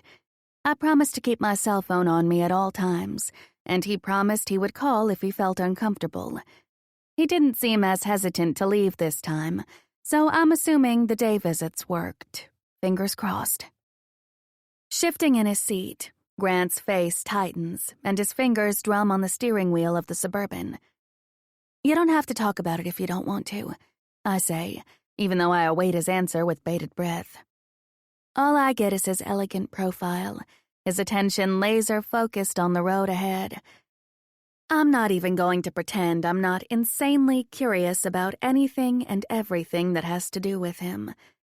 Grant is very much like my brother in that aspect. He's locked tighter than a bank vault, unless he wants to let you in. And having experienced it once, I'm starving for more. I want him to let me see him, the real him, but he needs to do it willingly. He sighs heavily and his gaze cuts sideways, running over my blue linen sundress as it usually does, with license. One he's issued himself. I purposely mirror his eyeballing, doing a once-over of his white dress shirt and gray slacks, and the smirk he returns breaks the tension my question created. The sun pouring in makes me squint at the congested road ahead and wish I'd remembered my sunglasses. At the red light, Grant reaches over me and pops open the glove compartment. Despite the AC blowing right at me, the subtle, intoxicating scent of bergamot and spice hits me full force. His arm brushes against the bare skin of my knee as he pulls something out, and everything suddenly feels hypersensitive. My face feels blowtorched, my senses back from the dead. What the actual fuck, Amanda? What do you want to know? He casually asks, completely unaware that my body and I are having a moment, thanks to him. Huh? He hands me a pair of Ray-Ban aviators, his lips quivering at what is undoubtedly the stoned look on my face. Your question? Oh, right. Focus. I need to focus. It said you grew up in Iowa, that your father's the CEO of some big company. He nods. So what's a rich kid doing playing football? What? Rich kids aren't allowed to play football? His lips hitch up in wry amusement. Not where I come from. Not seriously, at least. Too dangerous. What do they do where you come from? His attention cuts from the road ahead to me. My smile fades. Anything that reminds me of home will do that. They become prom king and go to the same Ivy League schools their daddies attended. The soft, amused smile he's wearing drops, and his fingers once again drum a steady beat on the steering wheel. Does that look mean you're still butt-sore about not being voted prom king? I say in an effort to keep it light. He laughs. Nothing to be sore about. I was prom king. That earns an easy eye roll. Of course you were, I mutter. Don't act like you didn't have every guy in high school sniffing after you. Pfft, little does he know. I hum noncommittally, and his searching stare cuts back to me, carving me up like a Thanksgiving turkey. What's that look for? Nothing. Journey's Don't Stop Believin' comes on the radio, and I crank up the volume. Grant reaches over and turns it down. Tell me. Hey, party pooper. I love that song. Mischief lights up his face. "Were you a small-town girl living in a lonely world?" he asks, quoting the song. "You can say that again." "Yep. I was definitely a small-town girl living in a lonely world. This song is my anthem." The handsome man sitting next to me nods. The one who thinks he can't be around women because of his temper. He's almost too good to be true, and he doesn't even know it. What alternate reality did I step into? "Were you a city boy born and raised in South Detroit?" "No. I was born in Des Moines and raised in Johnston." He smiles broadly, and I return a grin of my own. Sighing loudly, I say, "Did my brother tell you anything about how we grew up?" Grant gives me a quirky look. "Your brother talk?" He shakes his head. "No." I hum in agreement. Calvin regards his privacy more ferociously than a nun her virginity. "We were poor. Like, really poor." My gaze flickers away. Telling this story makes me super uncomfortable. Food stamps, hand-me-downs from the church. Other kids made fun of us for wearing the clothes that were once theirs. I kept mostly to myself. So to answer your question, no one was sniffing after me. "No boyfriend?" "No. I dropped out my junior year." "Why?" The earnest concern on his face cudges my resolve to keep him at arm's length. Looking into that face turns me into a petty criminal ready to confess everything and anything. Shit I haven't even done. And if I want to be trusted, then don't I need to trust him as well? Don't I need to let him see the truth of me, however ugly? His steady blue eyes tug the words right out of my mouth.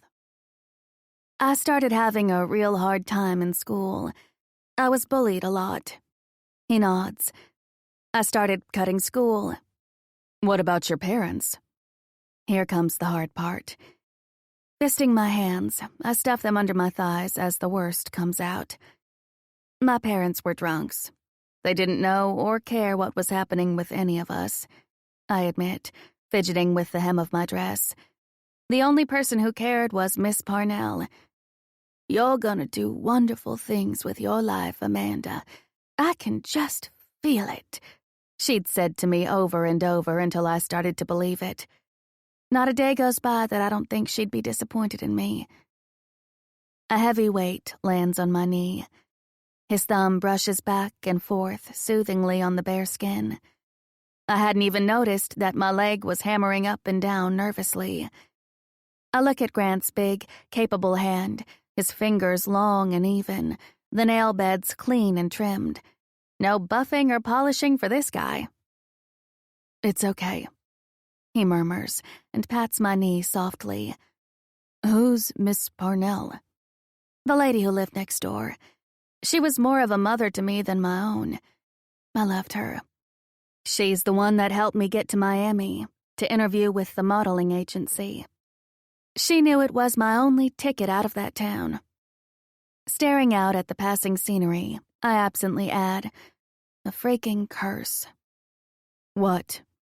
"She used to say my face was a blessing and a curse." "Young lady, you got to deal with what God gave you. That face of yours is a blessing and a curse. Some people will love you for it. Some people will hate you for it.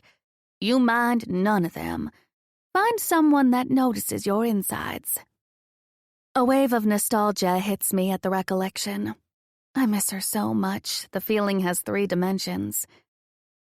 Grant murmurs something that gets swept away in the hum of air conditioning and music. I look over, and he smiles softly. The smile of someone who understands pain and disappointment. The smile of someone who doesn't judge you for your past, but values you for it. I can't be enjoying his company. It's not good for either one of us.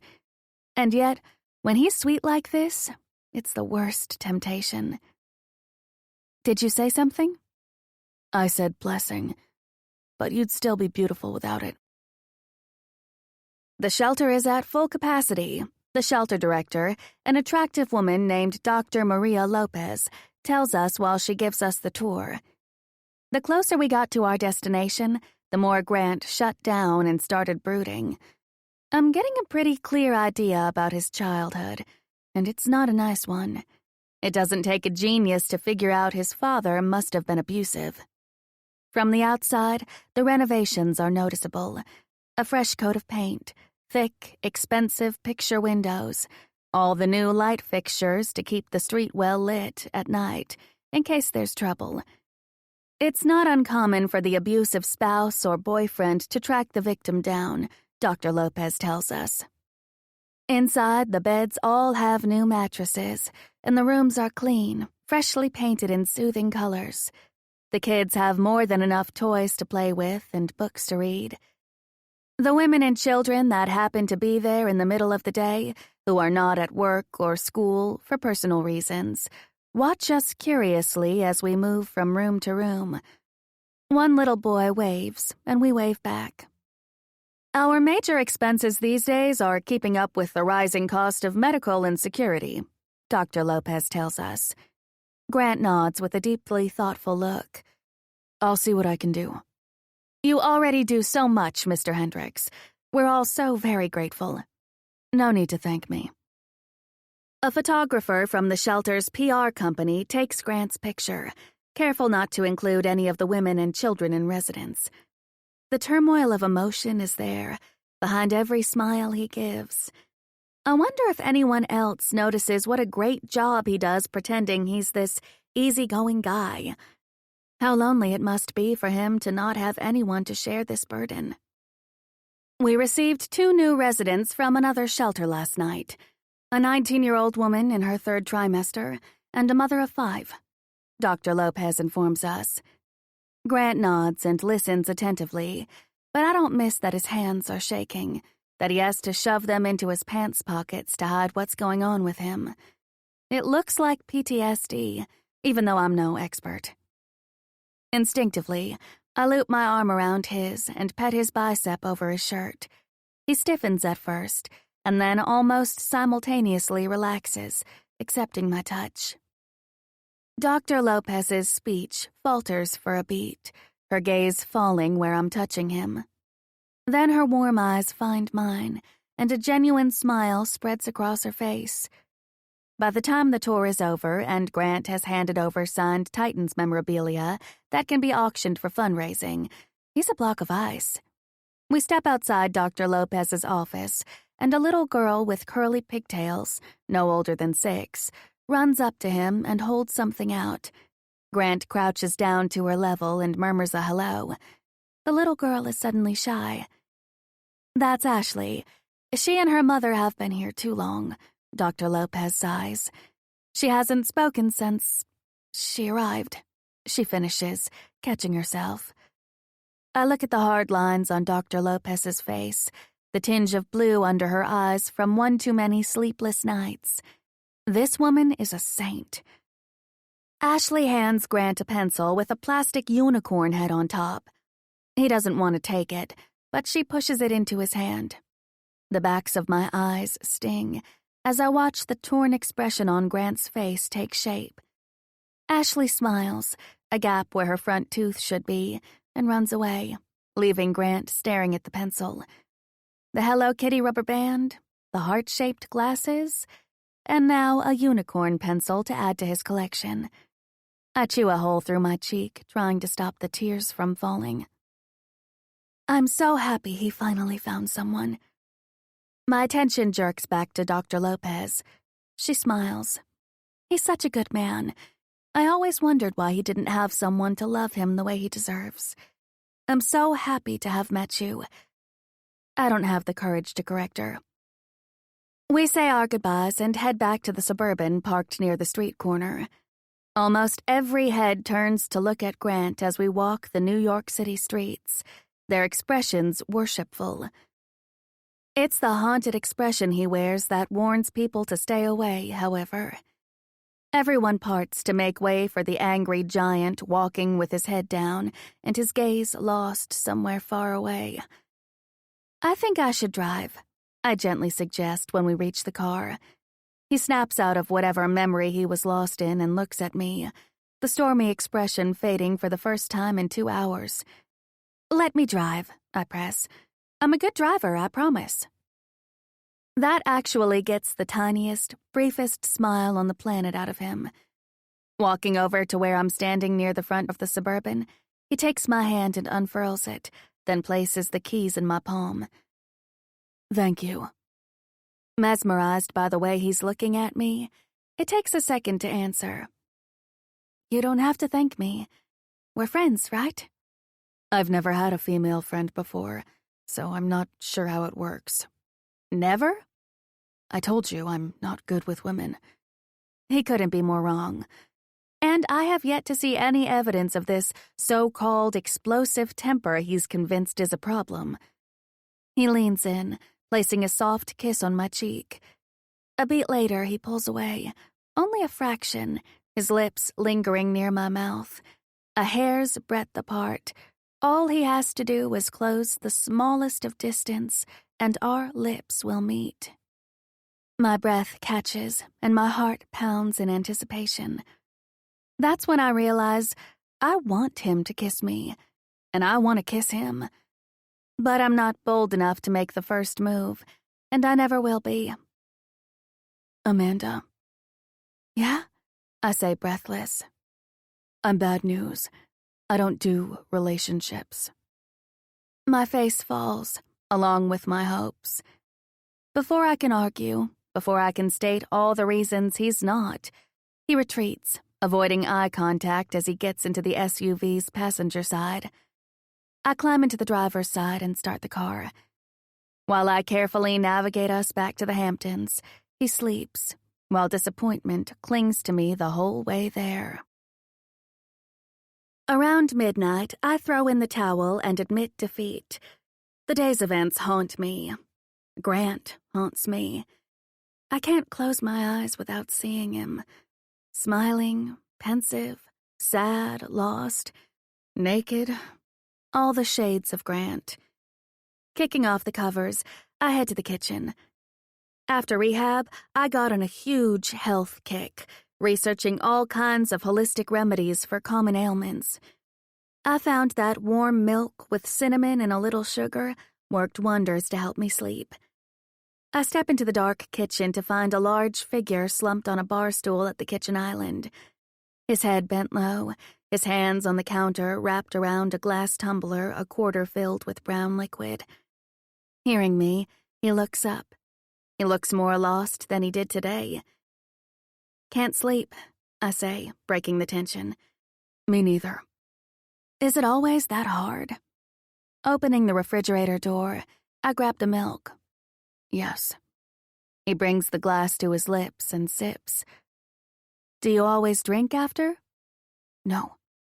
He won't look at me anymore, choosing to stare down at the bottom of his glass.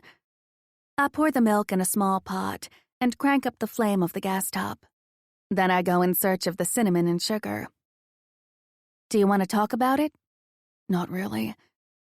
"You may not want my 2 cents, but you're going to get it anyway." I cross my arms. You can't keep it bottled up. You have to talk to someone.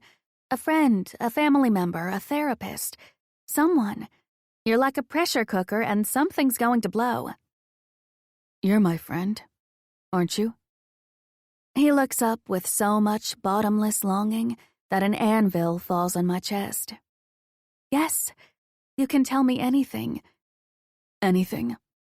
That mean you'll tell me anything?" Damn, he's got me in a corner. Well done.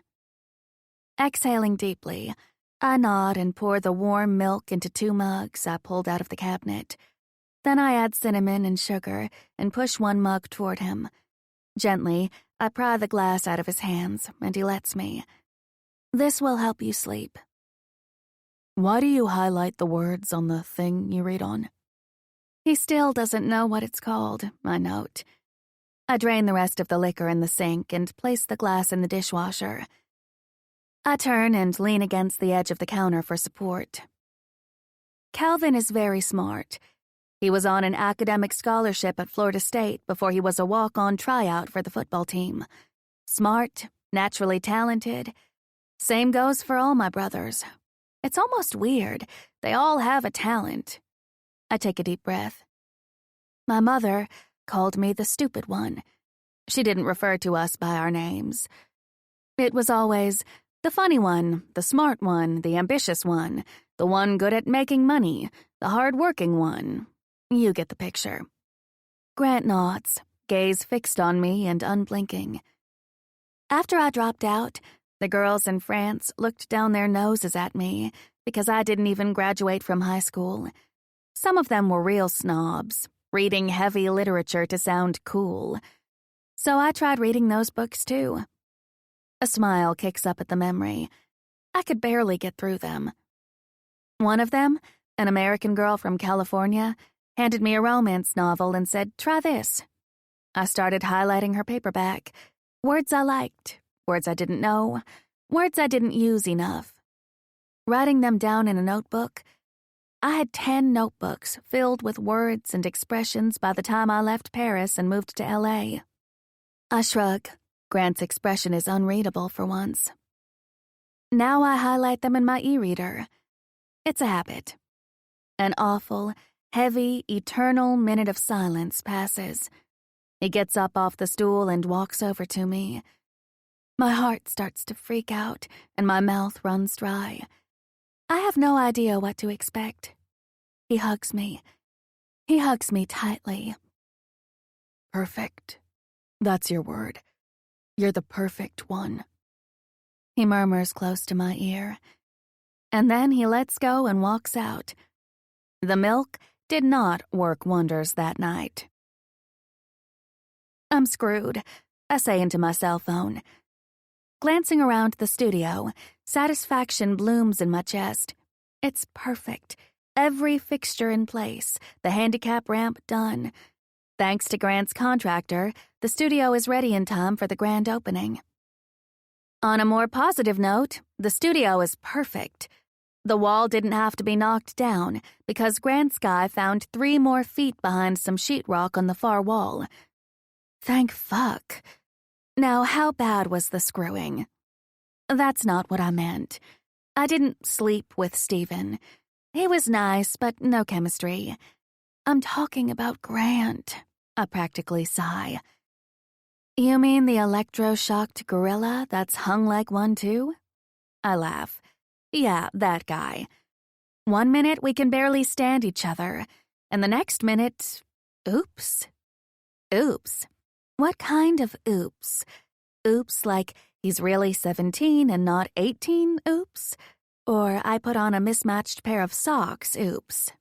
Somewhere in between. Oops, I'm falling into serious like, oops. Devya's silence worries me. What? No words of wisdom? Where's the advice now that I really need it? No turning into a love zombie, she finally says. I know, you're right. And stock up on extra-large condoms. Chapter 16. Morning. Grant is already seated at the kitchen table, coffee mug in hand, and smirking at me when I amble like a drunkard to the espresso machine. Sam must still be asleep. Haphazardly, I hit the buttons that will magically produce a 3-shot latte and salvation. The start of a migraine is already rolling over me. I can feel it. Unfortunately, the inspector is coming to check out the new electric panel today, and I can't afford to be anything less than sharp. Hormonal migraines are the bane of my existence. I can't remember a time when I didn't get them. With any hope, ibuprofen plus 30 gallons of caffeine should stave it off long enough to get me through the meeting. Morning, I croak. I'm still in the t-shirt I sleep in. I've completely ditched modesty in the last 2 weeks. You feeling okay? He says, while his gaze takes its regularly scheduled meandering tour of my body. No. I pinch the bridge of my nose and press into the sockets. I think I'm getting a migraine. Grabbing the latte, I take a seat across from him at the table. Take the day off. Can't, I say, guzzling my first cup. I glance over at him and find a heavy frown. The building inspector is coming today. By the time they're this far along, I usually have to spend the day in a pitch-black room, suffering. I don't tell him that, though. I just need to get through the next few hours. Do you have any plans today? I ask with a pathetic hound dog look, chin resting on my fist. He's been so helpful with Sam and Roxy. I don't know what I would have done this summer without him. He's been legit indispensable, not to mention a good friend. The best friend a girl could ask for. A friend and only a friend, because he thinks he's bad news. I have news for him. I'm bad news, too. He looks up from his iPad. Yeah, hanging out with my buddy Sam and my best gal Roxy. He keeps saying stuff like this, and I might swoon for real. My hand falls over my heart. They should saint you, or at the very least, knight you. He smiles wickedly, and a warm flush covers everything south of my hairline. His expression says he's picturing himself on his knees in front of me. Oh, wait, scratch that. That's me picturing it. I should be back in time to cook a late lunch if you two dude bros can wait. He flicks a hand at me. We'll be fine. You do your thing. His gaze returns to whatever he's looking at on the iPad, which reminds me, have you gotten the results back from the MRI? Not yet. He distractedly answers, his focus still trained on whatever is presently putting a deep scowl on his face. What are you going to do about preseason games? Nothing. I'm not putting on pads until September. I know more than I care to know about football, having borne witness to Calvin's long and successful career in the NFL, and now Will's, who's playing for Florida State. Any player will tell you that their body needs to be prepared for getting hit in regular season games by getting hit in practice. NFL rules already limit how many days they can practice with pads. With Grant missing training camp and preseason, waiting to be cleared by team and personal doctors, the idea of him getting thrown into a game at full speed does not sit well. In fact, it scares me. The thought of seeing Grant hurt gives me anxiety. Isn't that dangerous? He continues to stare at that damn iPad, purposely avoiding eye contact. Meanwhile, my head throbs. I press 2 fingers on my temples and massage. It's always dangerous, baby. He mumbles without thought. Catching himself, his head snaps up. Embarrassment colors his cheeks. There's no denying we've gotten quite chummy the last few weeks. Grant's a touchy person, tactile. A brush of his hand on my shoulder, the small of my back, a squeeze of my arm. They've all become commonplace occurrences, and truth be told, I haven't discouraged it, nor have I wanted to. The more it goes on, the more I crave it. Nevertheless, a fine imaginary line has been drawn, and neither of us has crossed it. Yet. Taking into account his declaration that he doesn't do relationships, and my abysmal track record and lack of practice, we're a match made in hell. If anything were to happen, it would surely end disastrously. And then where would I be? Adding another check mark to the fuck-up list? No thanks. Those days are over. I owe it to myself to do better, and I owe it to Sam. Stay in your lane, Amanda. This man is not for you. I'm going to go get dressed. I'll see you later, I say in a stilted voice. It never happened. This conversation never took place. And thank you. Later, he replies just as woodenly. Definitely a match made in hell. He's as good at the denial game as I am. Everything goes according to plan with the inspection, I think. At some point, I started seeing spots while he was talking. Shortly afterward, the nausea started. By the time I got back in the car to drive home, I could barely keep my eyes open. I pull into the driveway to find Grant and Sam shooting hoops near the garage. Waving, I run into the house in search of a dark room to hide. 10 minutes later, I'm in bed with the blackout drapes pulled tight and a cold, wet cloth resting over my eyes. "Mommy? Come here," I say, reaching out for him. I feel his small hand slip into mine, and I pull him closer until he's sitting close to me on the bed. "I have a migraine. Did you eat lunch?" "Grant ordered salmon steaks and salads from the restaurant." "Okay. Do you think you could make sure Roxy's taken care of today? And help Grant out if he needs it?" "Okay." He gets up to leave. "Love you. Bye, Mom." I can hear his feet pad out of the room. "Hey," a deep voice calls out from the threshold of my room. I lift the cloth and crack an eye open to see Grant's outline closing the distance. "What can I get you? What can I do?" "Just watch Sam for me." My eyes flutter closed. I feel fingers pushing my hair back. "I'd do anything for you," I think I hear him say. I can't be sure, though. Sound is fading fast as sleep claims me. I wake up sometime later with the room still blanketed in darkness. It could be midnight or noon, and I couldn't tell you. What I do know is that there's a man sleeping next to me. He sighs loudly and turns to face me. "You awake?"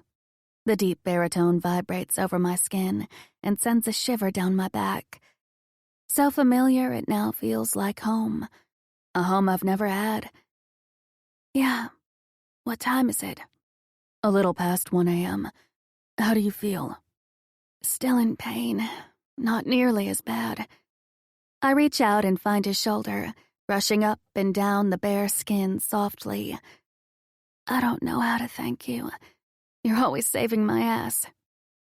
Taking my hand, he pinches the fleshy part between my thumb and index finger, and I almost scream, alternating between moaning and crying out. It hurts in the best way possible. "Oh, God. Oh, God, don't ever stop." He chuckles. "How did it go?" "Good, I think. I went deaf from pain 15 minutes into the meeting." He hums and takes my other hand and does the same. "That feels so good I might cry." "Please don't cry." "Why does it bother you so much?" I say into the darkness. A loaded minute of silence passes. "I've seen too many women cry." "At the shelters?"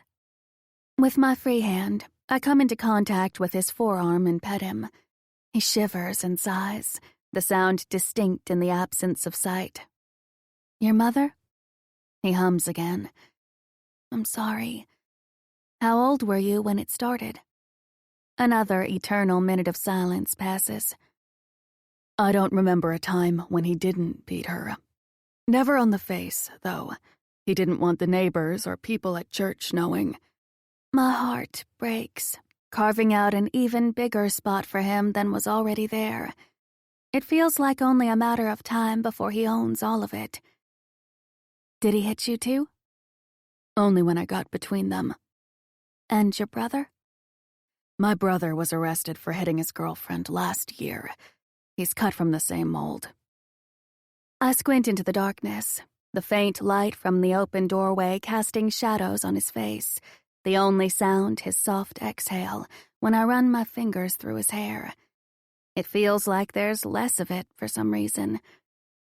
"You're not, and don't you dare argue with me." An indescribable rage comes over me. This is the best man I know that I'm not directly related to. He's such a good soul, it's almost hard to believe anyone like him could exist. And that he believes the worst of himself makes me so mad. "I've seen enough of you to know better." "Is she still with him? Is that why you don't see them?" He inches closer, close enough that I can feel the heat radiating off his body, close enough that I can feel his soft breath on my skin. "She'll never leave him." He pauses, and I know it's because he's considering how much to tell me. The summer before my senior year, they got into it. He was going at her with a closed fist. I ripped him off and started beating on him so badly he had to be hospitalized. When the cops showed up, because she called them, she told them it was all my fault. She had me arrested. I gasp, my hand stalling. I squeeze his forearm. I desperately want to hold him, comfort him the same way he's comforted me. But is that allowed? What if he pulls away? I'm too much of a coward to find out. The charges were later dropped. I never went back home. I ended up living with my football coach senior year until I left for school. Grant. My hand skates up his forearm. It glides over his shoulder and travels up the side of his neck to reach the sharp line of his jaw, pulsing with old pain and resentment. Cupping his face, I run my thumb over his full bottom lip and feel him place a kiss on the pad. Sleep. You need sleep, he whispers. Still groggy from a migraine hangover, I walk into the brightly lit kitchen and squint. Sam is standing next to Grant, who's seated at the table, leaning against him with his elbow resting on Grant's shoulder, their attention both directed down at the iPad Grant's holding. "That's a nubby," Sam tells Grant while he points to what is probably his Fortnite video game. "You can tell by the skin." A bunch of takeout containers litter the kitchen table. My stomach suddenly rumbles, and they both look up at me. That's when it sinks in. Sam's hair. I blink and blink, but it's not getting any better. For a moment, I wonder if the migraine messed with my eyesight. "What happened to your head?" My gaze cuts to Grant. His hair is short, a little longer on top, stylish and hip. I did feel less of it last night. It blends perfectly with his trim beard. It suits him. In other words, hot. "Hi, Mom. Do you feel better?" Sam chirps with a big smile on his face. Somewhat. My attention slides to the man responsible for his hair crisis. Why does my son have a mohawk, or a pompadour, or whatever you call it? "It's a bro flow," my son answers for him. "Yeah, no, it's a mohawk." I aim my dismay at the man presently staring back at me with wide blue eyes. "Why do you have a cute haircut and my son a mohawk?" "Javier said this is the cool haircut," Sam butts in again. Javier needs to have his eyes checked. "You think my hair is cute?" The blonde looks confused. He runs a hand through his hair. Did Javier stab him in the brain by mistake? Really? You're gonna quibble with me over words? Fine, hot, super manly, sexy haircut. Why does yours look good and— "It was $100, my overexcited son yells. "That better not be American dollars. That better be Canadian dollars. Let me get my checkbook." I grumble and add a very justified shake of my head. $100 for a kid's haircut? I'm going to be sick. Before I have a chance to hunt my purse down, Grant is standing in front of me, holding me by the shoulders. "Nope." He directs a frown at Sam. "You weren't supposed to hear that." Then his gaze makes a U-turn back to me. Somebody was spying. His half-smile is sweet, his gaze soft as it moves over my face. One glance at that smile, and my heartbeat picks up speed. For a never-ending minute, all I can do is stare. This oops is becoming a real nuisance. "Are you sure you're feeling okay?" He frowns in concern. "You still look out of it." "Yeah, I'm fine." "Not really. I have a terrible crush on a man I can't have. But I'll be okay. I'll learn to live without. I always do. Been doing it all my life." Chapter 17. It's grand opening day. I'm passing the Swiffer on the hardwood floor one last time before classes start at 7 a.m. Our students are hardcore. In the city, we offer a 5:45 a.m. class, and it's always packed. We don't have many sign-ups for 7 a.m., Dev says, glancing at our digital schedule on the computer. Bending down, she rearranges some merchandise inside the display case packed with products with our brand logo. T-shirts with our Get Your Bend On slogan written on the back, yoga mats, water containers, sweatshirts, and leggings. You name it, we sell it in our brand colors. Pale lavender and navy. The studio is beautiful. All we need now is for our devoted clients to show up. You said you spoke with a bunch of clients and they told you they're coming, right? Yeah. She makes a face. I'm nervous as it is. Don't freak me out. We sent out 500 e-invitations. I passed out hundreds of flyers and free class coupons locally. We advertised on Facebook and sent out Instagram notices. We did everything we could. Let's be positive. Why am I having such a hard time summoning it, then? You're right. It'll be fine, Dev says, gathering her hair up and twisting it into a neat bun. 3 hours later, we're no longer positive. Nope. There's not a positive vibe amongst the two of us. The 3 classes we taught were maybe half filled. Maybe. Actually, closer to a quarter filled. By late afternoon, I walk into a dark house with failure dragging my shoulders down. Sam is with Ronan and Grant is meeting with team doctors. Roxy greets me at the door, and I kneel and hug her close, tears threatening to erupt.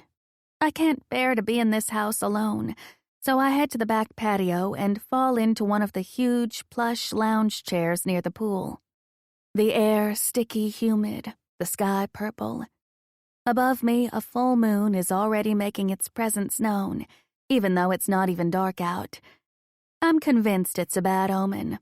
This is where a drink would go a long way, but I'm not even tempted. Not even alcohol could lift my spirits at this point. What are you doing out here? The man I'm desperately trying not to fall in love with says. It's not dark yet and the moon is out. That's some bad juju. I point to it, brazenly hanging there. The gall. That moon has some confidence coming out while it's still light out. Look at me, it's saying. I can outshine everything around me. Take that, Earth. That moon is a badass bitch.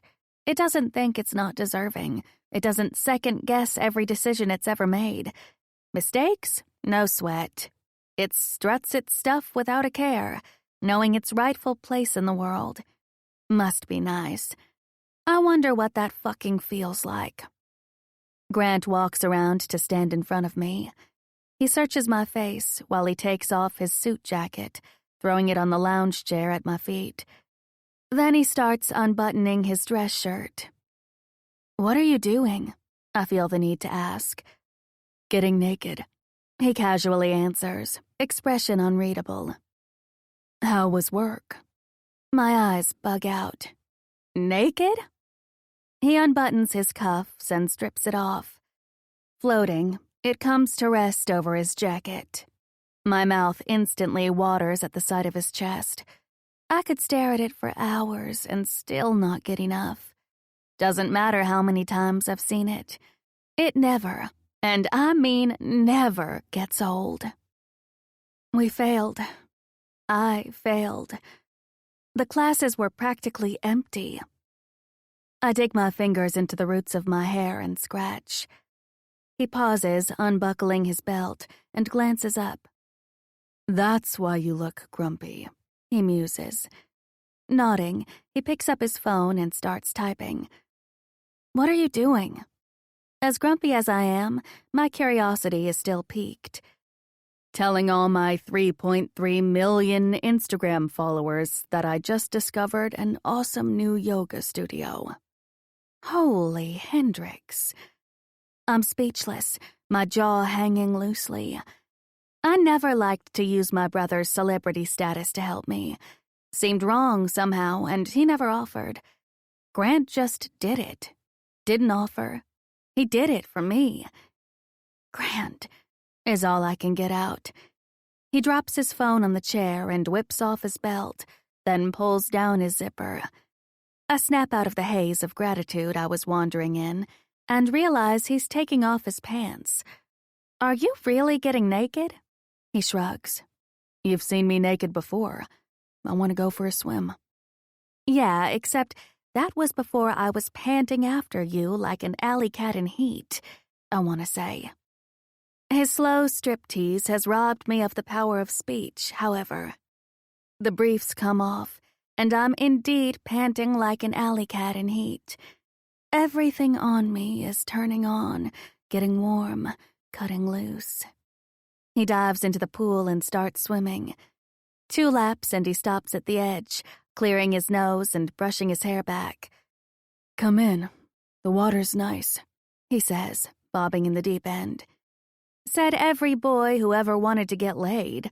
I volley back with a smirk. He gives me a sexy one-sided smile. I promise not to molest you. Come in. Without thinking too hard about it, I strip down to my underwear and sports bra and jump in. The water's warm. It lulls me into a false sense of safety, strips down my defenses. Feelings I shouldn't be feeling sneak up on me. I watch Grant swim back and forth a few more times. In the water, all those glistening muscles are even more drool-worthy. There's an innate grace to the way Grant moves. It's no wonder he's such an amazing athlete. When he resurfaces, he swims up within inches of touching me. The air between us is undeniably charged with the anticipation of what may come. We've been dancing around each other for weeks, and it feels like it's all finally coming to a head. I lean against the side with my elbows on the stone, still warm from the sun it absorbed all day. He swims up next to me, facing Roxy, and plants his elbows on the patio next to mine. Roxy, never one to be ignored, starts licking Grant's face. Laughing, he pushes her away. What made you take a chance on her?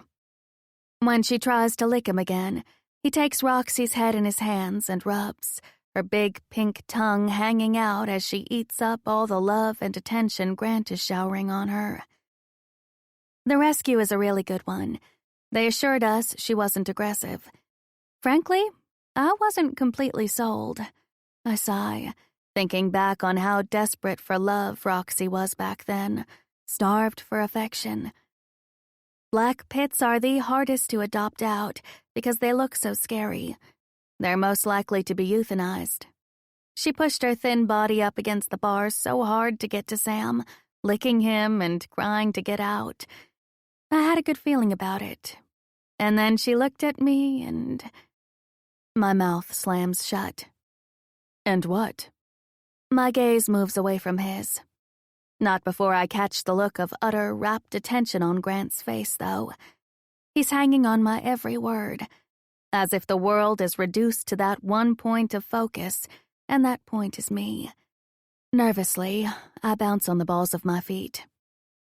And she, kind of reminded me of me, I admit, watching my dog trying to get more FaceTime with her crush. I can't look at him. If I look at him and see pity, I may start to cry. Kind and generous. My attention returns to him, my gaze actively searching his face for a sign he's being sarcastic, that he's teasing me. But there's nothing to find, other than something good and wholesome, something steady, something that makes the truth spill out. Desperate for a second chance. For a beat, we stare at each other, neither of us voicing the undeniable truth that something is happening between us, something deep and real and scary. He pins me to the side of the pool with his body, his arms framing mine, and leans closer. Goosebumps break out from my hairline to my toes. You make me want to try, he quietly confesses. I've told myself 1,000 times to stop thinking about the way he looks at me, or that he's so sweet with Sam it brings tears to my eyes every time I watch them interact, Or that Roxy fell hard and fast in love with him from the outset, and everyone knows dogs are the best judges of character. I've told myself to stop staying awake at night wanting him, but he makes it nearly impossible. Try what? I ask in an equally quiet voice. I can't pry my eyes away from his lips, full and slick with water. Reaching out, I dare to run my fingers over the short beard from the side of his face to his chin. His thick lashes, beaded with water, flutter shut. Be a better man for you. You're the best man I know already. Nothing to try for. You keep at it like that, and I'm going to kiss you. Those perfectly shaped lips murmur. It sounds like a threat and a promise, and part of me hopes it's both. His lips swoop down and capture mine. The kiss is closed mouth, sweet, tentative. He's giving me the chance to stop it, but I don't. He softly brushes his lips back and forth, nibbling, investigating what I like. Kissing me, until mine part and his tongue slips inside. He tastes like apples and sweet beginnings. He feels like absolution and safety, like an unexpected second chance. You know that aha moment you get when two pieces of a jigsaw puzzle snap together? When you know you've finally aced something? That's what kissing Grant feels like. I've made mistakes, more than my share. But Grant? He's the right to all my wrongs. His big hands wrap around my face, and he pulls me closer. There are not many men that can make me feel small and dainty, and this one does, bless him. That's when I pull out all the stops and lean in, giving it all I've got. And Grant doesn't need to be asked. He's on it, wooing my mouth, my body. His hands move down and grip my ass cheeks, pulling me against the erection trapped between our bodies. The water might as well be boiling, because all I feel is heat. His, mine, the water, the humidity. All the fun comes to a sudden halt when a sloppy tongue licks my face. It then migrates to the man I'm kissing. Laughing, we break apart, Roxy barking wildly and jumping up on us. We pull apart and stare at each other, wearing matching grins. What are we doing? I'm not sure, he tells me in a soft, low voice, and brushes a piece of hair away from my mouth. But let's go with it. The next morning, I drive to the studio with a heavy heart and a gut filled with worry. Neither Dev nor I had anticipated people not showing up. The space was small enough that we were nearly guaranteed a full house for every time slot. Our clients are devoted to a fault. We had half our Manhattan class schedule filled on a day a nor'easter hit the tri-state area. Low attendance was never even a consideration. After the kissing, which was out of this world good, Sam called to tell me that Ronan bought him a drum set. I was thrilled to hear it. Not. He better assume he's keeping it at his house. More importantly, it brought my feet. Let each note be a step inward toward calm. Enjoy this musical break before we continue. Thank you for your time and presence.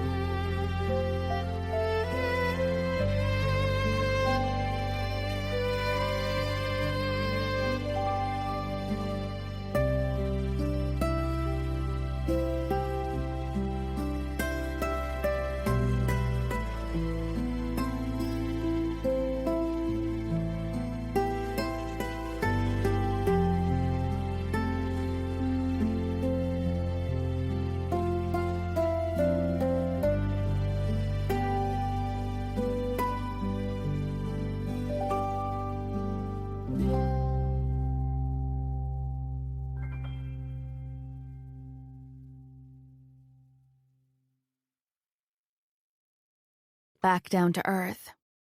This is a complicated affair with many moving parts. We can't just plunge into a hot and heavy thing and deal with consequences later. That's what I would have done years ago. Now I have Sam to consider. I drive down Main Street and take in the Mercedes, Bentleys, and even Rolls-Royces that line the town streets. Just another day in the neighborhood around these parts. By the time I get to my block, I'm gaping. The street is so congested with car and foot traffic that I can't even park in my reserved space. People dressed in yoga gear crowd the doorway. Photographers camped outside. I park, and a police cruiser drives by to inform me that he was sent over to help. Holy Hendrix! Dev and I are at the check-in desk when familiar faces start to pour in, flashing their The Bend badges at me before going to grab a spot. With each person that enters and greets me, the heavy burden of failure I'm carrying around lessens. My heart gets lighter, my breaths deeper. All because of one small act of kindness. This is all because of Grant. By 7 a.m., the room is full. I'm about to close the door and get started when a familiar face approaches from down the sidewalk, photographers trailing him closely. "Are you retiring?" "Ivy Stone says the baby could be yours. Do you have anything to say to the rumors that you're gay?" Questions are hurled at him right and left. They even step in front of him to grab a shot, nearly getting trampled in the process. Ignoring them all, he keeps walking. Dressed in compression shorts and a technical shirt, a yoga mat neatly tucked under his arm, he looks like the sexy cherry on an ice cream sundae, one I'd like to twist into a knot with my tongue. His expression is all business, until his chin lifts and he spots me. Then a smile lights up his face. My heart does a sun salutation inside my chest. He walks inside looking sheepish. "Is this the new yoga place that just opened?" "Yes, it is. How can I help you?" I say, pushing back the excitement punching through my chest. "I'm here to take a class." Dev pokes her head out and gives Grant a quick up and down. "Get in here already," Dev orders with a roll of her eyes and a big smile. "Before you cause any more mass hysteria." Feeling the collective attention of the entire class on the back of my neck, I turn and, yep, find everyone staring at us, or rather, staring at my roommate. "Are you a beginner?" His eyes shift from me and away, his mouth pursing, his color high. "At yoga?" His bright blue eyes return to me, and he murmurs, "And relationships." I've been high on diet pills. I've been drunk more times than I care to admit. But I've never felt as good from unadulterated joy as I feel right this minute. With this man standing before me, making himself vulnerable in a way he never is. An unrelenting grin pries my lips apart. Me too. At the relationship part, I mean. For the first time in my life, I feel lucky. The possibilities feel endless. Hope is making a comeback. Could this be the start of something real? "Mandy." "Yeah?" I say, frowning at the strange look on his face.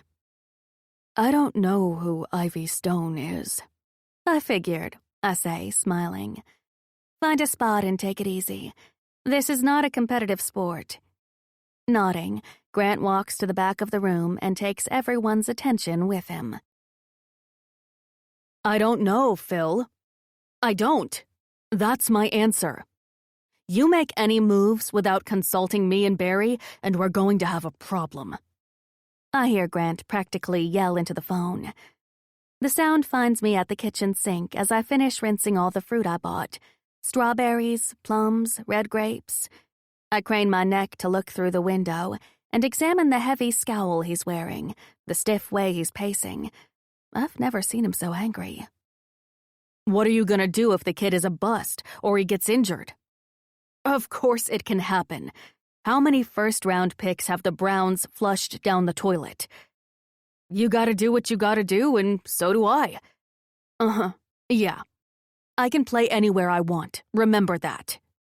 He ends the call and stares at the phone, the look of a man with a serious problem. Then, glancing up, he catches me watching. His frown fades, gives way to an exasperated smile aimed at me. So sweet, that smile. Swoon.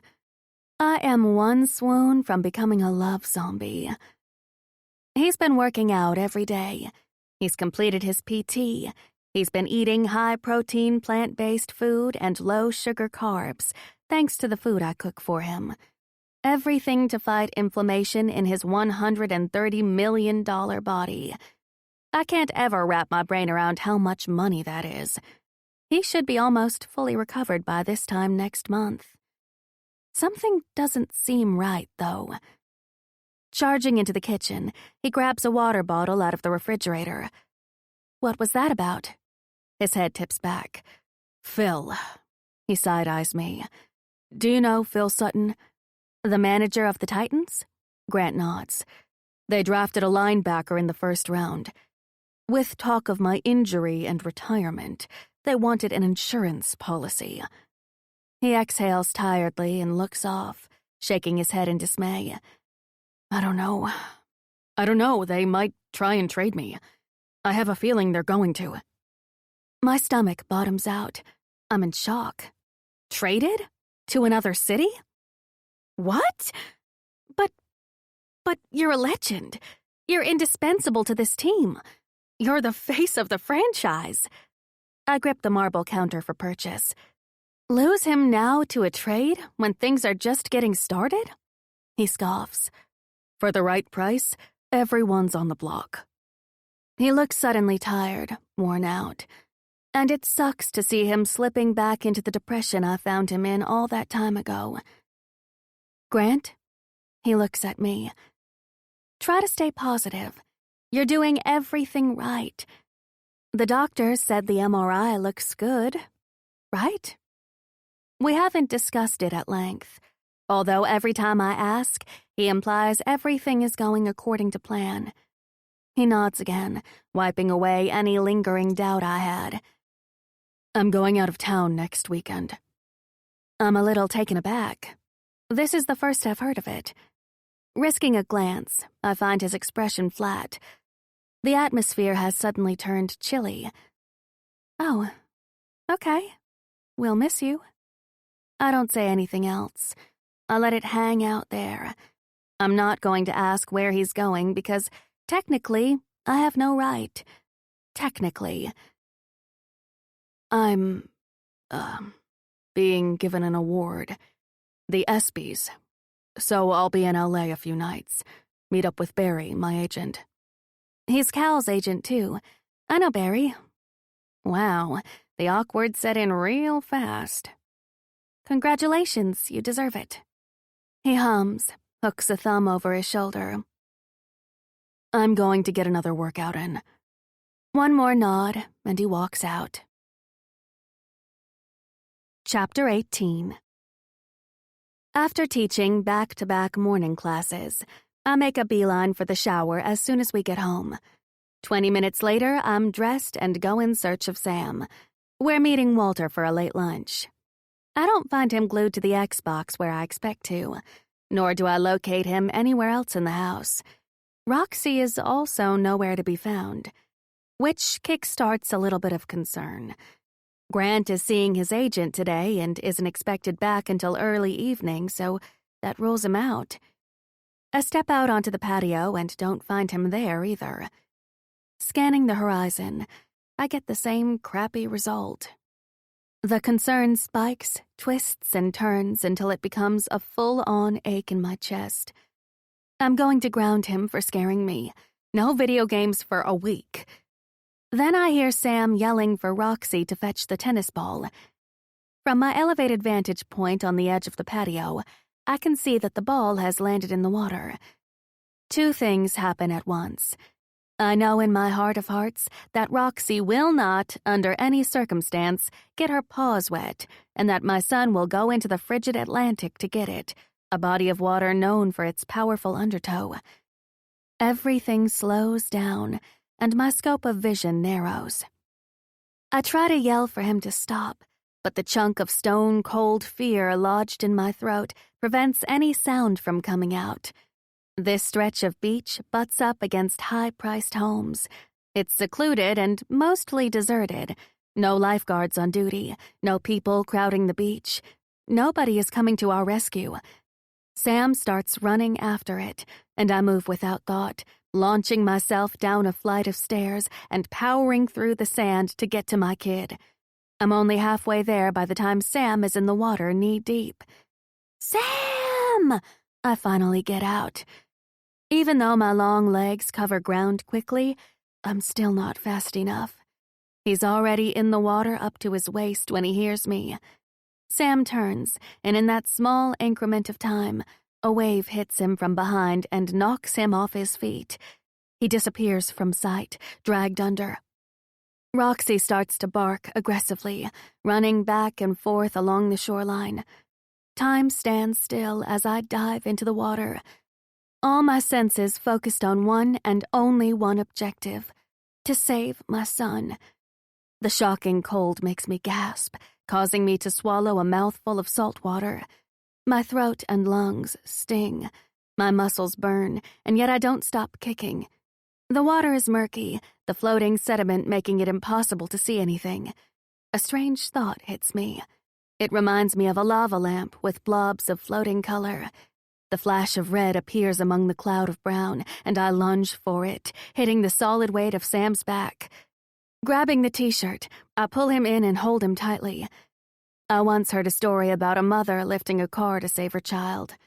There isn't a shadow of a doubt that it could happen, because despite the searing pain in my body and the burn in my throat, I kick and kick until we break the surface. "I got you," I gasp, then sputter and cough. "Got you." Harnessing all the strength I have left, I swim the few treacherous feet back to shore, dragging his limp body. Dev and I took CPR classes as part of our business training. We teach physical exercise, and even under the best of circumstances, anything can happen. A heart attack, epileptic attack, you name it. It was imperative we seek medical advice on how to handle many of these situations. I could never have anticipated how critical that training would be to me personally. Sam is unconscious, his lips blue. I react instinctively. 2 pushes on his bony chest, and Sam spits up water, coughing and gagging, after which he starts to cry. I gather my baby up in my arms and rock him back and forth. The relief that he's safe and in my arms doesn't last long. It's swiftly overshadowed by the feeling that this is all my fault, that I'm a horrible mother and I don't deserve him. And no matter how much I argue with myself that it's only my old demons rearing up, I can't quite find the strength to quiet them. All clear. The x-rays of his lungs looked good. I'll have Jenny get his discharge papers ready, the doctor says with a smile. I sag against the examination room bed and squeeze Sam's shoulder. Thanks, Dr. Emery. No problem. She turns a soft smile on my son, who looks crankier than I've ever seen him. No more swimming without Mom around, Sam. Sam nods without glancing up at her. As soon as I could get dry clothes on him, we drove straight to the Stony Brook ER as a precaution. Mommy, my throat hurts. The only lingering problems seem to be a sore throat and an upset stomach from swallowing salt water and sediment. I pet his stiff hair and kiss the top of his head. Salt and sand stick to my lips. I don't even have the energy to wipe it off. I should be relieved. I should be celebrating. And yet I feel like hiding under the bed and crying myself to death. If I don't fall off the wagon today, I never will. This is one of those moments where I dared to get ahead of myself, and life reminded me that she's the one in charge. She's the one laying tracks. I'm only along for the ride. I'm so tired, I feel it pulling my face down. I'm 33, going on 103. I know, honey. I'm going to get you some lemon sorbet to help with that. I want to go home. A little while longer. Hey, a deep masculine voice calls out. Both Sam and I glance up to find Grant filling up the doorway. A heavy frown pulls at his face, and his chest falls and rises under his vintage Titans t-shirt, as if he's been running. I don't blink, not quite believing my eyes, scared that if I do, he'll disappear, like everything else I've ever allowed myself to want. Sam gets up from the bed, and head bowed, walks over to Grant. He wraps his arms around the big blonde's waist, and Grant lifts him into his arms. Hiding his face in the curve of Grant's neck, Sam starts to cry. I am done for. Done. I can't take any more. I watch Sam close his eyes and hug Grant tighter, and I know with absolute certainty that I have hopelessly fallen in love with this gorgeous, klutzy night, and for the life of me, I don't know what to do about it. The pressure behind my sinuses tells me the sting of tears is imminent. I pinch the bridge of my nose and fight like hell to push them back down. I don't know whether to be happy Sam has a man he feels close enough to comfort him, or whether it makes me twice as bad a parent. It's okay. You're okay, Grant murmurs, rubbing Sam's back until the crying dials down to a soft sniffle. How did you find us? I make quick work of the tear that's falling down the side of my eye. iPhone. When I return a blank stare, he continues, Find my friends. You approved me. Oh, is that what that thing does? I thought it was like Facebook friends. He presses his lips together, tempering a smile. No. I don't question why he's here, riding in like a knight to rescue a boy and his parentally challenged mother at a time when he's most needed. I don't ask how he feels about me or Sam. I don't ask where this is going. I don't ask any questions that lead to answers I'm not ready to face. All I'm willing to admit is that I don't ever want it to end. Mrs. Shaw? A pretty nurse appears behind Grant, and he steps aside to let her into the room. Her big brown eyes take the time to do a thorough examination of the gorgeous man holding my child.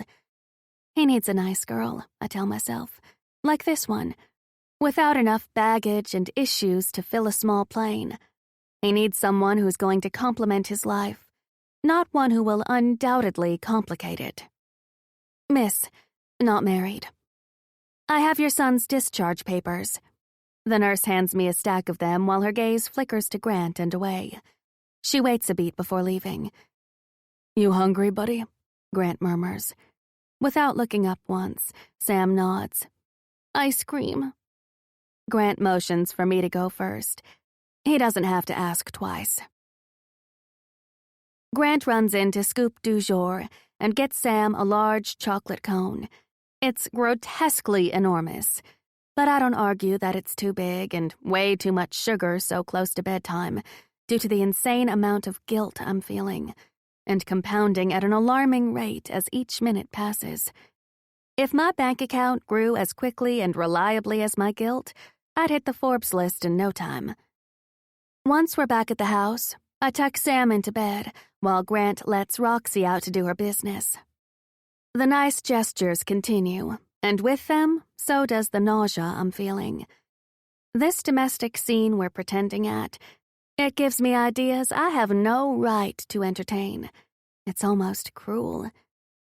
Up until now, being alone never felt like a hardship. I'd never met anyone that made me want to make room, to turn my life and that of my sons upside down to accommodate another person's needs. But he does. Grant makes me want to shake things up, take apart the carefully constructed order of my life and rearrange it. Order that, up until now, has been necessary for my mental health. By the time I drag my sorry, smelly self into the shower, it's almost midnight. The hot water beating down on me washes away not only the questionable scent of the Atlantic, but also the last of the strength I was hoarding. I have to actually sit on the tiled ledge in fear I'll end up face down on the shower floor, and will have to rush to the hospital all over again, one I plan on never stepping foot inside again. The heat looses the grip I have on my emotions. A sense of epic failure rushes up on me. That and so much more. Otherwise, I'm fine. At least, that's what I tell myself. I crawl into bed and stare up at the ceiling, and that's when the lies end. A steady stream of tears slides down my face. Nothing will stem the flow, and no amount of positive thinking is going to fix this. Amanda. I can't have him see me like this, at my worst, my weakest, raw and battered and hanging on by a very fine thread. This is where I draw the line. I can hear you. I'm coming in. No, don't. The door swings open, and a dark figure stands motionless in the threshold. I scramble to sit up in bed and roughly brush away the wetness on my face. A loud, faithless hiccup comes out of me. So much for preserving that last shred of dignity I possess. I'm not in the mood for company, Grant. Really. Sighing loudly, the dark silhouette approaches. He sits on the bed, inches away from my bent legs. The mattress sags about 3 feet and almost takes me with it. What happened? A big hand reaches out and wraps around my ankle, the warmth and strength grounding me. That and the low resonance of his voice makes me want to confess every bad deed I've ever committed, beg him to take the burden off my shoulders. His hand skates up my bare leg, squeezing my calf, moving further to my bent knee and resting there. We didn't have a chance to talk about why we were in the ER. On the ride home in his SUV, he stayed blessedly silent on the matter, wisely sensing it would only upset Sam. If I thought the world of him before, now he's on a pedestal with the best. He almost drowned. I barely get the words out before loud, choked wails rip out of me. It's almost completely dark in the room, and still I hide my face behind my hands, my shame along with it. He went in after a tennis ball, and I almost lost him to the undertow. A feeling of weightlessness comes over me, and the next thing I know, I'm in his lap with his arms wrapped around me, his chin resting on top of my head. My body shudders with every sob, and his grip on me tightens. He takes them all, and in return gives me comfort. Minutes pass before I can get a comprehensible word out. I'm trying so hard, and still I'm the shittiest mother on the planet. Don't do that. Don't knock yourself down. He pets my back, my hair, curls a hand around my shoulder. It feels so good, I never want it to stop. You're a great mom. You don't know the half of it. Don't I? I've been here with you for almost 2 months. I watch you. I see you. Whatever happened in the past, don't let it ruin all the good you're doing now, he murmurs, his words slipping beneath my skin and insinuating themselves in my heart. You fight for him. I know how much you love him. You should be proud of yourself. And while you're at it, fight for yourself, too. Take what you want. You deserve it. I hope you know that. I want you, my mind and body scream. There's so much sincerity in his voice that it jump-starts the tears again. I dig my face into his neck, my hand closing on a fistful of t-shirt. He's an anchor, this man. He's all things noble and good. Why are you so good to me? I wait for his answer, and wait. The silence leaves me feeling sick to my stomach. I sounded pathetic, I know I did. Never mind, I add, and try to untangle myself from his hold. His arms tighten and his mouth inches closer, hovering near my ear. Can I get a minute to think about what I want to say? Or is this a 2-minute drill? Despite everything, I smile against the warm skin of his throat and nod. I'm really sorry for the way I treated you when you got here. I was in a bad place in my head, and being around you made me anxious. I'm kind of stunned by his confession. Why anxious? He exhales loudly. I thought I'd have the house to myself, and you were right. I was pissed about my injury. I don't know if I can ever play again. For the first time in my life, I don't know what the future looks like. And it's scary, I finish for him. A beat later, I feel him nod. I understand. So you're trying to make up for being the house guest from hell? No, He chuckles, and the vibration tickles my cheek. I like being around you. I like everything about you. Everything. This is the best summer I've ever had. He says so softly, it's barely above a whisper. You're the best time I've ever had. He clears his throat. That can't be true. Can it? Do I feel the same way? Is this the best time I've ever had? Searching my memory bank, I can say, with the exception of being responsible for my son's near drowning, the answer is yes. Unequivocally yes. I press even closer, as close as I can possibly get, and he squeezes me back. Thank you, I say, and place a closed-mouth kiss on the side of his neck. Grant shivers and hums.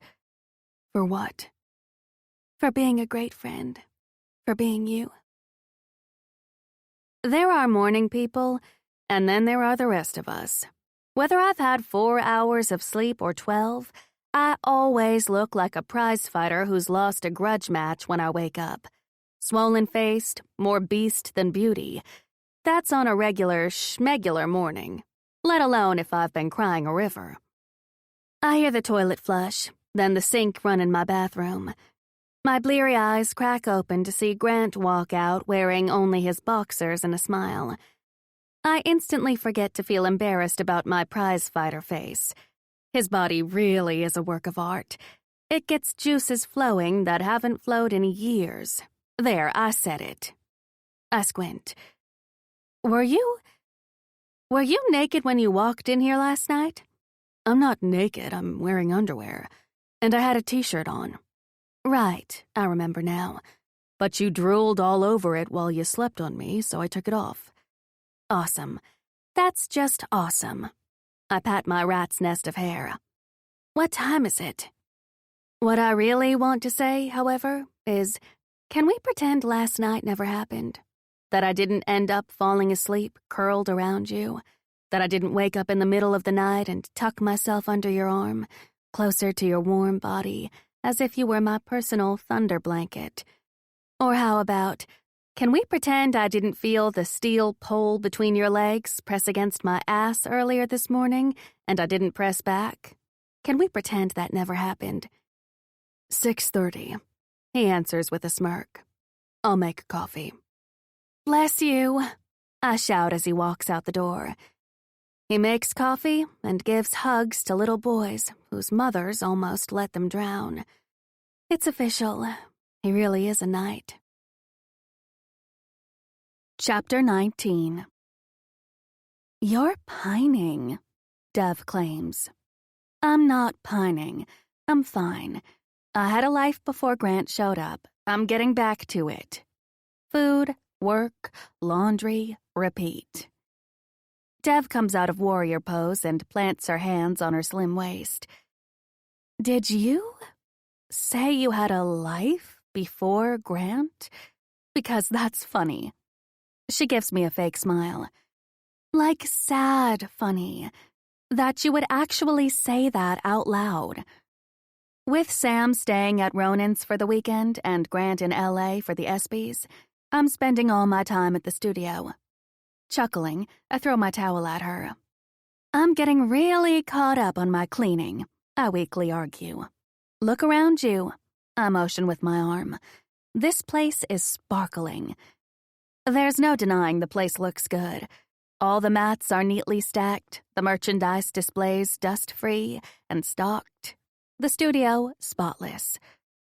Wow, you're really setting the world on fire, she drawls and lies down to stretch out her hamstrings. How's staying with your dad? Devia's face goes stone cold. Awesome. He barely speaks to me. Why don't you move in with me? it would be so much less stressful for you. Because it's an exercise in follow-through, she air quotes. The only thing that stresses me is the possibility of running into Hunter. They still occasionally work together, and I definitely would rather avoid seeing him. Hunter James is an entertainment lawyer and probably more closely related to sharks than human beings. This is the man Devya thought would be a great candidate to get engaged to so she could escape the engagement her mother had arranged for her in India. Sometimes Dev can go overboard with the drama. Here's the punchline. Wait for it. It didn't go well.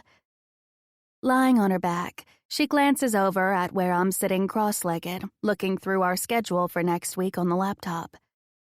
Goober, you're already in love with him. My eyes fly to hers. No, I'm not. Lie. I'm such a filthy liar. She gives me a sad little smile. How many times have you checked your phone? That means squat. What if Sam called? You have a special ringtone for Ronan. Harvest Moon by Neil Young. He was singing a cover of it the first night I saw him perform. Dang, she knows me way too well. He doesn't do relationships for reasons I can't explain, but rest assured he really believes he can't be in one. I can't be in love with him because that would be stupid, and I'm done doing stupid shit. Besides, the Titans might trade him, and he's not retiring. I just drove a stake through my own heart. Is that your fight song? Says the most sarcastic person ever, and I wouldn't change her one bit. Yes, I grumble. Tell it to your heart then, because it's in your eyes. My heart doesn't listen.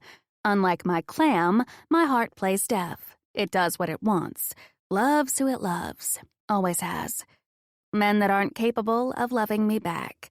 Men out of my reach. Dev is still watching me with concern. I'm not going to turn into a love zombie, I promise.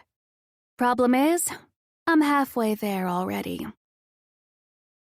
The first text comes at 9 p.m. East Coast time, when I'm about to hit the sack. I almost can't believe the hole in this house without him here. It feels empty, sad, like the rest of us. Klutzy night. Hey. I stare at the text as if all the answers of the universe are hidden there. This means something, I tell myself. Ever since the weird exchange we had after the phone call with Titan's management, things have been on ice between us. And my feelings don't do ice. They burn hot and fast, blazing forward at lightning speed. Consequently, it's a small issue, a teeny tiny one. They have a tendency to leave scorched earth behind. Plopping down at the foot of the bed, I write back. Me. How was your flight? Klutzy night. Long. The seats are too small for me. Me. Even in first class? Klutzy night. Yes. Me. You're worse than a teenage girl in text. Stop being so gabby. My phone rings and the thrill that snakes up my back is shameful. Shame on me. Shame, shame. I can't press the accept button fast enough. Hi, he says tiredly. Hi yourself. Why do you sound so tired? Long day, and I have to go out for some publicity thing tonight. Oh, that's the best I can do, while pictures of women throwing themselves at him run through my mind and my stomach sours. What have you been up to? He asks with genuine interest. Missing you. In the 8 hours since you've been gone? He chuckles. Been counting, have you? Yep. Hardly. Working, cleaning, you know, how glamorous my life is. Hanging out with famous athletes who snore and have a proclivity for nudity. Proclivity? Good word. I'll lend you my notebooks. He's silent a beat. I have to get in the shower, he grumbles. Have fun, I say and mean it.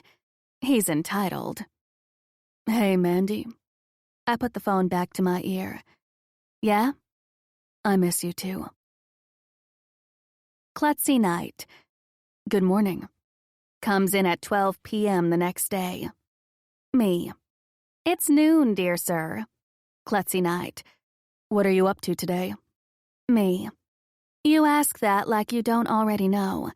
But just to give you a taste of what I had to deal with this morning when I returned from the farmer's market, I send him a picture of Roxy looking like the doggy criminal she is. I place the bags of beautiful, fresh produce on the floor, only to step away for a minute to hit the John, and returned to find most of the produce either eaten or scattered around the kitchen floor. Klutzy night. Laughing emoji. Me. Emojis? You are the perfect man. Klutzy night. I'll remind you of that next time you look like you want to punch me in the eggplant emoji. Me. Good luck tonight. Have fun. You deserve it. Smiling emoji. That night we make a big thing of it. I buy snacks. Sam and I get set up in the family room where my brother's television takes up most of the wall. Feeling unusually courageous, I text him. I write and erase 7 different messages. In the end, I go with this masterpiece. Me. We're all watching. Celebrate emoji. I so nailed it. When he doesn't text back, I brush it off. He's busy. He may not have heard the text notification. There are a million legitimate reasons, and I go through each and every one in my head. The show starts, and they pan to Grant in the first row. He's so handsome, it's a crime. Wearing a navy suit that's molded to his body. Literally molded. My poor, poor heart takes off like a shot in the dark, running so fast it hurts. A man that size should look freakish in a suit, and yet this one doesn't. He looks like he needs to be showcased on the cover of People's Sexiest Men. Come to think of it, I think he has been already. Note to self, Google that pronto. Whenever they pan to him, a woman's hand resting on the sleeve of his forearm keeps showing up on camera. How to describe the feeling? It's like getting tasered every time I see it. I never get to see the rest of her, though. I even catch myself leaning left and right from my spot on the couch, as if I could peer into the television and get a better look. Move over, I keep growling at the TV.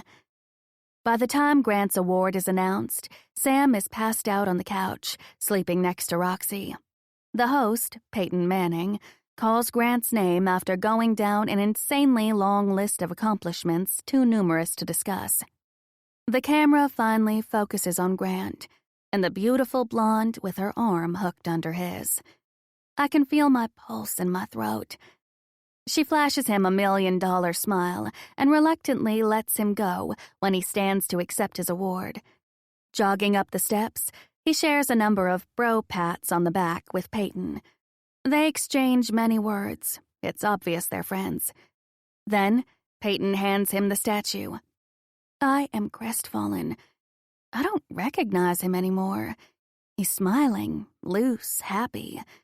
I'm not saying he needs to be sad, but this isn't him. Who is this dude, and what happened to the one who left yesterday morning? The man that has steadily and methodically taken me apart piece by piece, only to put me back together again better than I have ever been. Where's that guy? Tamping down the storm of emotions that are gathering, I get a hold of my composure. I was blessed with skill that allowed me to do what I love at the highest level. Few of us can say that, and I've always been acutely aware of how lucky I am.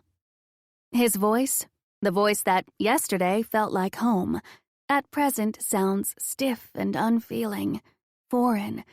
It's Siberia to me now. We play the game for the love of the game, but we also play for the glory. And with the glory comes responsibility. Dev, are you watching? Don't turn into a love zombie. I'm so down, I don't have the energy to text her back. To shed light on the ones that are ignored. To listen to the ones without a voice. To defend the ones that can't defend themselves. This, the work we do when we aren't on the field, isn't about glory or trophies. It's about how many we can help. And if I've made one woman or child's life just a little bit better, then I've succeeded. But we can't do it alone. Give your time, give $1, give a hug. Do whatever you can. Holding up the statue, he nods curtly at the audience and walks off, stage left. The texts start at 1 a.m. Klutzy night. Hey, sorry I didn't text back sooner. Klutzy night. Did you watch? Klutzy night. Amanda? Klutzy night. Hello? Klutzy night. I'm getting worried. Please text me back so I know you're okay. Klutzy night. Are you ignoring me? Klutzy night. Answer the phone. The phone rings exactly 10 times after that. By 3 a.m., I'm tired, pissed, and worried that he'll send a police cruiser over if I don't answer. Yes? What the fuck? He says in a low voice. He never, ever uses the F word, so I know we're treading new territory. What? I'm tired, Grant. What is it? Sitting up in bed, I rub my face. What is it? He echoes, tone incredulous. I'm going nuts over here, thinking something's wrong, that something, God forbid, happened to you or Sam, and you're tired? Don't you have people to wow, to dazzle with your sparkling personality? Why are you calling me? He gasps or chokes or growls, something of that nature. What's going on with you? What is it, Amanda? What's going on with me? I huff. What's going on is that I am an idiot, a naive idiot. I knew it was a mistake to let myself believe, and yet I called an audible when I should have stuck with the original game plan. But I didn't. My fault. I knew I had no business even contemplating whatever it was that I imagined was happening between us. And for that, I have only myself to blame. I'm an emotional masochist, and you're an incredible temptation. When you're being the sweet guy, not the other guy, the faker I saw on camera. Eyes wide open. Eyes wide open. Now I know it's an act. Fine. Good. No harm, no foul. Nothing happened. The summer is almost over. You'll be back to doing you, since you're healed and ready to venture back into the world. And I'll do whatever it is I do, which is usually food shopping and working and cleaning. Rinse, repeat, okay? Is that okay with you? I'm happy doing that. I'm happy. Happy. Are we done now? The bell has rung on this bitch. Time to go to our mutual corners. White noise. All I hear is white noise and a faint staticky sound. I look at the screen to make sure he hasn't hung up on me and see that the call time is still ticking. Hello? I say weakly. A heavy sigh comes through the phone. Yeah. I'm hanging up now. You do that, and I'll charter a jet home, he calmly states. Maybe we should do this face to face. I'm shaking my head before he even stops speaking. No, that's okay. We can do this now, I reply, tone super indignant, even though I take care not to poke the grizzly bear any more than I already have. First, if you ever not answer the phone on me again, I'm going to spank your ass. Excuse me? Nah, I get to talk now. You just dropped a shit ton of sports metaphors on me, and it took me a while to sift through those. I mean it, Amanda. You make me worry like that again, and my handprint will be a permanent stamp on your gorgeous ass.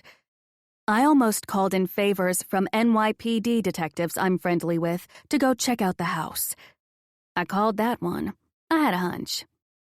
I take it you're upset about Patty? I don't know who Patty is, nor do I care. I go with prickly this time. My feelings are hurt, and he's got a lot of explaining to do before those feel better. She's a professional soccer player, and yes, you do care. Barry represents her. We have the same PR people, and they asked me to do it as a favor, to get her face out there. Oh, her face was out there. She looked very happy to be all over your arm. He snorts, and my irritation spikes. Are you kidding me? I snap. Look, I can't help what other people do or don't do. All I can tell you is a friend asked me for a favor and I said yes. I'm not interested in Patty. I don't give a nut if she's interested in me.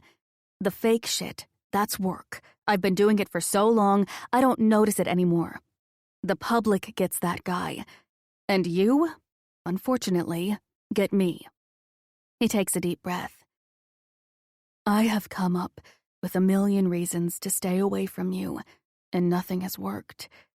I'm tired of fighting this.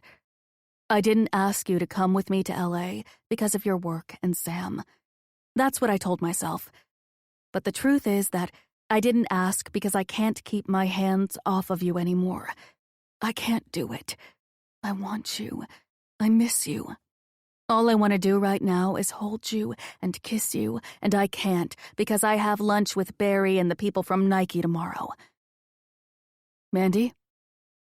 Yeah, I sniff. I miss you too. Chapter 20. Hello? A deep voice bellows from the foyer.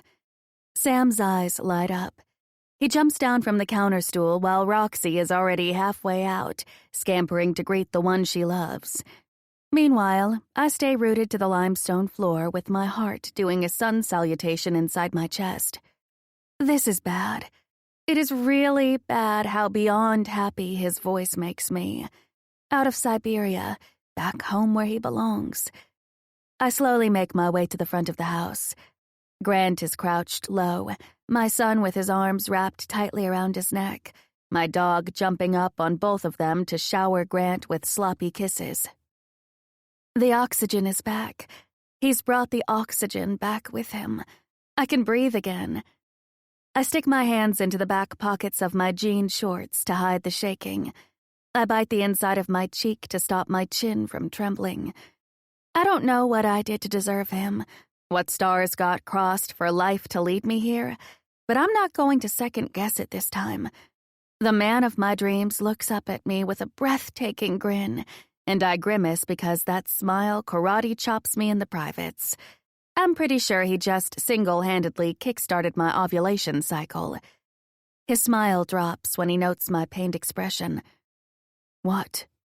Stop that. Stop what? That, I say, pointing at his face. He keeps looking at me like that, and I'll be dropping more eggs than a free-range hen. It's not nice. You can't just go around doing that to people who are your friends. Boy, the wheels are really coming off of this bus. Keep it together, Amanda. Huh? Grant looks like someone conked him on the head with a blunt object. Guilty as charged. Raising a hand. I'm the blunt object. Sam pushes off, rubbing his eyes. What are we eating for dinner? My sicko mind immediately rifles through a catalog of images of Grant's dick and picks its favorite. Pizza, I tell him while turning a particularly nasty shade of red. I'll order pizza. Grant eyeballs me weirdly. Are you feeling okay? I don't blame him for asking. I'm pretty feverish between my legs. Want to take my temperature? I swear the offer is shining openly in my eyes. I'm fine. Why do you ask? Suspicion draws his brows together. You look flushed. It's hot in here. He glances at the digital thermostat on the wall. The AC is set at 69. He had to say 69. The man is diabolical. A fine mist of sweat breaks out on my forehead and down my back. I'm back sweating now. Terrific. Whatever. You want pizza or not? His face puckers at my snappy comeback.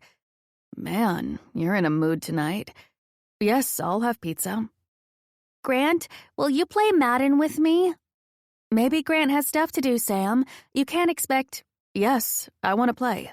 He answers, cutting me off by wrapping his arm around my neck and covering my mouth with his massive hand. Sam giggles, and as my gaze meets Grant's, his lids grow lazy, dragged down by what is indisputable lust. Whatever issues he had about us before he flew to LA, he has most definitely left them there, because he's not even trying to disguise his desire. A shiver zips up my back while we continue to stare at each other, exchanging silent promises. He brushes his fingers ever so gently over my lips, and it's like my hormones shove reason and intellect over a cliff and take over. I stick my tongue out and lick him. His eyes widen and his breath catches. I smile as his palm peels away.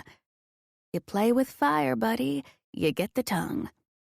He pulls me closer, our bodies side by side, touching from hip to shoulder, and a strange, electric sensation skates over me. I haven't felt this alive, this energized in, well, never. It's then I realize that I'm the one playing with fire. Are you sure you're okay? I ask Sam for the millionth time. Tomorrow he leaves with Ronan for Malibu, and I don't know who's more nervous, me or Sam. After we ate pizza and Grant told us about his trip, minus the part where I went haywire with jealousy, Sam hugged him goodnight before coming upstairs to get ready for bed.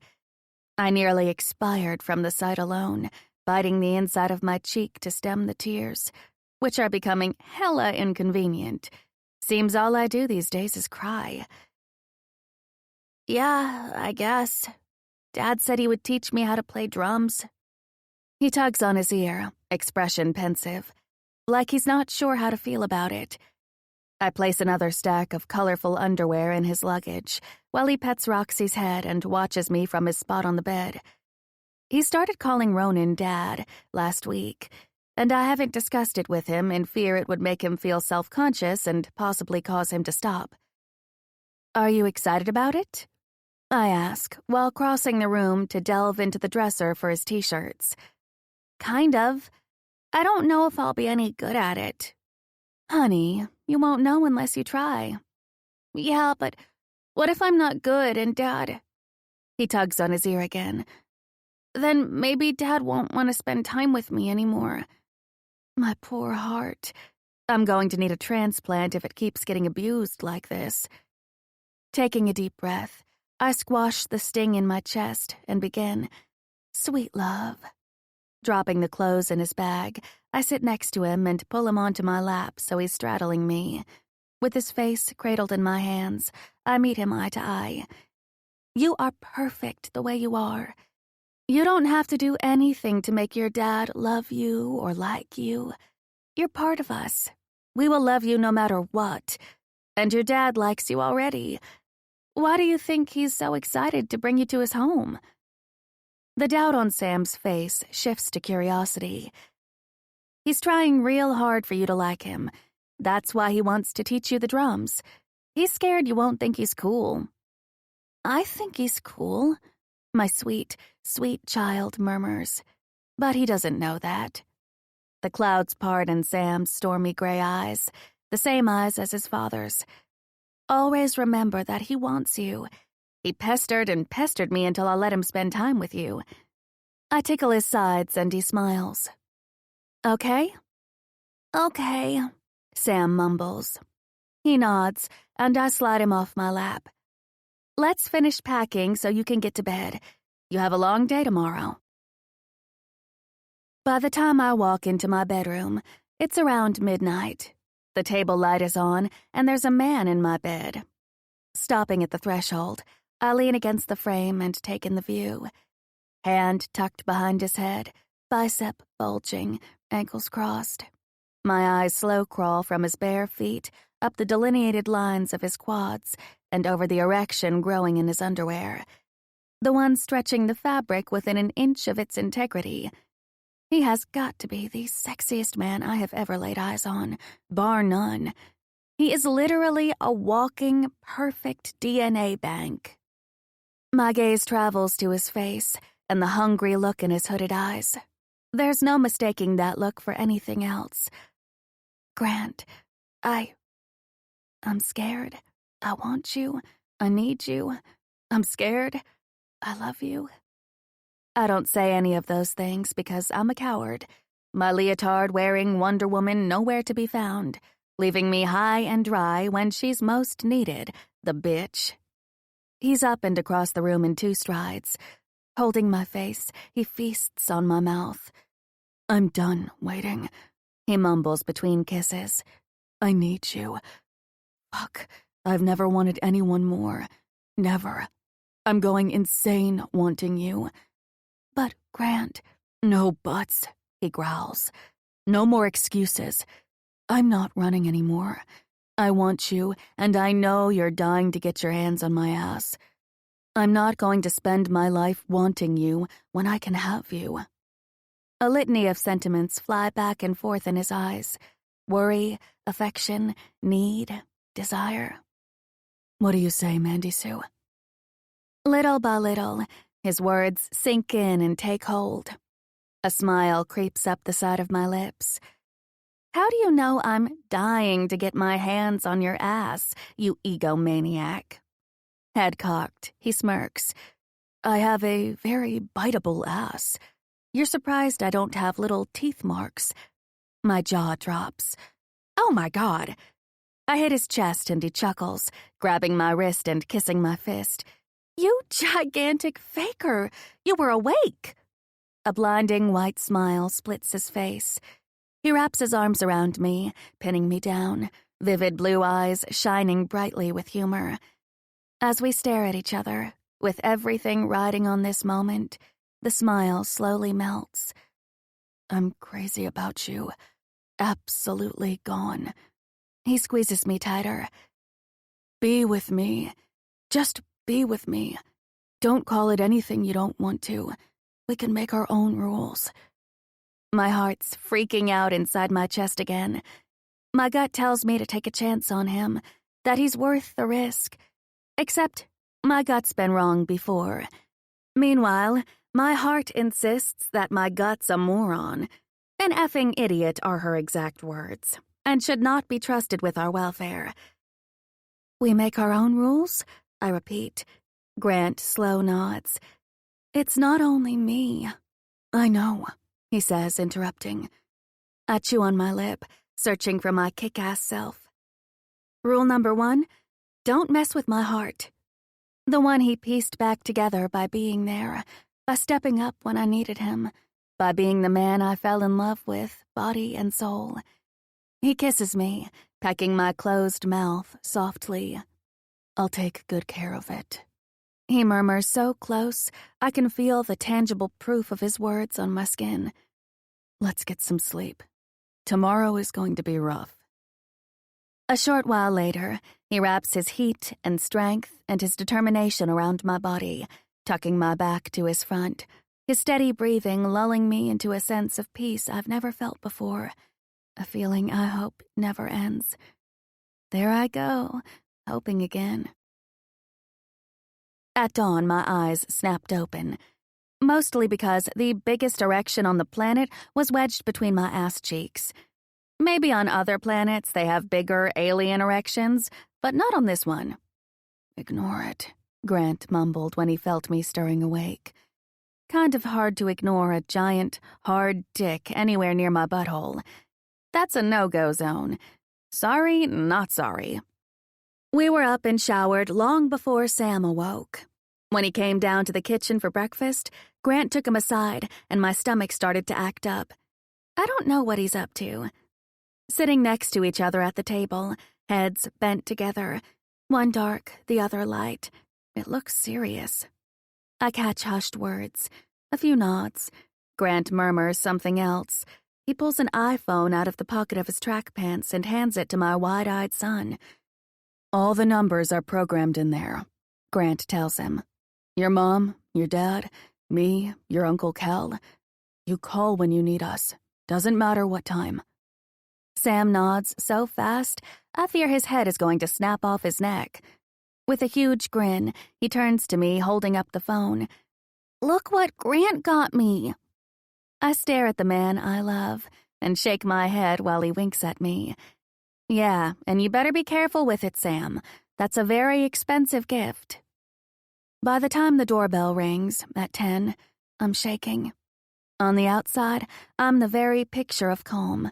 On the inside, I am losing it. Grant answers the door and lets Ronan in, who walks in with an awkward vibe riding his coattails. They stare at each other for an eye-rolling, silent minute. Meanwhile, I kneel down to get a good long look at my baby. You ready? Tears pop up in his big eyes. Tipping over the edge of his lids, they streak down his face, his cheeks turning bright red in the process. When he can't take it anymore, he throws his arms around my neck and hides his face in the curve that's reserved just for him. Mommy. I hug him and rub his back. Get it all out. It's good to let it out. You're going to be fine. You're going to have so much fun with your dad, time will fly. I whisper for his ears only. Don't go anywhere, okay? I'm not going anywhere. I'll be here waiting for you to come back. Me, Roxy, and Grant. We're going to miss you so much. So much. Roxy jumps up on us and tries to lick Sam's face, sensing her young master is in distress. Don't leave me, he cries while my composure shatters. Promise you won't go anywhere without me. This is a stark reminder that there's no magic cure for our problems. Nothing can replace time and understanding. Day in and day out, keeping my promise to him that nothing will ever come between us again is the only way to heal those wounds. I promise. I'm not going anywhere. Get it all out, and when you're ready, say goodbye to Roxy, because she's really going to miss you. He picks his head up off my shoulder, chin tipped down, gaze cast on the floor as he wipes his face. Bye, Roxy. Love you, he says to the dog, giving her a quick hug. The heck? Hey, I say, gaping. What about me? I poke his side and he smiles. Throwing his arms around my neck one more time, he says, Love you, in a quiet voice.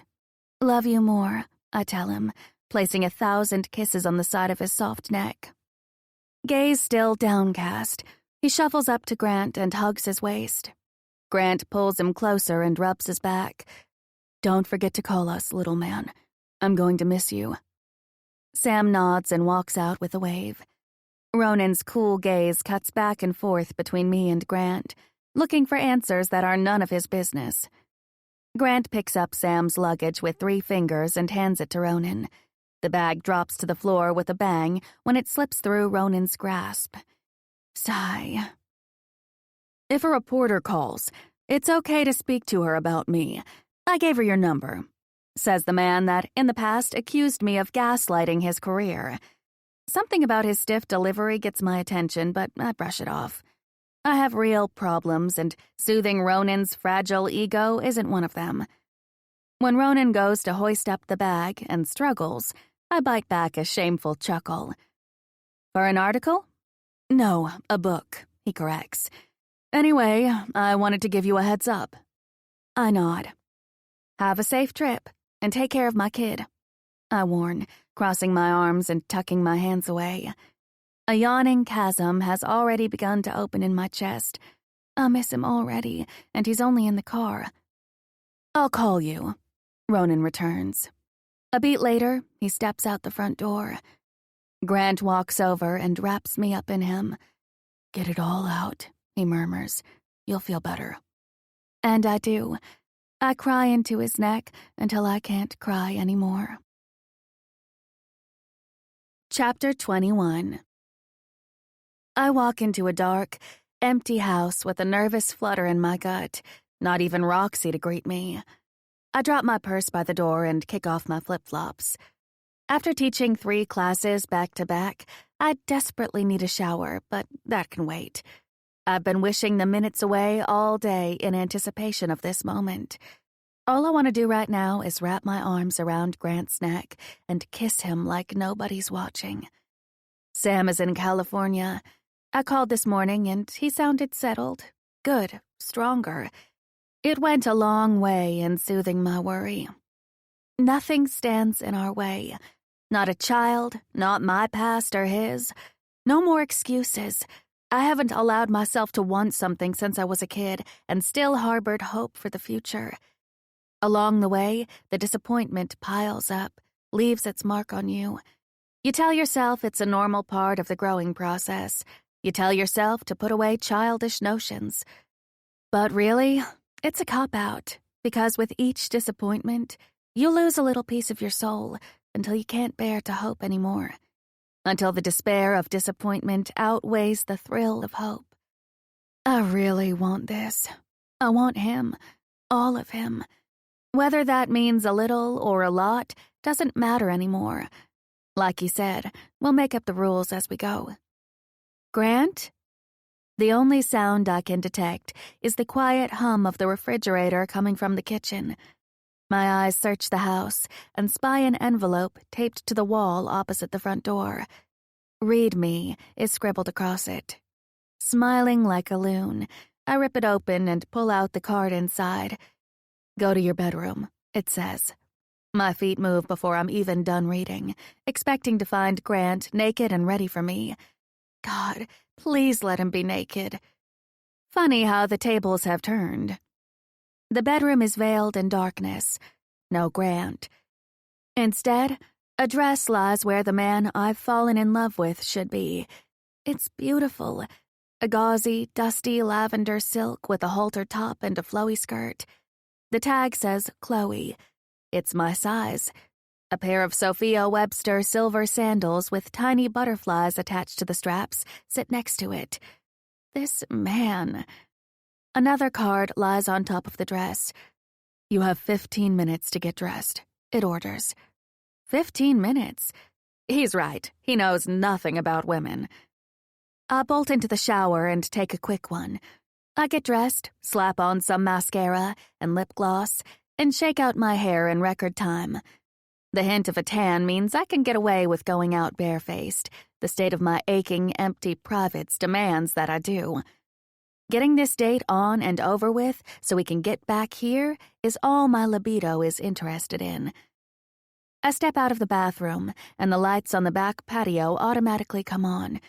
Through the large picture windows, I catch sight of him. My breath stalls, while my heart leaps inside my chest. Be still, my heart. Be still. Stepping out onto the flagstone, my hands automatically go to cover my mouth, tears flooding my eyes. Elation brimming spills over. I leave all my doubts and concern at the door and walk toward my future, and into a fairy tale.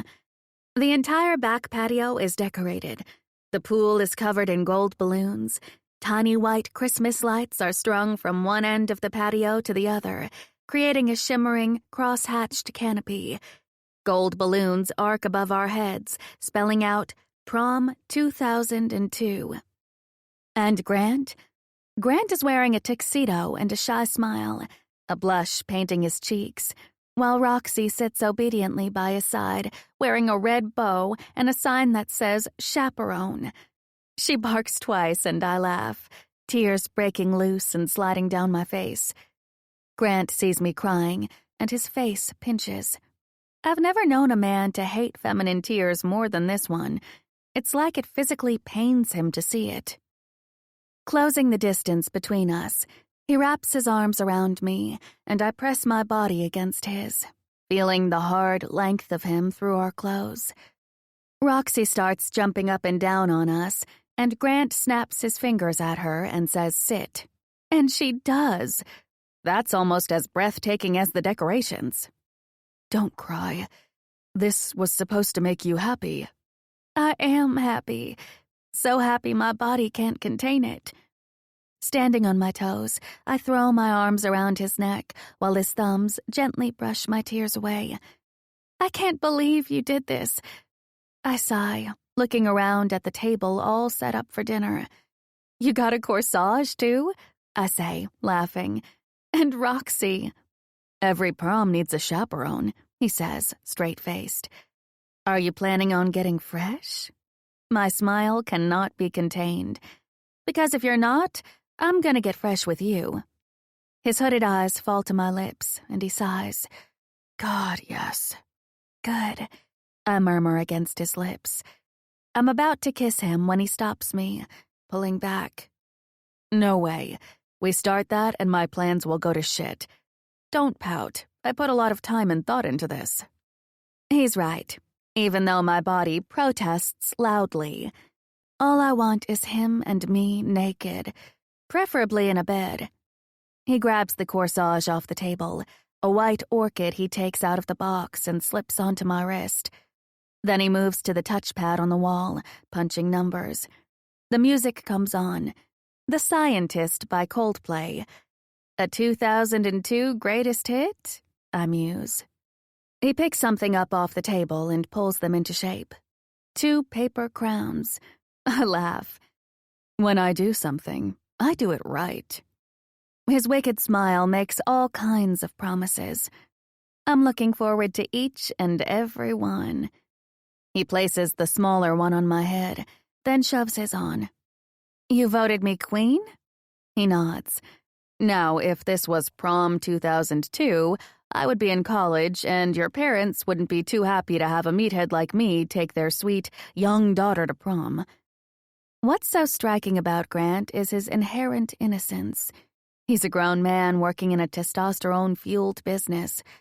Despite what he's lived through, the violence he's had to endure and witness, he's managed to retain this innocence about him. It's so rare and wonderful, it makes me want to protect and nourish it, to hide it away from a world that could ruin it.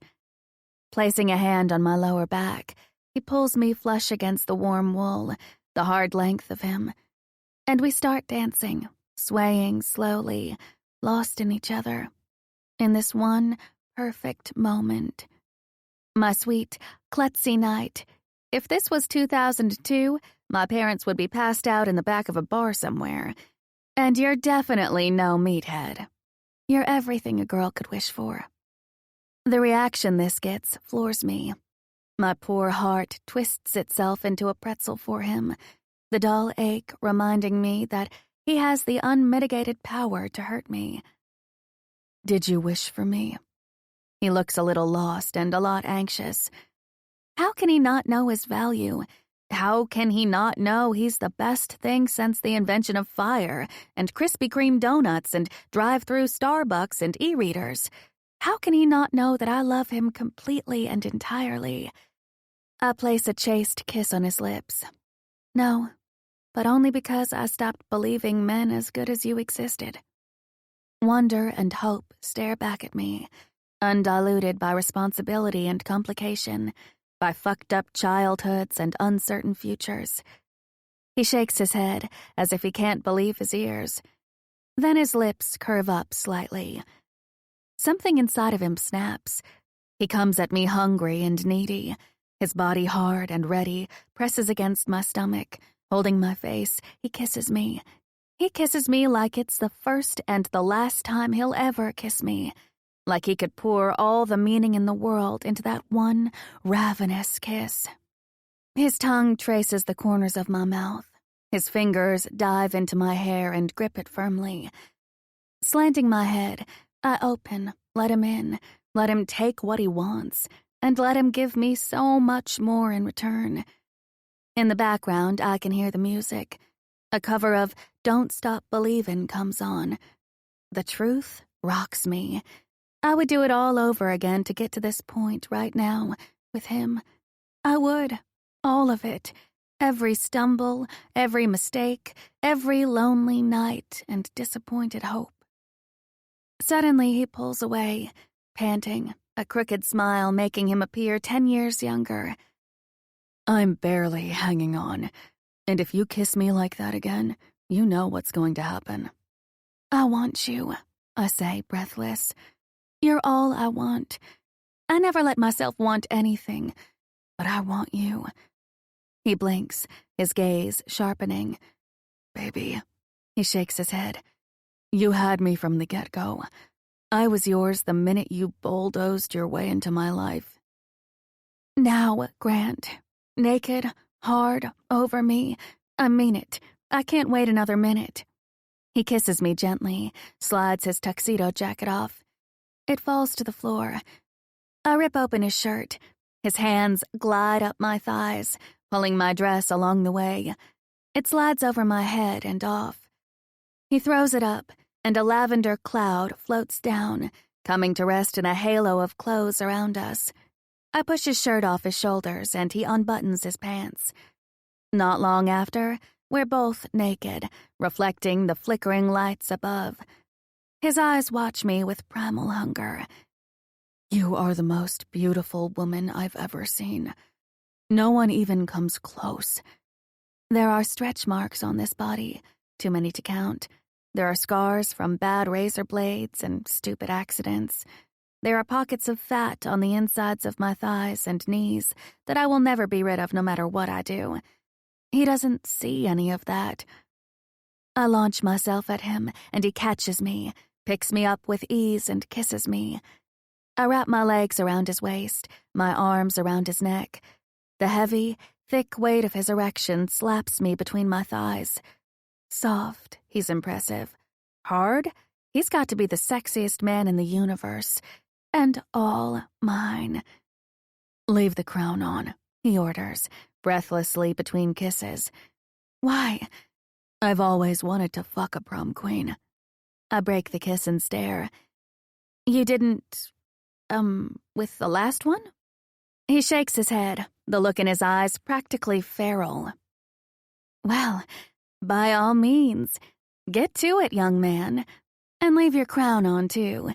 I've got a Burger King fetish. He laughs and pushes me up against the side of the house, thrusts his hips, rocking the underside of his dick against my clit. I almost shoot to the moon there and then. Roxy starts barking and barking, running back and forth. When it doesn't stop, Grant's shoulders start to shake. He buries his face in my neck as a deep rumble works its way up his taut stomach. I can feel the tremors against my chest till laughter finally explodes out of him. Fucking chaperone, he croaks between laughter. His amusement is so contagious, it kickstarts my laughing fit. Stop cock-blocking me, Roxy. Hold on. Gripping my cheeks tightly, Grant carries me to the bedroom while I feverishly kiss him, holding his face, claiming his mouth the way I've wanted to for weeks. As soon as he's inside, he slams the door shut and Roxy out. I fall back onto the bed while he stands gazing down with triumph on his face. That and ownership. Gripping his dick tightly, he strokes up and down roughly. You have no idea how many filthy dreams I've had of you, and none compared to this. And I haven't even touched you yet. His voice is raw with want and need. Great minds think alike. I almost jerked myself raw when I was in L.A. With my body primed as it is, I'm going to go off like a rocket from the sound of his voice alone. I open my arms to him, and he lowers himself on top of me, diving for my mouth. He kisses me senseless. Not senseless enough to miss the hard thrust of his hips at just the right angle, however, or the way his fingers dig into the flesh of my ass, enough to leave fingerprints tomorrow, I'm sure, or how his other hand firmly grips my hair at the root. Grant is such a physical man, I think part of me knew he liked it rough. Condom, he mutters, reluctantly tearing his body away. He rips open a pack with his teeth and suits up. I apologize now for the hard fucking. I'm too turned on. You're too much temptation, and it's been too fucking long for me. How long? The words pop out of my mouth without permission. Holding my breath, I freeze. Is that within the rules? Am I even allowed to ask? I don't know where we stand, and I'm new to this. And does it really matter? He's a man with needs. As long as two people agree on the rules, does it matter? The answer from my kick-ass self comes almost immediately, and it's a resounding no. I know this man. I know his character.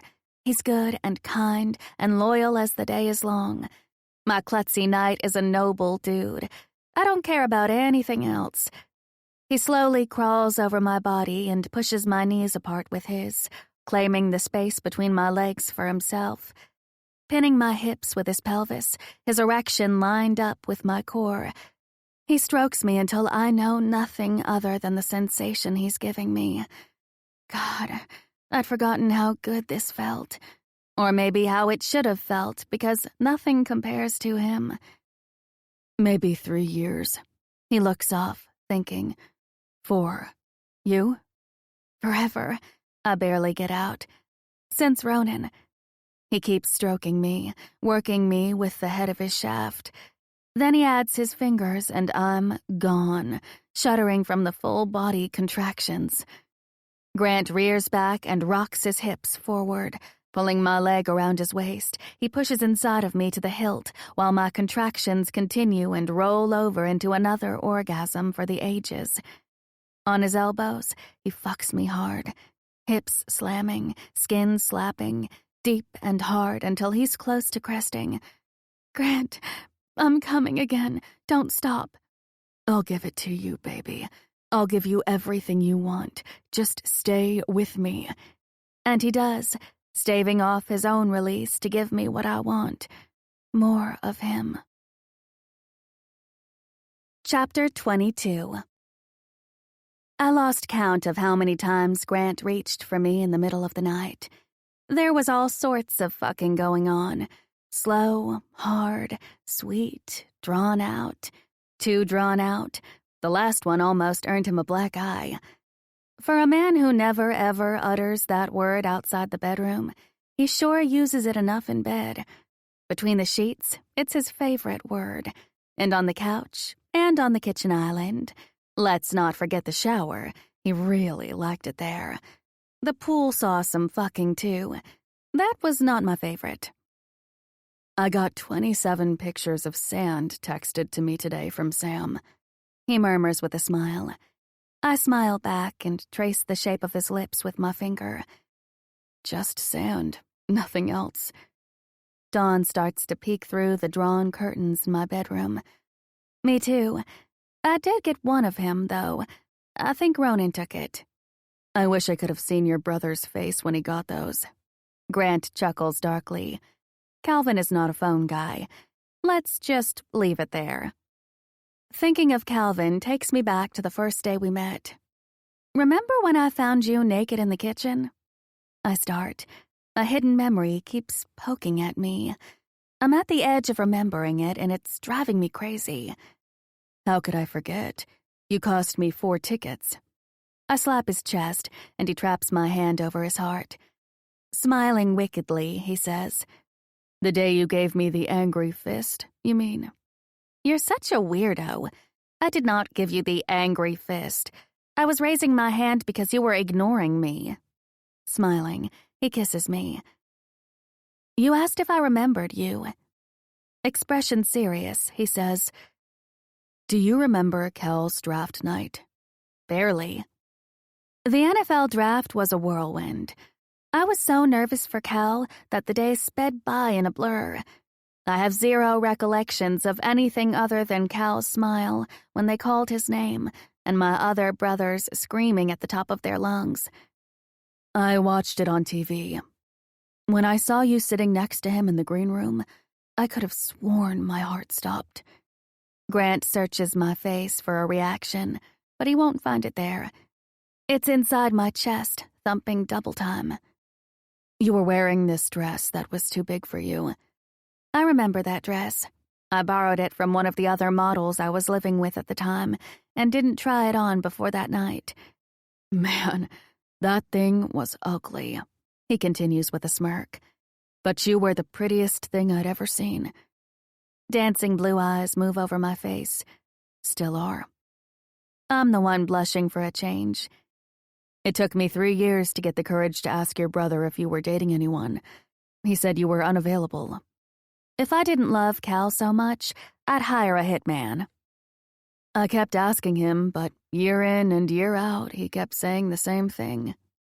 His hand runs up the side of my leg and grips my hip possessively. Pulling me closer, he guides my leg over his waist. Pelvis to pelvis, the hard length of his erection brushes up against me until I can barely think straight. Was he telling the truth? Kind of. My face puckers at the memory of how much I was drinking back then. I was in a hot and heavy love triangle with Mr. Grey Goose and Sir Belvedere. Then I found out I was pregnant.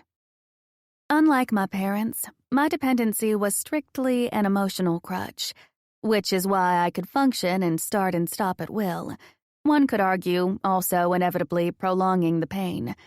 Everyone saw me surviving, taking care of my child, and showing up for work whenever I was booked, so they assumed it was under control. And Ronan? He kisses my collarbone and moves up my neck, the scrape of his short beard causing me to shiver and lean in. I pull back and stare into his face before answering. I want him to see the truth on mine. It was never anything real. Our broken parts matched, that's all. Whatever crosses Grant's mind makes him look vulnerable. You remember the Super Bowl party Cal had at the house, when he was still married to Kim? Don't remind me, I reply. The year the Titans won the Super Bowl, it happened to be in New York, at MetLife Stadium. Cal and his first wife threw a party at his gated property in New Jersey. Everyone on the team was invited, the staff and their families. I'd gotten so shit-faced, I woke up in the guest bedroom, alone, with a raging headache and only a foggy recollection of the night. The next day, I checked into an outpatient rehab. When I saw you, I thought, this was my chance. We had a nice conversation. I was about to ask you out when you excused yourself and said you'd be right back. My stomach sinks, foreshadowing what will surely be a terrible punchline, because a vague notion of what happened is creeping back to me. You were speaking to Cal when I found you in the kitchen. I think I remember, I mutter, slapping a hand over my eyes. I heard Cal say, leave him alone, he's a good guy. And then you said, your meathead teammates bore me. I'd rather join a convent than date one of them. I rock my hips against him and cup his beloved face. Grant. I wait for him to look at me. I'm sorry. It's fine. No, it's not. I was drunk and Cal hurt my feelings. He made it sound like I wasn't good enough for you, so I said something stupid. I've always been really good at hiding how drunk I was. In all honesty, I would have ruined it anyway. A concerned frown doctors his face. When did you start drinking? France. Paris wasn't much better than Florida. The girls I shared the flat with no better than the ones at home. I was lonely, so far from the boys. The drinking started, the pills to keep the weight down. Being told you're fat all the time when your self-esteem is already in the toilet doesn't help. I say quickly, in the hope that if I rip off the scab fast enough, maybe it won't hurt as much. I hated how the pills made me feel. I quit immediately. The drinking stayed with me. That's how it started. I've made a lot of mistakes, too many to count. You should know that. You need to go into this with your eyes open. I finish by clearing my throat, the aftertaste of my past bitter. Grant nods. No evidence of contempt in his expression. He never fails to surprise me. Every time I think, this is it, the place where he draws the line and recoils from me, he does the opposite, accepting me for who I am, mistakes and all. In football, it's either too much money too soon or injury. He stops abruptly. His gaze falls away while his forehead wrinkles. You never got hooked on painkillers. It's not really a question. If I've learned anything about Grant, it's that he does everything deliberately. He's a master at meticulous planning. I can't say I wasn't tempted. I've had broken ribs, bruised kidneys, MCL and ACL tears, tear of my groin muscle and a staph infection, spinal surgery. He adds belatedly. It took serious effort not to fall into the habit. The thought of Grant injured has me on the verge of a panic attack. My skin feels tight, and a heavy weight presses down on my chest, forcing me to take shallow breaths. He's so big and confident that sometimes I forget he's flesh and blood like the rest of us. What about concussions? Aren't you scared? One that I know of, he tells me. The staph infection was the scariest. If I hadn't got it treated in time, I could have lost my leg. I thought I was immune to all of this, having to live vicariously not only through Calvin's career, but also my other brothers. Seth plays minor league baseball, and Will, the baby, is a senior at Florida State on a football scholarship. And yet, the idea of seeing Grant seriously injured has me in a near meltdown. This is not a good sign. You're green all of a sudden. What's wrong? Everything. Thinking about your injuries is making me nauseous. What about your back, Grant? Are you sure it's safe for you to play? Because frankly, it scares the shit out of me. It'll be fine. Don't worry, he murmurs, placing one kiss after another over my breasts. Taking my fisted hand, he carefully and gently unfurls my fingers. Why do you always fist your hands? If I tell you, you have to promise to never make fun of me. I look over at him when he remains silent. The sexy smile he's fighting does not inspire me to spill my secrets. I mean it, Grant. Promise. I exhale and start. I was always tall and scary skinny. In junior high, I looked like a character in one of Tim Burton's cartoons. The horror ones, not the cute ones. My fingers have always been strangely long. And, a boy called me Freddy Krueger in the 6th grade, and it stuck. Crickets. The sound of waves gently crashing on the shore from the open window. That's all I hear for a good, long time. Then comes an explosion of laughter. This is not funny. I sit up in bed and get yanked back down almost immediately. Strong arms band around me, and in seconds, I'm flat on my back again, Grant hovering above me. You're a jerk, I say, fighting a smile. A wide grin cuts his face in two, his eyes wet with humor. The urge to nut punch him is overwhelming, and if I wasn't such a fan of them, I would. Freddie, he croaks. My knee almost connects with his balls, but he moves his pelvis before I can score a direct hit. Freddie, you are hands down the most beautiful creature I have ever seen. I just about lose my mind every single time I look at you. He looks down at me with so much affection, I almost forget to be mad at him. If you want me to tell you how pretty you are for each and every time one of those dumb kids made you feel bad, I will, because you are. Taking both of my wrists into one of his hands, he pins them on the bed over my head. And not just your face. Your heart's pretty too. Even a blind man can see that. Tears well in my eyes, sneaking out the sides. Grant places a gentle kiss on my temple, on the other, on the tip of my nose, on my lips. Then he pulls back, and his smile melts into something more, something serious and meaningful, and my breath stalls in anticipation of what he'll say next. But you do have some long-ass fingers. And then the jerk laughs. Chapter 23. You know what happens when you're having the best sex of your life? Stuff. Stuff happens because life does not like to lay tracks in a straight line for too long. She always has a twist and a turn up her sleeve. Usually when you least expect it. Roxy barks me awake. I rub the sleep out of my eyes and check my phone. It reads 8:30. Then I hear the front door open and my internal alarm blast. I nudge Grant's shoulder.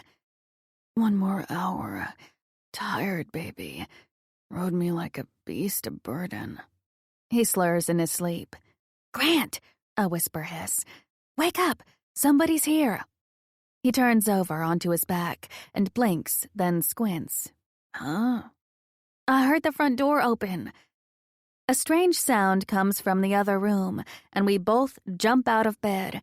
I'm clutching the sheet to my body. My face feels covered in road rash, while my hair looks like it's been subjected to the blow-dry portion of a car wash. All in all, it's not a good look for me. Meanwhile, Grant covers his oversized privates with his hands. Spoiler alert, they don't hide the entire length. And that's when my brother and his wife walk into the room. My brother is pacing, back and forth and back and forth, heavy scowl in place.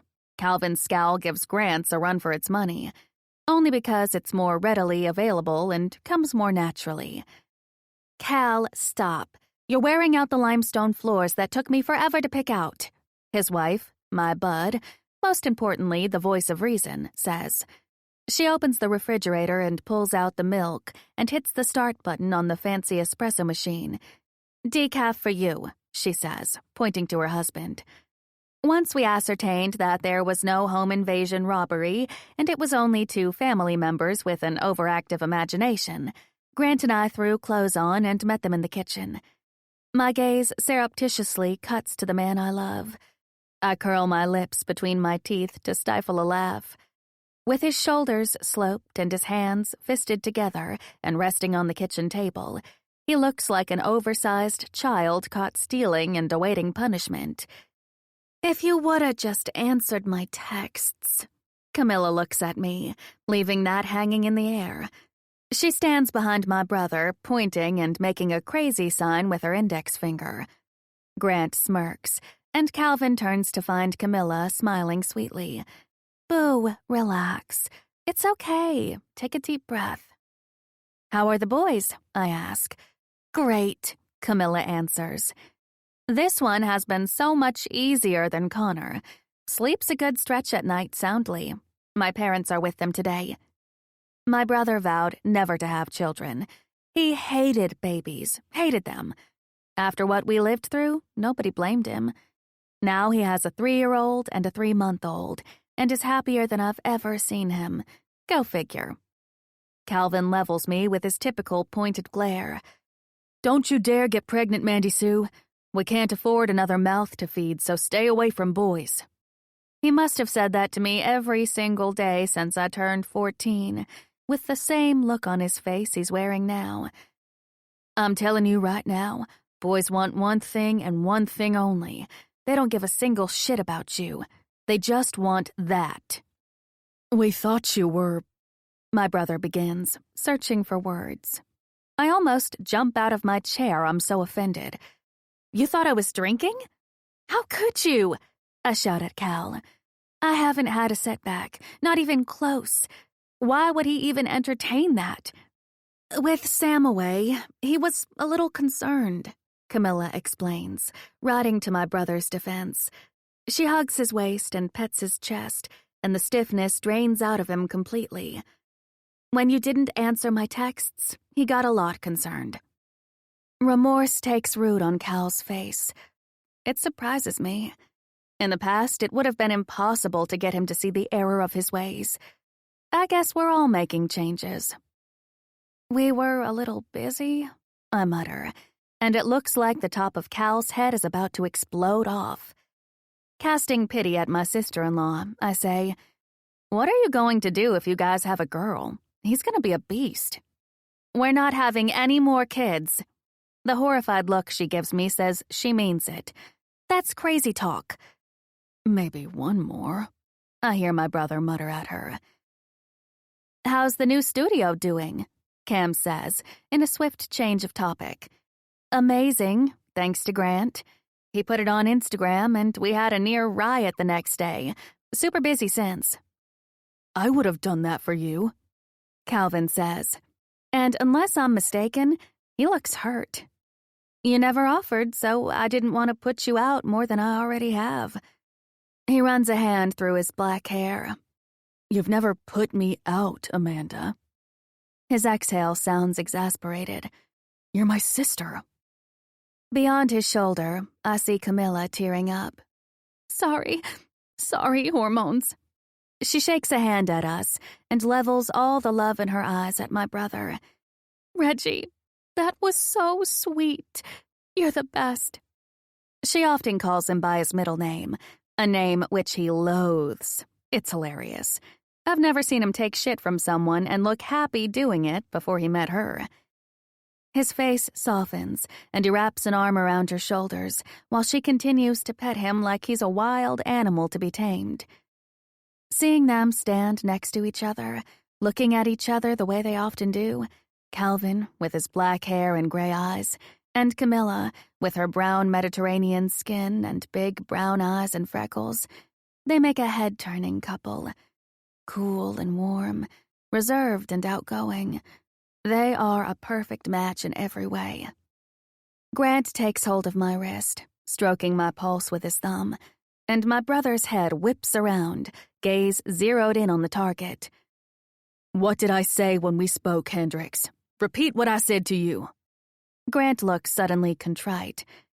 "You said a lot." I said, "Sure, buddy," Calvin intones. "You can stay at my beach house as long as you like.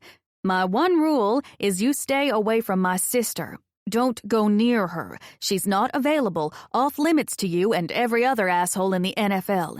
I'm sure I said that." Grant nods, gaze averted. And, oh boy, he's blushing. Hand raised, I jump in. "Let me just offer this, Cal. There are a lot of assholes that are not in the NFL. Calvin stares blankly at me. "Just saying, I'm putting it out there." "It's true, Boo. There are a lot of them out there in general," Cam adds from her perch on the bar stool. Calvin's icy focus makes a full circle back to Grant. "I let you stay because you were supposed to be injured, focused on PT and getting back on the field. You're playing this season?" Grant nods. "We really did try to hate each other," I pipe in. "If that makes you feel better, Calvin." "We did," Grant adds, staring back at me with a straight face. "We gave it our best shot." His thumb keeps stroking my pulse point. "If you want the truth, Cal, I'm crazy about her. Have been for a while." Grant's soft gaze moves over my face. Bewildered, I ask, "Since when?" "Since you invited me to have dinner with you and Sam the first time." My brows shoot up. "When you were watching game tape? That time? That long? Really?" He nods. "You looked so nervous." His hand moves to brush the hair off my shoulder. "All I wanted to do was hold you." My poor heart. It's taking a clobbering lately. Leaning in, I wrap a hand around his neck and pelt his lips with quick kisses. "For shit's sake," my brother yells. Shortly after lunch, Calvin and Camilla prepare to leave. Camilla leans in as she's walking out the door, with her dark brows arched. "So not gay," she mutters. I bite back a laugh. "Nope." She mouths, for my eyes only, "I want all the dirty details." Calvin piles into the Range Rover for the long drive back to New Jersey. "Babe, get in the car," my brother hollers. Hiding her mouth behind her hand, she mouths, "I saw it. OMG," before getting into the passenger side. With his arm draped around my neck, Grant and I watch them drive away. "We can check telling Calvin off the list." I hum. "I wish your sister-in-law hadn't seen my dick, though." He looks so disturbed, I double over in laughter. "Mom!" Sam barrels through the front door 2 days later, a fresh tan making his pale gray eyes look even bigger in his face. We collide at the entrance of the kitchen. He hugs my waist, and I bend over him, kissing the top of his head, the haircut already growing out. Ronan follows him inside in that loose-limbed walk that I used to find ridiculously sexy. Now all I see is a slow walker. "How was your flight? Tell me everything," I say to Sam while I wrap an arm around his shoulders and guide him into the kitchen. Out of the corner of my eye, I spot Grant leaning against the wall with his arms crossed, watching us with a sweet smile on his face. "Dad's house is on the beach, and we played beach volleyball, and we went boogie boarding with his friend Christy." "Christy?" My gaze finds Ronan's. His expression gives nothing away, though I detect a hint of embarrassment. "Sky?" He shakes his head. "I could have called that one." "Amanda," Ronan calls out, "can I talk to you?"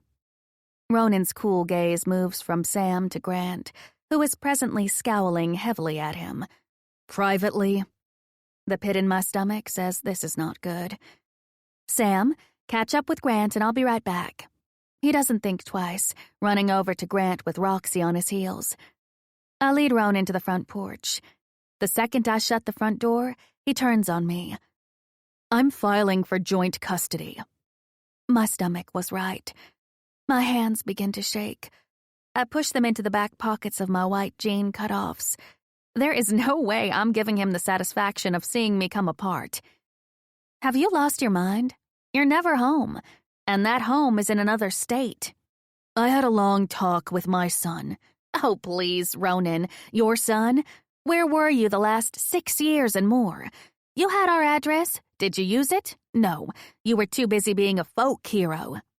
I'm in his life now, and hearing that his mother's boyfriend almost got him seriously injured on a construction site matters to me. And hearing he almost drowned because his mother was too drunk to pay attention means it's time for me to step in and do what's best for Sam. My face is beet red, my body breaking out in hives, my heart hammering inside my chest. The fucking nerve of him. First of all, I say, struggling to keep my voice low and steady, I wasn't drunk, you asshole. I was in the shower after having taught classes for 5 hours straight. I haven't had a drink in 3 years, and you should talk. How long have you been sober? I can't believe it's come to this. The last thing I wanted was for us to keep a scorecard of all the ways we both failed our son. Second, he's a kid, which you know nothing about. Life happens. Accidents happen. No matter how much you may want to bubble wrap them. He steps away from me and turns, looking off into the distance. Don't do this. He can spend holidays with you in California. If we go to court, it will take years to resolve, and the person who will suffer most is Sam. Chewing on his lips, he says, I'll think about it. Answer when I call you, and keep that blockhead away from my son. Hang the hell on. Grant happens to be the reason Sam is saying more than 2 words at a time. You should be kissing his feet for inspiring some confidence in him. He's not going anywhere, so get used to it. Tell Connie or whoever comes next, I say good luck. Ronan walks down the steps and heads for the black Suburban and driver parked in the driveway. Aren't you going to say goodbye to him? Already did, he shouts back, not even breaking stride. Sam? Searching room to room, I find him in the family room, showing Grant the videos he took of his trip with his phone. Sam hanging all over Grant like he's his own personal jungle gym. I've never seen him behave this way with anyone, not even me. And the way Grant indulges him in everything, letting him talk on and on about anything Sam chooses, makes me love him all the more. This man and his gigantic organ own me, and I don't mean the one between his legs, although that's nice too. I've been dreading this moment. I'm flying blind. It can go either way. He's never seen me with anyone. He's never had to share me. I figured best to get it over with as quickly as possible and deal with the aftermath. Grant glances up. One look at my face, and he knows I'm about to tell Sam about us. He gets up from the couch and gives Sam's head a friendly squeeze. Hey, buddy. Your mom wants to talk to you about something. You can show me the rest later. I take the seat Grant vacated a second ago, the spot still warm from his body heat. I draw strength from it. I need to talk to you about something really important. First, I want you to know that if something doesn't feel good in your heart, you should tell me, okay? Crap. All that did is put a deeply suspicious look on his face. Okay, Sam? Yeah. You know, I really like Grant. He nods, his expression clearing to some degree. This summer, I decided that I really like him, and he really likes me. We like each other so much that we want to be girlfriend and boyfriend. Do you know what that is? His deeply thoughtful look gives me hope. After a beat, he nods. Then he thinks some more on it and shakes his head.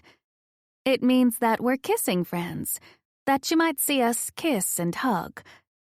Like Dad and Christy? Ugh, I could kill Ronan. Kind of. I don't think your dad and Christy are really good friends, though. Some people just like to kiss. His little snarl almost makes me laugh. Kids? No, I return sternly. Only adults.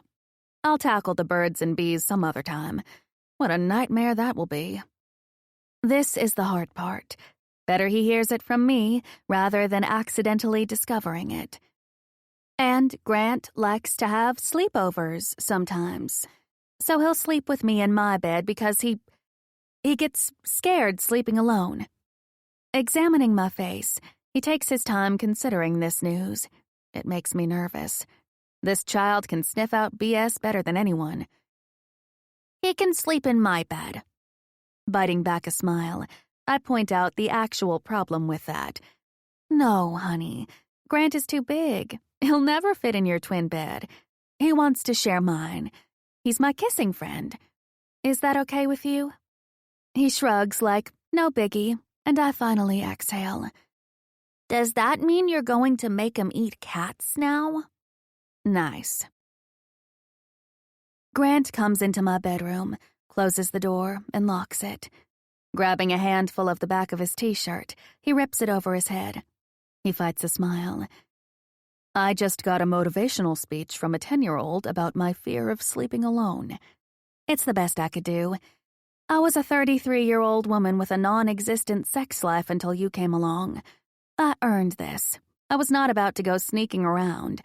We would have eventually gotten caught anyway. With desire turning his eyes bright, Grant advances on me. I back up until my legs hit the bed and I fall back.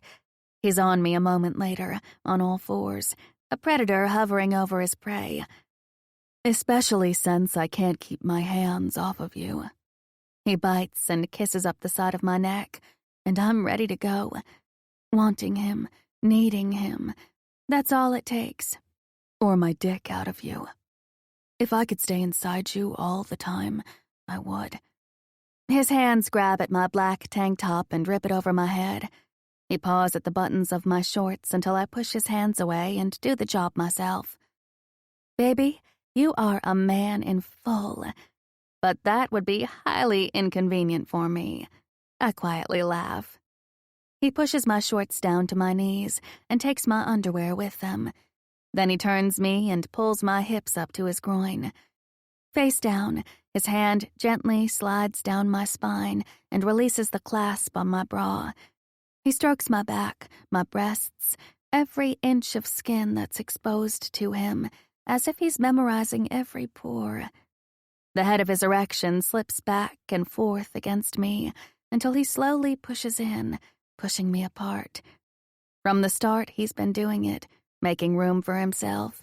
First in my head, now in my body and in my life. Amanda. Most importantly, though, in my heart. Chapter 24. The next few days are smooth sailing. Too smooth. Too lovely. I'm not used to things working out. Sam is fine with the new status of my relationship with Grant. I wonder if he didn't already sense there was affection there. We maintain a sense of decorum, but we don't deny ourselves. I don't have to pretend I don't want to touch and kiss Grant, and neither does he. I told Grant about Ronan's threat.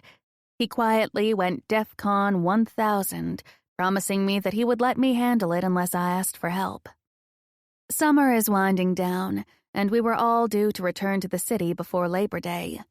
In a week, I'm already grieving the loss of not having him under the same roof and in my bed every night. It's going to be a serious adjustment. I live downtown in a brownstone in the village, and he lives in the Time Warner Center in Columbus Circle all the way uptown. The traffic alone is going to be murder. While Sam sleeps and Grant works out, I decide to do a load of laundry. I'm in the guest bedroom to grab the sheets when I spot Grant's computer on the desk with the top flipped open. Something compels me to tap on Grant's MacBook Air. Maybe it's my kick-ass self nudging me.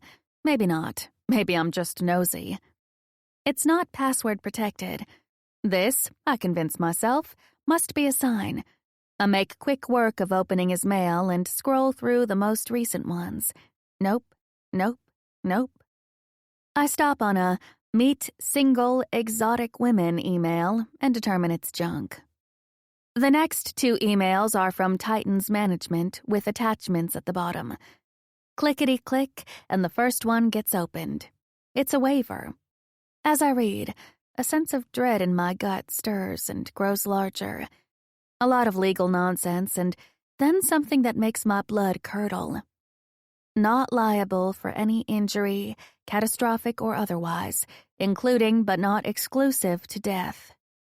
Grant's signature stares back at me plain as day. It's already been signed and notarized.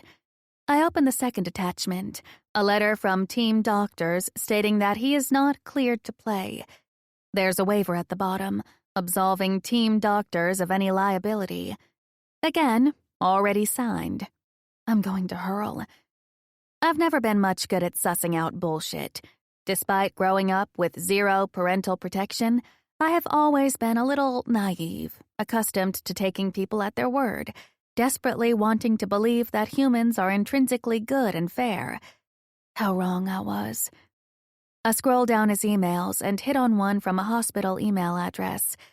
My fingers tremble as I open it. Test results from the MRI and a doctor's report. The medical jargon is lost on me. Something about a past compression fracture of the L5 through S1, herniation of the disc, recommend lumbar fusion. The notes on the bottom, however, aren't. It clearly states that suffering another blow could result in extensive damage of the spinal cord, possible paralysis, and/or death. My heart is beating hard enough for my soul to hurt. A whole mess of emotions rushes to the surface, each one taking a turn in the spotlight. Anger, loss, fear, disappointment. So much disappointment it upstages everything else. What are you doing? I spin around so fast, I almost lose my balance, grasping onto the desk to avoid tripping over my own feet. He's standing in the doorway, and his expression speaks of one and only one thing: guilt. You lied to me. I can barely muster the energy to speak. I can't believe you would lie to me about this. His shoulders drop. Slowly, he walks into the bedroom, sits at the end of the bed, and rubs his face. This could kill you, and you lied to me about it? My disbelief can't be measured. Never in a million years could I have anticipated this. I didn't want to worry you, he says in a low, quiet voice, his gaze cutting away from me to the floor. You didn't want to worry me? Do you hear yourself?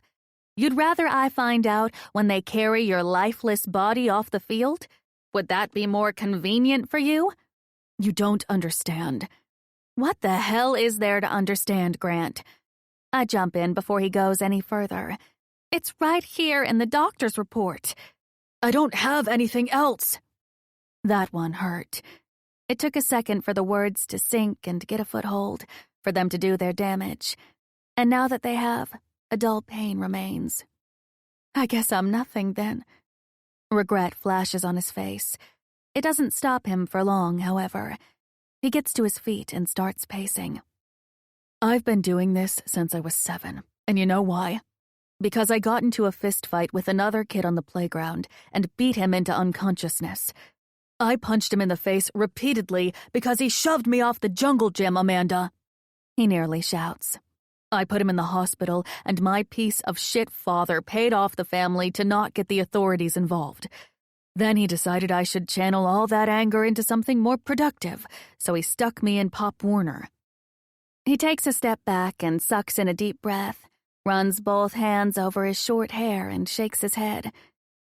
The girl I dated sophomore year at Alabama, I caught her texting some dude on the baseball team.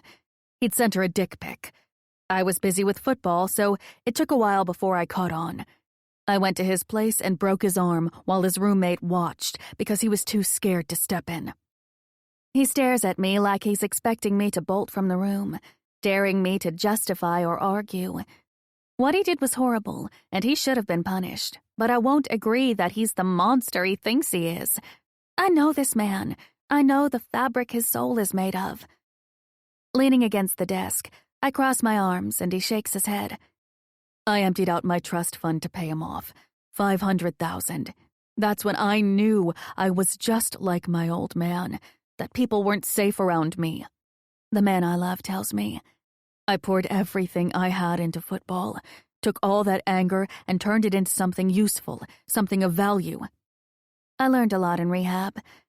One thing that really stuck was the notion of self-perpetuating beliefs.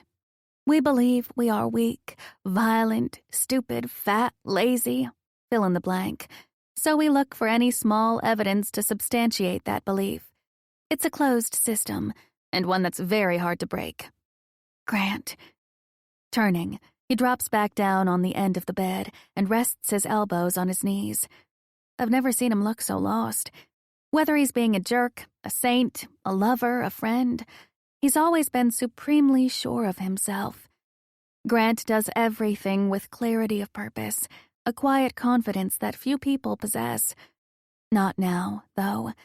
Now he seems as mortal as the rest of us. I walk over and drop to my knees between his legs. Taking his face in my hands, I force him to look at me. That team, those people are my family, he says in a low, broken voice. That game is my life.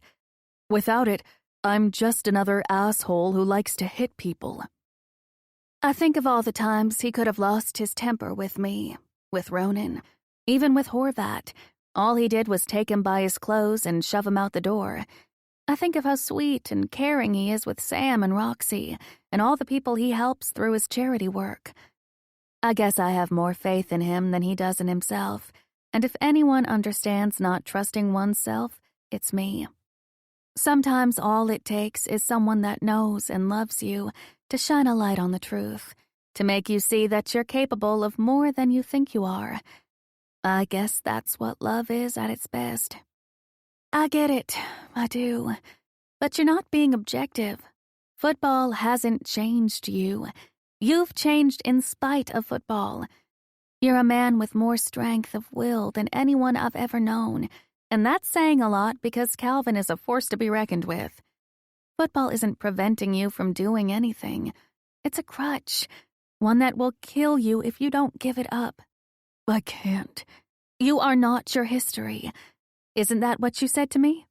Why won't you give yourself the same credit? He won't meet my eyes. Gently taking my wrists in his big hands that have done beautiful things to my body, he stands and takes me with him. Then he steps away, putting distance between us. My anger spikes. I haven't seen you lose your temper once, Grant. Not even close. You're in pain from the surgery. I mark off on my fingers. You've had every opportunity the last 2.5 months, and not once have I seen evidence of this legendary temper. He grabs his computer, tucking it under his arm. I'll see you tonight. The hell he will. I love this man. Bad attitude, beautiful heart, and all. I'm not going to stand by and let him do this to himself. I love you, I say without hesitation, with all the conviction in my body. I do. I love you fiercely. I didn't even think I was capable of this kind of love, with the exception of Sam. What I'm trying to say is that I would take a bullet for you, but I won't watch you kill yourself. His chin jerks up, and his blazing blue eyes search my face. He takes a step toward me, but I halt his progress with a raised hand. I'm telling you now because I'm scared I won't get the chance again. That's how fucked up this is. If you want to continue playing, don't come back. I won't watch you kill yourself any more than you would stand by and watch me drink myself to death. I can't do it, Grant. If something happens to you, it will kill me. I'll be your accomplice. It's not fair to me, and it's not fair to Sam. This is bigger than just you and me. He comes first. He blinks at me, assessing how far I'm willing to take this, what his chances are of changing my mind. I can see the moment he accepts what I've said as the final word. Man, no, I shake my head. Retire, or this is over. The tears I've been fighting, tears of frustration, collect at the corners of my eyes. I'm not accepting scraps anymore. You taught me that. I love you, but I won't let you put me second to a game. His face goes flat. Only the hard muscle along his jaw pulsing is any indication of a storm under the calm surface. If you loved me, you wouldn't be issuing an ultimatum. And then he walks out on me. Cal, did you hear this? Camilla says over her shoulder. She tucks her feet up on the couch and checks the baby monitor. Hear what? My brother walks into the family room eating a burger. He's always eating. I've never seen anyone consume calories the way he does, not even Grant. Sam and I are staying in New Jersey for the weekend, spending some time with Calvin's kids, Connor and the new baby, Christian. Shortly before Labor Day, we closed the Hamptons house and the studio, said our goodbyes to Walter, who promised to come visit us, and headed back to the city. The feeling was bittersweet. We shared so many wonderful memories there, and yet the last memory of Grant walking out is the only one I can remember now. He's been leaving sporadic voicemails. Are you back in the city? Can I see you? Mandy, I need to see you. Can we talk about this? Give me another chance to explain. Yeah, no, not good enough. He lied about something major. Not a small thing. I'm still as furious as the day I caught him. Grant lied about the doctor's report. He signed waivers. She says the last part in a quick, low voice, as if it's a dirty word. Calvin shakes his head, demeanor ice cold. Want me to talk to him? No, I snap. Definitely not. He needs to figure out he's a jackass all on his own. If he doesn't get paralyzed or killed first. The joke isn't funny. Everyone in the room knows it. I feel sick. You want me to beat him up? Cal casually offers. Camilla and I turn to look at him at the same time. Beat him up? What are you, 15? Besides, Grant would snap you in two. Calvin shrugs. You don't want me to talk to him. You don't want me to smack him around. I don't know why you got me involved. Man. Do you miss it? I ask my brother. His retirement seemed smooth from where I stood. I don't understand why Grant can't see that. Calvin wasn't any less devoted to the game. He looks off as he considers his words, his slanted black brows pinching together. Yes and no, obviously. Do I miss the guys? The thrill of battle and the satisfaction of victory? Of course I do. It's addictive and one that's hard to break. An addiction? My alarm bells go off. He walks over to where Camilla sits and runs his fingers through her hair. Do I miss feeling like tenderized meat every Monday morning? Do I miss considering whether I can make love to my wife because the pain is so bad? Ugh, fuck no. But mostly I don't want to be away from my family. The traveling was the worst for me. Grant doesn't think he has anything else. He doesn't need a talking to. He needs to be issued a beatdown. He'd be a great coach, and knowing Grant, he'd thrive in it at the NFL level. The coaching is as competitive as the playing. Looking up at my big brother, with all the responsibility that was foisted on him at such a young age, it's a miracle he turned out as well as he did. Thanks, I say with a smile. Are you coming to the ceremony? The Titans are retiring his jersey at next weekend's home opener, and we're all going to honor him. Of course. I'm so proud of you. I wouldn't miss it for the world. He'll be there. Don't remind me. It's an unwritten rule that when things look bleakest, when you're sure they can't get worse, they usually do. The Monday after spending a beautiful weekend with my brother and his family, Ronan served me with papers requesting joint custody. Chapter 25. Ms. Shaw, this is Amy Green. I'm writing an authorized biography on Ronan McCabe. He gave me your number. I'd appreciate it if we could meet for coffee sometime. I'd like to speak to you about him. It's the third message she's left in 2 weeks. I call her back and arrange to meet her for coffee. The walk from our apartment in the West Village to my place of business on Hudson Street, where the Bend is located, is exactly 20 minutes depending on the weather. Even though it's September, the city air feels solid, sticky, and oppressively warm with the lack of breeze. As bad as it is, walking around downtown Manhattan is at the top of my list of favorite things. The vibe here is like no other. The sidewalks always packed with young hipsters and dreamers from faraway lands, students and the ultra-rich, hoping the cool factor will rub off on them. I can always draw energy from it. Also, the sensory overload stops me from obsessing about Grant.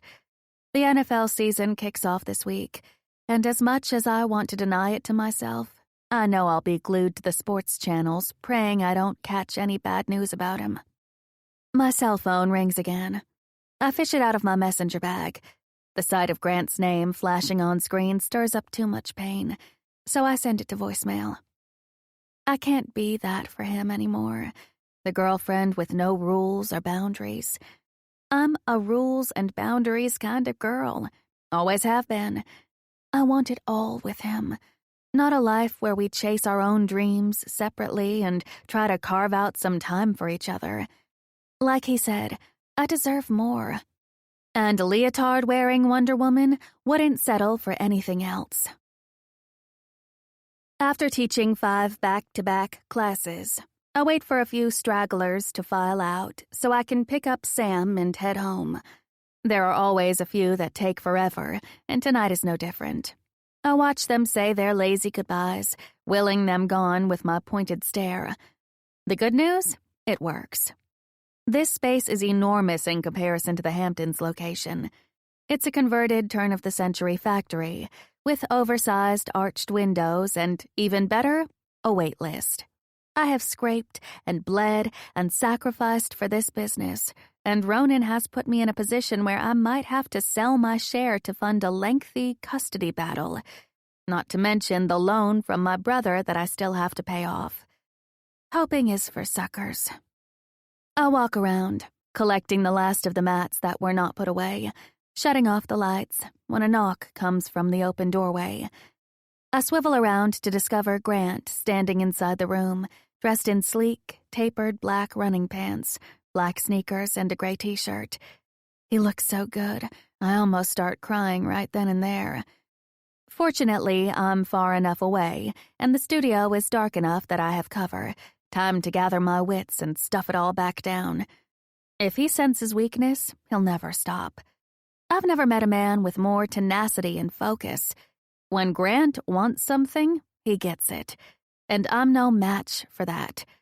Like Roxy, I'll inevitably wind up on my back with my boobies in the air. "Hi," he says a long, silent minute later. "Hi." I cross the room to put my mats away, close to where he's standing. "Why are you here?" I ask, while forcing myself to keep breathing. For once, he looks nervous. Mr. Self-Possessed is not in the house tonight. He runs a hand over his short hair. It's grown out quite a bit, reminding me that I haven't seen him in 3 weeks. Sounds like nothing, feels like an eternity. Still, he looks sexier than he has the right to look. "Because I love you." His voice is low and tentative. My head snaps up, and I drop the mats that I was organizing in a neat pile. He shoves his hands into his pants pockets and casts his gaze onto the floor, a man humbled. "I love you, and I don't want to lose you." I can't believe you would use that against me. His head comes up, and his eyes, burning electric blue, slam into mine. "I'm not using anything." He steps closer. He's 3 feet away, and my first instinct is to step back. I know that if he touches me, I'll lose my power. He's kryptonite. Shit, wrong superhero, but you get the idea. He makes me weak. "Yeah, I love you too. But why are you here?" I say, raising my voice. His head tips back, and his jaw hardens. He shakes his head. He's a pressure cooker ready to blow. his eyes glassy and a little wild. God damn it! Because you've settled into my bones in a place so deep I can't dig you out. The stark light illuminates his hurt, his devastation, damage that I caused. He advances until he's a foot away, wrapping his hand gently behind my neck. And I've tried.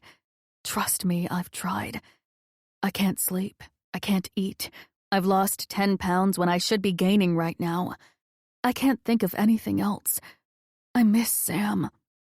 My heart bleeds for him. I understand why he's struggling. He's dealing with an addiction, and he needs to be the one to man up and make the decision to give it up. I love this man with everything. Even now. Probably forever. But I won't relieve his pain only to inflict it upon myself. He leans in and peppers my mouth with tender kisses that speak of love, not lust. Loneliness and longing. His big body creeps closer and closer by inches until I'm clinging to him, and we're making out like it's the end of the world. And the more he gets a taste, the more his appetite demands. His kisses turning harder, more possessive, needier. He pushes me down on the stack of mats, makes space for himself between my legs, and grinds against me. I can feel every ridge and vein, he's so hard.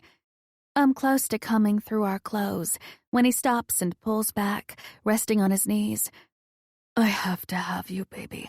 I have to, he says between stealing kisses and yanking on my leggings. And even though I know I shouldn't, that he might get the wrong impression that I'm caving, I do, because I love him. He's falling apart at the seams, and if seeking comfort in my body helps him get his bearings, grounds him, then he can have me. That's what love is. Close the door, I tell him, holding his bright gaze. He's up immediately. Striding quickly to the industrial-style sliding door, he slams it shut with more force than necessary and returns. Before he even reaches the mats, his pants and underwear are shoved down to his knees, his erection solid and bobbing between his legs. There's an all-consuming hunger in his eyes, a man pushed to the brink of desperation, and on Grant, that expression almost makes me pause. I love you, he rasps, his chest rising and falling with each deep, agitated breath he takes. Grasping the waistband of my yoga leggings, he pulls them completely off. I love you more than anything. You're the first person I've ever said that to. He lowers his body over mine, pelvis kissing pelvis, and thrusts inside me after only 2 brushes of the head of his penis at my entrance. You're the only person I've ever loved like this. The confessions keep coming, and with each one, a little bit of my resolve gets chipped away. Once he's inside of me, he calms down, instinct and memory taking over. We're so good together. It's been like this since the first night, anticipating my needs, giving and giving. He changes the angle of his hips and grips my thigh, keeping it high around his waist so his pubic bone hits my sweet spot, hitting sweet spots I didn't even know I had. With every thrust, he looks into my eyes, his lips murmuring the sweetest words, that I'm beautiful and he loves me, how he can't live without me. I miss us, he pants. I miss you. I come hard with him whispering in my ear, telling me things I'm not even sure he knows he's saying, that he's terrified that I'll leave him, and when he comes, I hold him through it. He pushes in even deeper, emptying all anguish inside of me. Semen is gross. Let's be honest, it is. It's stickier and more adhesive than any human invention. Worse than duct tape. Worse than Gorilla Glue. Don't get me wrong, I applaud the designer. It is a nifty invention. You want something to stick and stay. This is your stuff right here, especially when you've got buckets of it. But what you don't want is to be the one stuck cleaning it up. Have you not been jerking off? I ask my lover while we shower together in the ladies' locker rooms. I look up into his relaxed, happy face, and he smirks. I mean, there were buckets of it. I've never seen so much semen. He soaps up my breasts. He's been working hard to get those clean. You can move elsewhere, baby. It's official. My breasts are clean. How much semen have you seen? He inquires with a thread of amusement in his voice. In the meantime, he moves those skilled hands of his between my legs. Not a lot, but it doesn't take experience to spot an anomaly. He leans in, taking the full brunt of the jet spray on his back, and kisses me gently. Good word. Anomaly? Yeah, I like it too. Rolls off the tongue nicely. We finish washing and towel off. I have to hurry up. I need to go pick up Sam. I slip on a t-shirt and shove my legs into the leggings I had on an hour ago. I'll drive you, he tells me, stepping into his pants. Grant. My tone gets his attention. He looks at me and finds my expression careful. You can't. He's already furious with me because he thinks it's all my fault you're not around anymore. His demeanor changes instantly. He looks so forlorn I can feel his disappointment. I might as well have punched myself in the heart. I wanted to see him, he murmurs, running his hands through his wet hair. He slips on his t-shirt and closes his eyes for a beat. Whatever choice I make, I lose. All the euphoria I was riding dies a sudden death, shot right out from under me.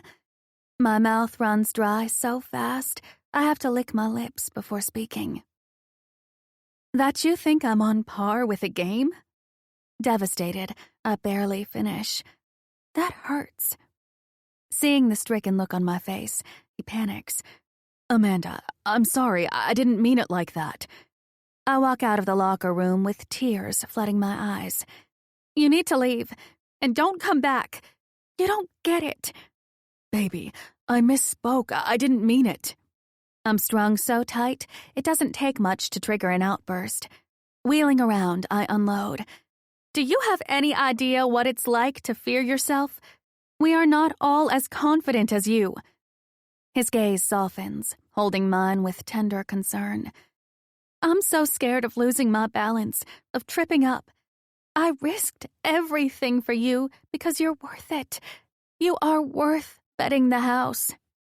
Words get caught in my throat, unable to move another inch. I exhale, suddenly exhausted beyond measure. While I'm feeling too much, Grant's shut down. He's a wall of ice, immobile. And I don't even rank above a sport that could kill you. That's who I am to you. I deserve better. He follows as I make my way to the elevators, desperate to get rid of him now. Molars grinding, resentment escalating with each second that passes. I punch the call button. Get out and don't come back, I murmur, rubbing my throat that feels like it's on fire. He steps closer and reaches out. I sidestep him smoothly, refusing to look up into his face, or to feel bad for him anymore. The elevator doors open, and I slide a foot to stop them from closing. Amanda, Don't. Then I say the one thing that hurts me to say more than anything, because it goes against my very nature. It physically pains me to hurt anyone, let alone someone I love. You're not good enough for us. He steps into the elevator. Bye, Grant. The elevator doors close. 2 days later, I get my first letter. The stationery is expensive, the paper heavy, ivory, the handwriting messy. No return address. I rip it open and read. It's a letter. A love letter. I have a few questions for you, the reporter says. Amy Green is around my age, with naturally red hair, a hawkish look in her eye, and a go-getter attitude. I'll answer what I can. Dante Cafe is busy. We're crammed in a corner, at a very tiny marble table. The only reason I'm here is for my own edification. Ronan refuses to see reason about this custody battle, and I'm curious to see if she knows anything about it. She scans a yellow pad filled with notes, even though she's recording the conversation. Little does she know that I'm recording it as well. So you and Ronan were never married? No, I found out I was pregnant with Sam after we broke up. Ronan did not know of his existence until I read the Variety article on him and figured out how to contact him. Sam was 2 at the time. After which we got back together for another 6 months, and then Ronan... Ronan what? Are you including information about his addictions in this bio? Oh yeah, and yours. Mine? What do you know about mine? Ronan said you had an addiction to cocaine. That mother... Amy, can I call you Amy? I don't wait for a reply. I've done a lot of things I'm ashamed of, but coke isn't one of them. You're going to tell me all the lies Ronan told you, and we will match them against the truths I know about him. 20 minutes later, armed with enough information to ruin all his shitty plans, I dial Ronan's number. My kick-ass self is back. Yeah, Ronan says with attitude. If only I could reach through the phone and punch him in the mouth. Unfortunately, I have to settle for the fantasy. Bodies walk past me, brushing my arm. A sharp chill is in the air. All my senses are blurry, shapeless, my focus entirely on reining in my anger. The one saving grace is that I'm a few blocks from home. I can't have this conversation with Sam around. I'm going to talk, and you are going to listen. You forgot to call off the dogs when you filed for joint custody. Amy Green has been hounding me for an interview as early as yesterday. I saw her this afternoon. The silence that follows does not surprise me. I liked you better when you were a junkie performing in dive bars. I'm sorry that my sweet, loving son has to have you as a father. I wanted you to be better, but you're not. Get to the point. I have no doubt you have enough money to bankrupt me, to keep me tied up in the courts until you bleed me dry. If you have the guts to see this through, come to New York and tell your son that you are working hard to take him away from me. Amanda, don't Amanda me, I bark. You started this. I told you we'd work it out. I didn't realize what a scumbag you'd turned into, unfortunately. You told her I had a coke habit and conveniently left out your heroin addiction? And you actually believed she would simply take your word for it? She's a reporter, Ronan. How dumb can you be? I pay her. You don't pay her. Your label pays her. You were always a little clueless, but I thought it was the artist in you. I don't see how this changes anything. I gotta go. Who do you think paid your broke-ass hospital bills when you OD'd? I yell. A few onlookers turn to stare, and I keep walking down the narrow, broken sidewalk. Lowering my voice, I continue. When they found you unresponsive and Sam in the crib crying while I was working? The health insurance you never had? Calvin paid the bills. Calvin has all the paperwork. Kept it as an insurance policy against you because he's always been a suspicious guy and sneaky smart. Do you want me to go to your label and show them the documents? I'm guessing it's going to mess up your folk hero image. We can make this as ugly as you want it to be. Drop the custody suit, and maybe we can salvage this relationship for Sam's sake. Chapter 26. Who do you want to invite to your birthday party? I ask Sam. October ushers in cooler weather. The autumn leaves of the Palisades cliffs overlooking the Hudson River are in full peak, and the pumpkin spice latte is back. Life should be good, and yet it feels like a funeral shroud covers our cozy apartment. Sam turns 11 in 2 weeks, and I promised him months ago that he could have a party at the Gaga Center, which features a dodgeball-style court. With any hope, he can take some of his anger at me out on some of his classmates. Grabbing the bowl of green beans, I place some in his dish. His elbow is on the table, his head resting on his small fist. Staring down at his plate, he seems a million miles away. Do you want to invite your dad? I get nothing. Sammy? Elbow off the table and eat your greens, please. Ronan dropped the suit. Big surprise. He chose his folk singer image over his son. As Grant would say, What a tool.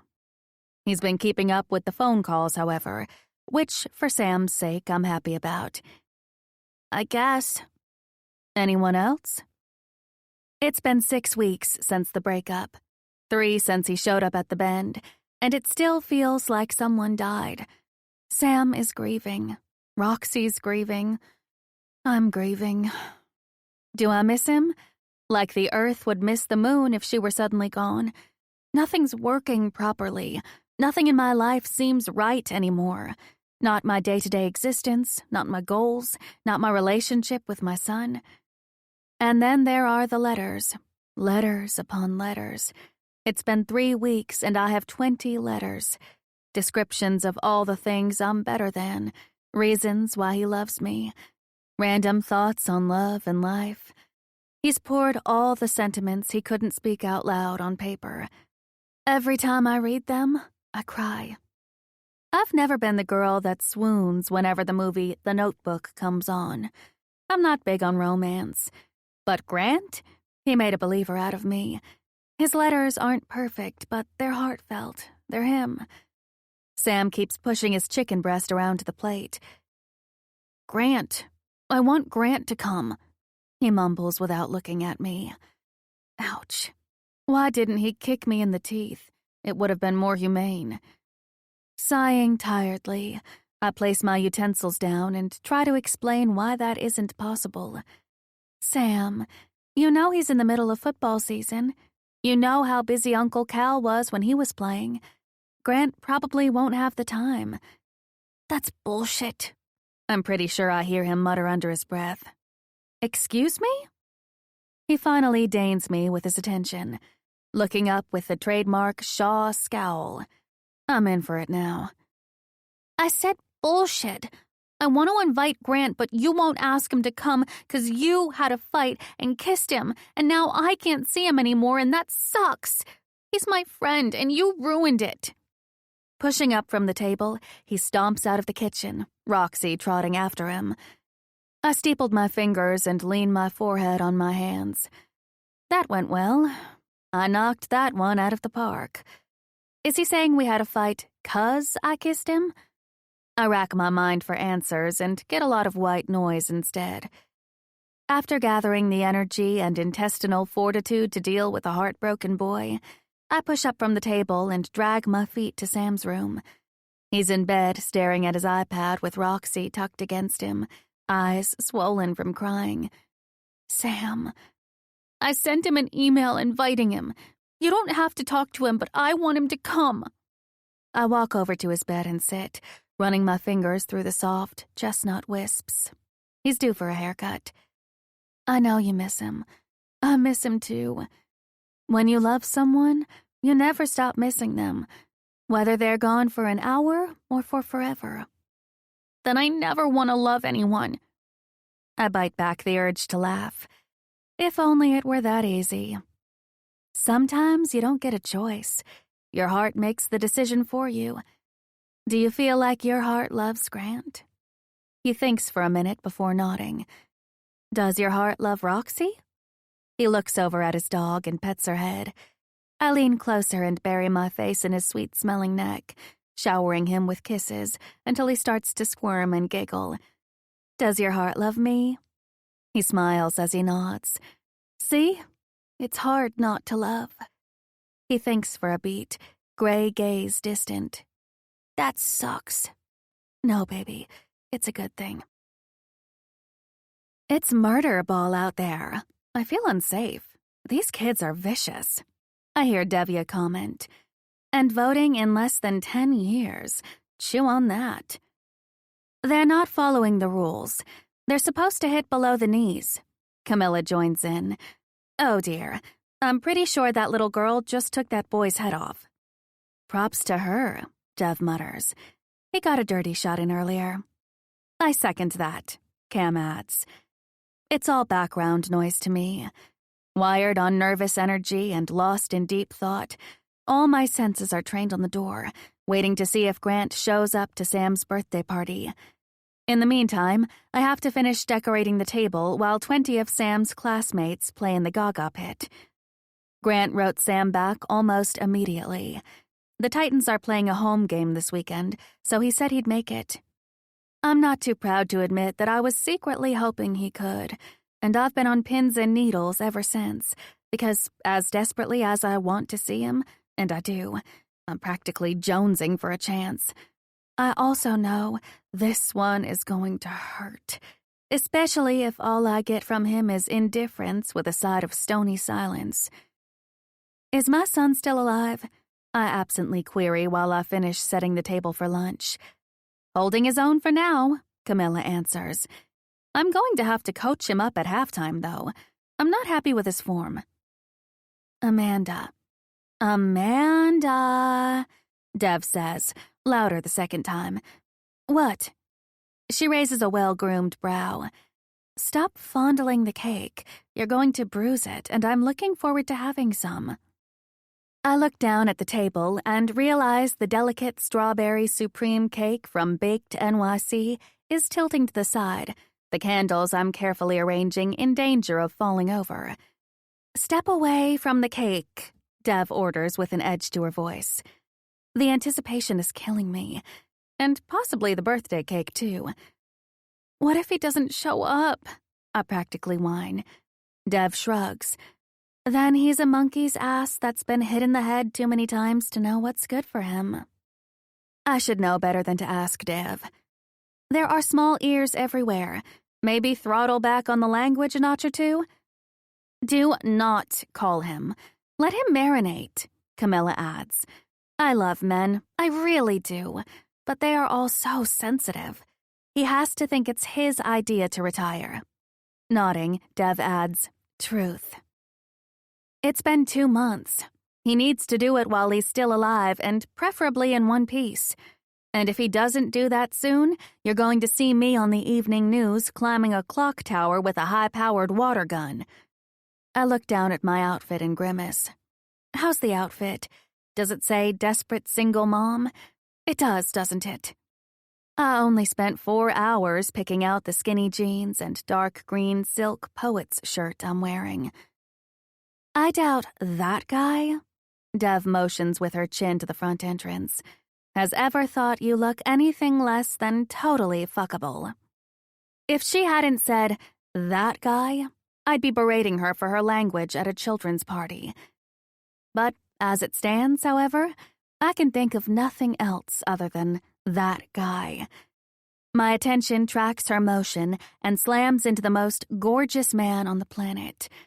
In a French blue button-down and jeans, Grant stands near the front door holding a gift-wrapped box. He has his game face on, not even a hint of indifference to be found anywhere. His vivid blue eyes scan the room with single-minded focus, his face softening the minute he finds me. An all-out blitz of love and longing comes over me, the rush so overwhelming it knocks me on my metaphorical ass.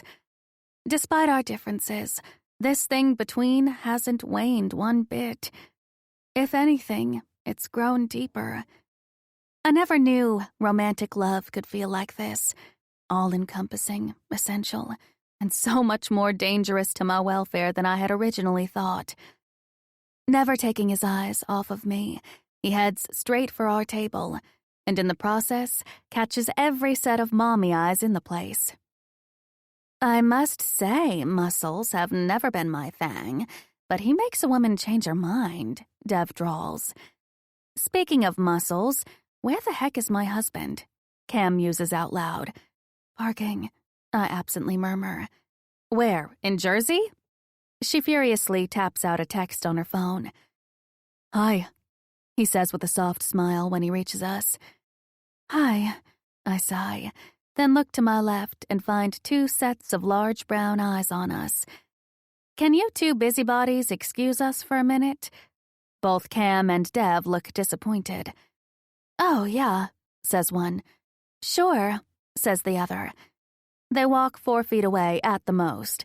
I'm positive they're still listening. When my attention returns to Grant, he thrusts the wrapped package into my hands, grabs my face, and kisses me. No hesitation, no messing around. Soft lips on mine, warm hands cupping my cheeks, It feels like coming home after a long, horrible trip to a place I never want to visit again.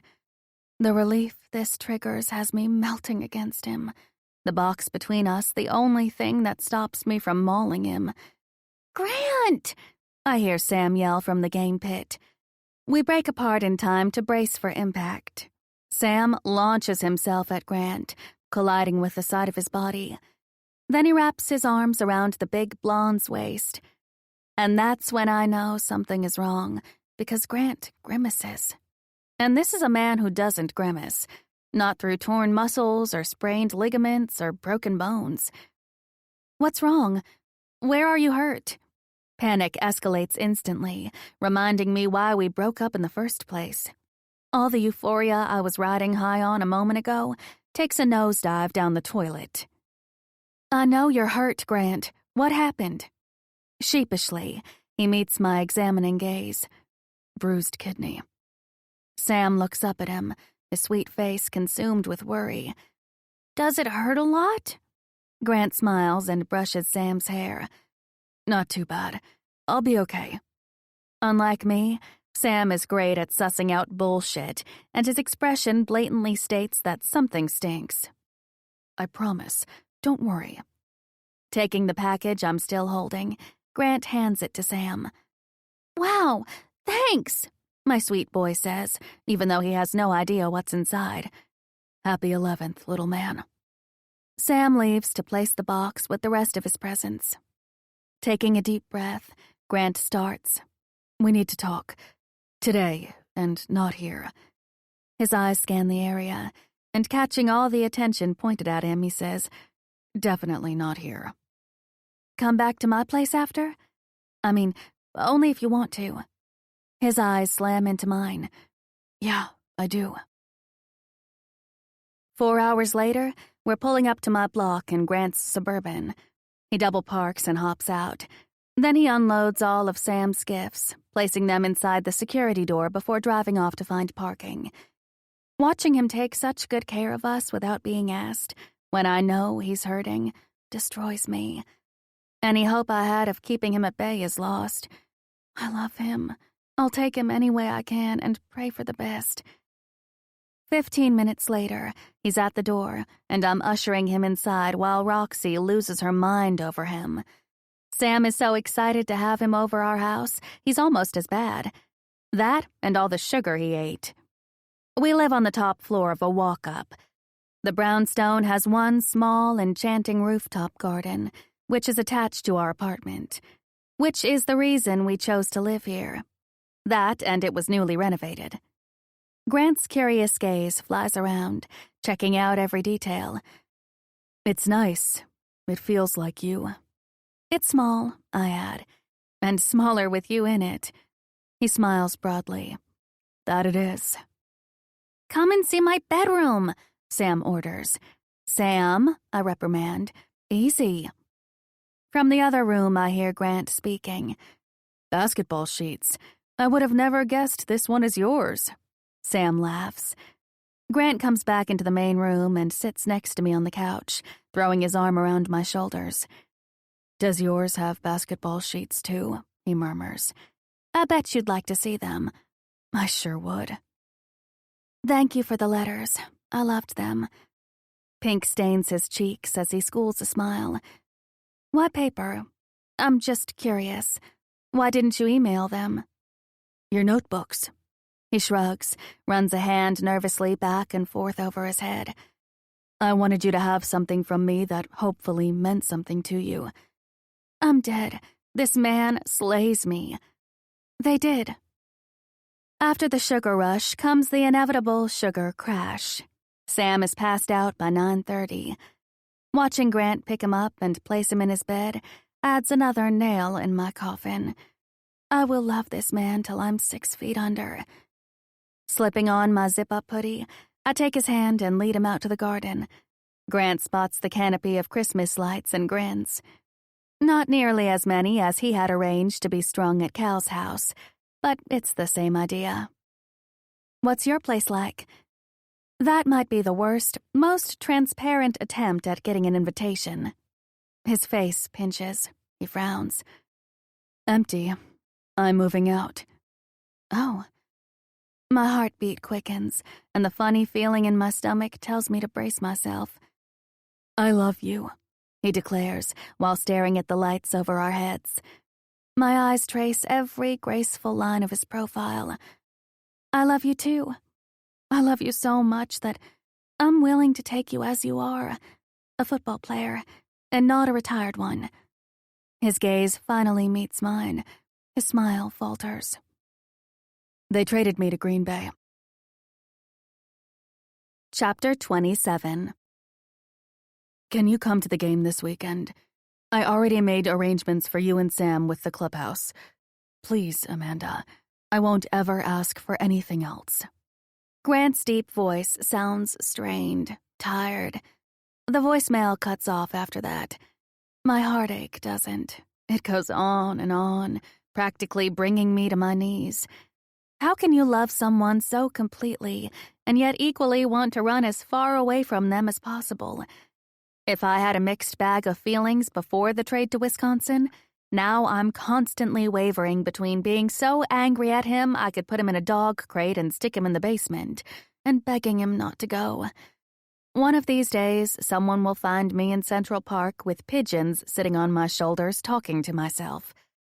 Green Bay, Wisconsin. Is that even an actual city? I don't even like cold weather. And he wants us to go with him. He said that. He also said he would understand if I can't. I have roots here, he said. He has nothing. Even his apartment is a rental. I wanted to scream that he has me and Sam, but I didn't. If he doesn't know that already. This weekend is his last game as a Titan. Calvin and Camilla said they're going. It seems like outside forces are conspiring to drive me crazy. He wants us there. He's begging me to come watch him get hurt, possibly killed. He wants me to witness that? Why would I do that? For the sake of my mental and emotional health, I don't know if I can do it. Best thing you could do for that son of yours is show him what a loving relationship looks like. If his mother's happy, he'll be happy. Walter says as he cuts into his strip steak. Whenever Sam is busy with friends, I try to drive out to see him. Walter has become family, and the winter traffic to the island is practically non-existent, which has made it easy for us to have dinner. And watch him wind up paralyzed or worse? I stare at the flat-screen television above the bar of the restaurant, my appetite vanishing as the old film reel of Grant getting hit from behind plays. Great. Perfect timing. Walter's gaze tracks mine. He stops chewing, his mouth flattening into a grim line. Would it hurt any less if you didn't have to watch? The answer comes swiftly. No, it wouldn't. That's what sucks the most. I really hate it when you reason with me, Walter. He gives me a faint smile, the lines fanning out from his dark eyes creasing together. What I'm saying is, you wait long enough for something bad to happen, and life will oblige you. Take my word for it, he grumbles. You take what you want now. That way, when the bad happens, you have the good to see you through it. It's hard to argue with a man who's made mistakes and paid the ultimate price. By the time I'm back on the road to the city, it's raining. It's nearly midnight when I hit the West Side Highway. Traffic is sparse, but never empty in Manhattan. I'm on autopilot, my mind on Grant, on what Walter said. I think of Walter and how he must have felt when he knew his wife would never come home. Gone forever. No do-over. No chance to make the right choices. The thought of not ever seeing Grant again sends a shockwave through my system, all my future plans splintering and falling away. Could I live with myself if something happened to him in Green Bay and I wasn't there for him? Would that make it any less devastating if the news reached me late one night as a phone call? No, it would be worse. He's mine, whether he's here or on the moon. Wherever he is, I won't stop loving him. Like Walter said, the bad happens. It's the good I want to share with him. There's nobody else I'd share it with. The Explorer hits a pothole and hydroplanes. The back end fishtails. I snap out of my daze in time to right the SUV before I sideswipe the car in the next lane. With my heart thumping against my breastbone hard enough that my chest cavity feels split in two, I exhale sharply, laugh nervously. I send up a couple of Hail Marys to cover all my bases, but I'm rejoicing too soon, because as I drive around a blind bend, the torrential rain takes out a retaining wall of stone blocks along the highway. All I see before me, as I approach at 60 miles per hour, is a pile of rubble and a disorienting bunch of red taillights. "You want anything to eat?" Calvin asks. "No," I say, fidgeting nervously. "I want to go down and let Grant know that we're here." I watch my brother take a bite of his hot dog. "Do you ever stop eating?" Calvin smiles crookedly. "Go out of the box and down to the ground floor. You'll be on the 50-yard line. They're in warm-ups right now, so hurry up or you'll miss him. We'll watch Sam." Good thing I'm wearing comfortable flats. I follow my brother's instructions and step onto the edge of the field, flash my badge to the security officers stationed at the entrance. I could be dead right now. I could be. By the grace of God, I turned the steering wheel to the right. The car spun in a 170-degree circle, missing the pileup by inches. I hit the guardrail with the back end of the Explorer. The EMT that had treated my backache said if I had turned the wheel a fraction more, I would have been dead. I would have hit the guardrail head on, possibly gone over, and landed on the underpass below. 10 injured, 1 fatality. I have a monster headache. My back feels like it's been through a meat grinder. Otherwise, I'm in one piece. So, I'm not dead, and time has not run out. Not yet, at least. Grant is warming up with his Bose headphones on. I do jumping jacks to get his attention. Those things really are noise-canceling. Finally spotting me, a huge grin spreads across his face, and he gets up and jogs over. Holy crow. He's breathtakingly beautiful in all that compression clothing. Mercy, I have to remember that I came down here with a purpose. He walks right up and, without even breaking stride, kisses me possessively, hands on my face, claiming my mouth like he owns it. And he does. All of me. Then he wraps his arms around my waist and picks me up. In the background, I hear a lot of cheering and whistling. "Isn't that Shaw's sister?" one of his teammates whispers. "Hendricks is gonna get his ass kicked," another adds. "Hendricks, go put your cup on. I saw Shaw walking around the locker room," yells a different one. "Iceman gonna get you." Grant misses all of it. I push the headphones off his head because we don't have much time. "Go to Green Bay and come back to me." "What?" He looks startled. "I still have time. I was in a car accident last night." He sucks in a breath. "I'm fine, but I could have died and I didn't." Staring into the eyes of my one true love, I feel relief. That's when I know, down to the bone, that this is the right choice. "Let's just be together. We'll fly back and forth until you're ready to retire," I say super fast, feeling strangely both excited and at peace. "You mean it?" he murmurs. My poor heart. He's torturing it with that sweet, hopeful look. "Yes, you're my one," I tell him, taking his face in my hands and smacking his lips with a hard kiss. "Nothing is going to change that. I'll take the good now." Searching my eyes, he smiles. "I don't understand. You're all over the place, but it doesn't matter. Is Sam here?" "Upstairs with Calvin." Grant's beautiful face shapes into pure determination. "I love you.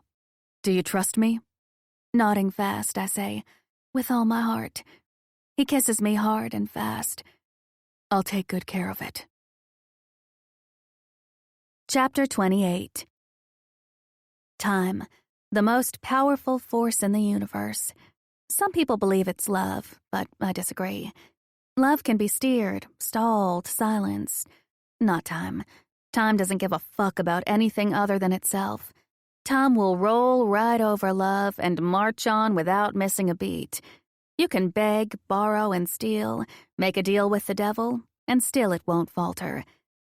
Watching the man who owns both my heart and soul lying still on the 50-yard line of MetLife Stadium tells me it's run out. I don't bother with prayers. Time won't hear them. It'll just play deaf and dumb. Trainers, doctors, and EMTs congregate around Grant's motionless body. Every player on the field, regardless of their jersey, takes a knee to pray. 75,000 people in the stadium, and you can hear a pin drop. That and the blood rushing through my veins. One stupid play. That's all it took for my life to come crashing down. One of the players on the offense made an illegal block in the back and led with the helmet. It was a mistake, an accident. Camilla's hand wraps around my bicep. Her voice sounds underwater. I glance down at Sam, who's fighting tears, his full lips pressing together tightly. "Watch, Sam," I tell her. She's still talking, her mouth moving, and yet I can't hear a thing. I turn and Sam starts to follow me, but Camilla grabs a hold of him. "Mom!" I stop and turn back. "Stay with Camilla, okay? Can you do that for me?" "Is he gonna be okay?" "I don't know, baby," I answer honestly. Because how can I not? I won't abuse what little trust we've built. I'm going to go check on him. He nods and I take off. Calvin tries to stop me on the way out of the VIP box, his brows squeezing together in deep concern. "Amanda, you have to wait. Let the doctors do their job. I'll get you in to see him as soon as they're done." Wild horses couldn't stop me. With sudden and inexplicable superhuman strength, I slip free of my brother's grip on my wrist and run out into the corridor. My legs feel weighed down by dumbbells, my lungs filled with cement. The sprint down 3 flights of stairs to field level seems to take forever, feet stinging as my ballerinas slap against the concrete floor. And within that time, all my fears stare back at me.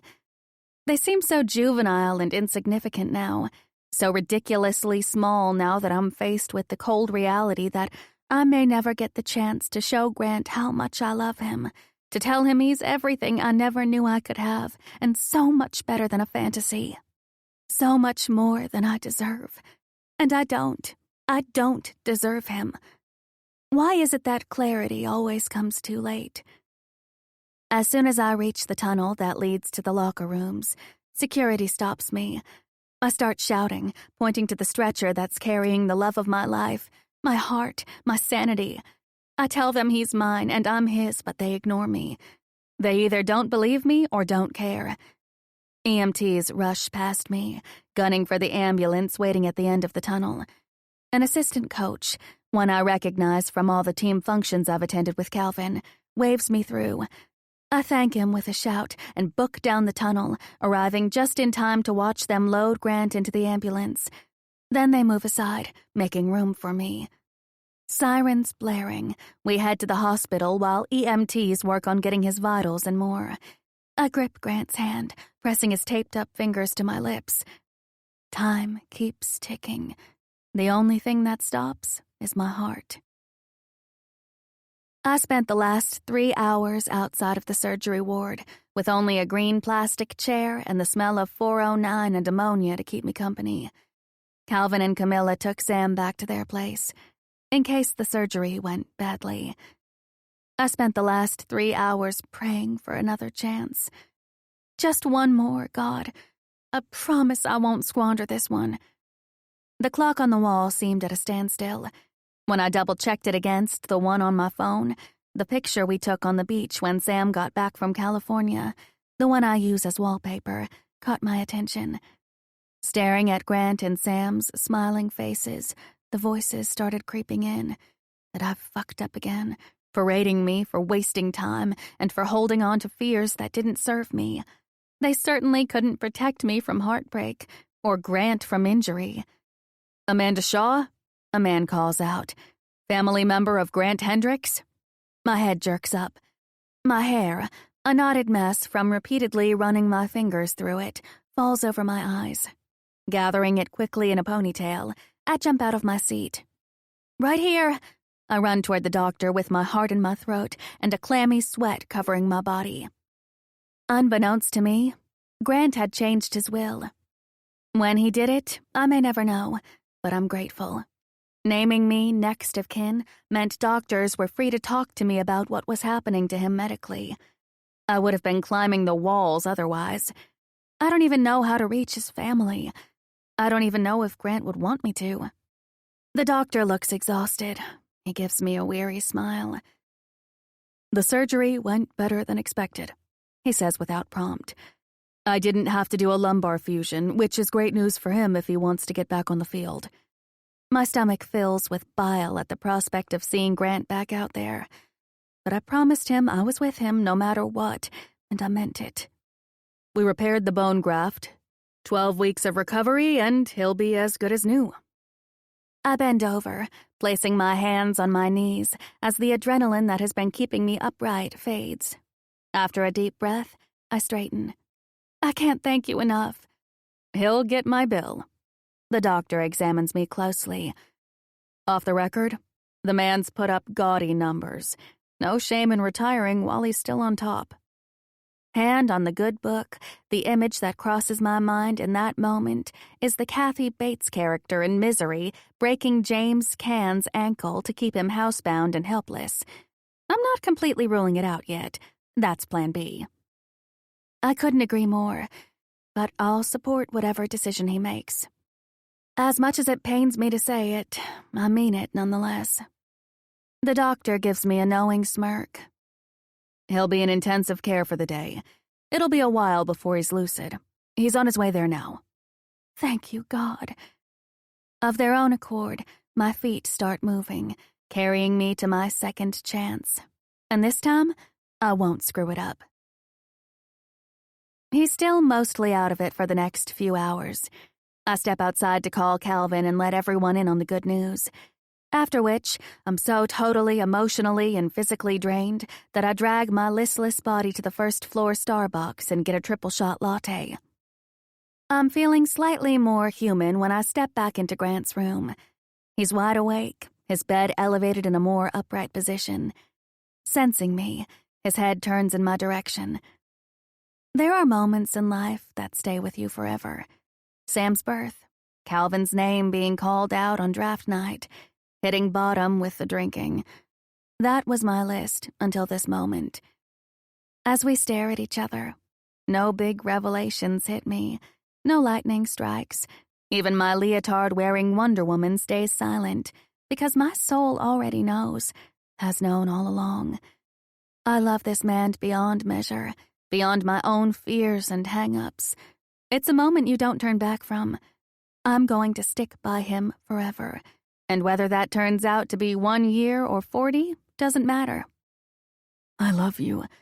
Grant's chin trembles, his jaw hardens.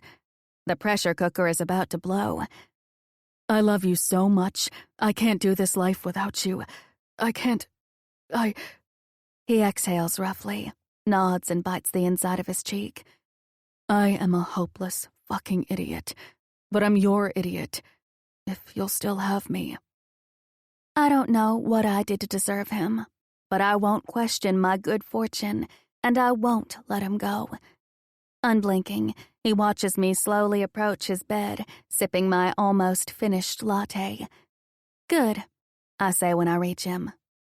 Good? He looks more than a little disappointed. I almost chuckle. I would hate to be the only one that feels that way. The change in his expression is immediate and heart-arrestingly beautiful in its honesty. He smiles so wide, I fear it may permanently scar his gorgeous face. Get over here, he orders, his eyes glistening from unshed tears. I don't need to be asked twice to place myself in his open arms. Very, very, very gently, that is. Sitting on his bed, I very gently, taking care not to jostle him too much, face plant into the curve of his neck. And the minute I'm there, wrapped up in him, in comfort and love, in his scent that mix of soap and bergamot lurking under the veil of antiseptic. The tears I was holding back gush out. "You scared me to death, you big jerk," I croak, the sound muffled by an influx of emotion and polyester. Curling my long fingers around the scratchy fabric, I hold on for dear life. Needing him to be safe and healthy. Needing him, period. If I could tuck him inside my heart and hide him away from the world, I would. "I'm sorry." His voice is low and strained, his stubbled cheek resting on top of my head. Grant strokes my back, my arms, making me shiver and burrow deeper into his broad chest. I take a deep breath, my heart chakra beaming. I've been looking for a safe place, somewhere to call home my entire life, and never once did it cross my mind that home, that safe place, would be in the arms of another person. And now I know why. It wasn't a feeling I was chasing, and it sure wasn't a place. It was him. It was always him. "I didn't mean to do that to you. I'm never doing that to you again. Promise." That stops my tears in their tracks. "What? What does that mean?" I ask with barely contained hope germinating in my chest. He takes a hold of my shoulders and pulls me back to search my face. Warm hands glide up my neck, his thumbs gently brushing tears away. Those electric blue eyes meet mine, communicating the importance of what's about to come. That I'm done. It takes me a while to process the information, my mind dissecting every syllable, turning every word upside down to make sure I got it right. "I was going to announce it at the end of the game." He gives me a wry smile at the obvious stroke of bad luck. As overwhelmed with relief as I am, I know what this means for him. The loss he feels, the fear. It would be wrong of me to celebrate now. I'll dance the jig later. Yeah, later, when I'm alone in the car and can blast my 90s rap. Then I'll carry on like a maniac, maybe even twerk a little. I know what football means to you, and I'm sorry, but I'm selfish when it comes to you. Time to put it all out there. There's no more of it to waste. I chew on the inside of my cheek to stop my jaw from trembling. I want you forever. Before I blacked out, all I could think about was you and Sam, how it must have looked, and... He swallows, his Adam's apple bobbing. My family means more to me than a fucking game. If I wasn't sitting on the bed, I would be a blubbering puddle at his feet. Every time I think I couldn't possibly love this man any more than I already do, he keeps making a liar out of me. The realization hits me like a brick. Love isn't finite. There's no measure to it. It stretches time and space, loops back around and expands again. Real love, the selfless kind, transcends our own needs, but doesn't leave us poorer with less. It enriches us in ways we can't even quantify, beyond our wildest dreams. "Grant!" Sam tears into the room and launches himself, diving headfirst at the man of the hour. Sound gets caught in my throat. My eyes widen in horror. I suck in air, about to faint from fear that, in Sam's excitement, he could hurt Grant, when Calvin miraculously appears out of thin air and plucks Sam by the arms as he's about to hit Grant in the chest. "Sam!" I hiss. "It's okay." Grant takes Sam out of Calvin's hands, and my overly enthusiastic son wraps his arms around the big blonde's neck. Naturally and without hesitation, he rests his small face on Grant's shoulder. There isn't a day I don't marvel at the pure and effortless love between these two. "Thanks, man," Grant says to my brother. "I'm just glad you're okay, bro. You scared us." Grant's eyes close as he continues to pat Sam's back. Calvin's sharp gaze moves from my son to the man I love. Filled with understanding, his gray eyes, so much like my son's, meet mine. "I'll leave you guys to it. The nurse is having a fit out there. Too many people in the room." "Love you," I call out. My oldest brother waves before walking out the door. "Are you okay?" Sam asks in a quiet voice. I'm a little banged up, but I'll be okay. Grant's warm gaze travels over Sam's face. I'm sorry I worried you. Sam nods, his chin trembling. Hey, little man. Grant swallows, his cheek muscle twitching. Pink streaks across his cheekbones. Have mercy, he's blushing. You know I love your mom with my whole heart, right? After a beat, Sam nods. And that I love you just as much as I love her. The spark of wonder on Sam's face says all I need to know. Any reservations I had about how he would accept Grant as a permanent addition to our lives are erased. Sam knows that having to share me means he won't be losing anything, only gaining. If anything, I'm the one that will have to share, because I have no doubt of how thoroughly Grant loves Sam. So I'm asking your permission. Would it be okay with you if I married your mom? My breath catches, my eyes searching Grant's, while Grant's unwavering attention belongs to Sam. Does that mean you'll live with us?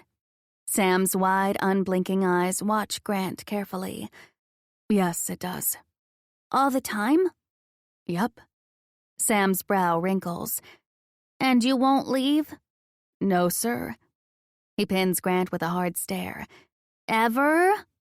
My heart throbs with the doubt I hear in Sam's voice, the seriousness of his expression, a reminder that I still have a lot of work to do in restoring his trust and faith. Grant schools the grin threatening to overtake his face. He holds out his hand. Never. Yeah, you can marry her. Sam places his hand in Grant's, smiling so brightly it lights up the entire room. Grant tugs him closer, and Sam throws his arms around his neck, clinging to Grant like he can't get enough of him. I know the feeling. Our eyes meet over my son's head as a fresh set of tears roll down my cheeks. I never believed in fairy tales. Nightmares? Yes, I've experienced plenty of those. In waking life, too. But I thought happily ever afters belonged in romance novels.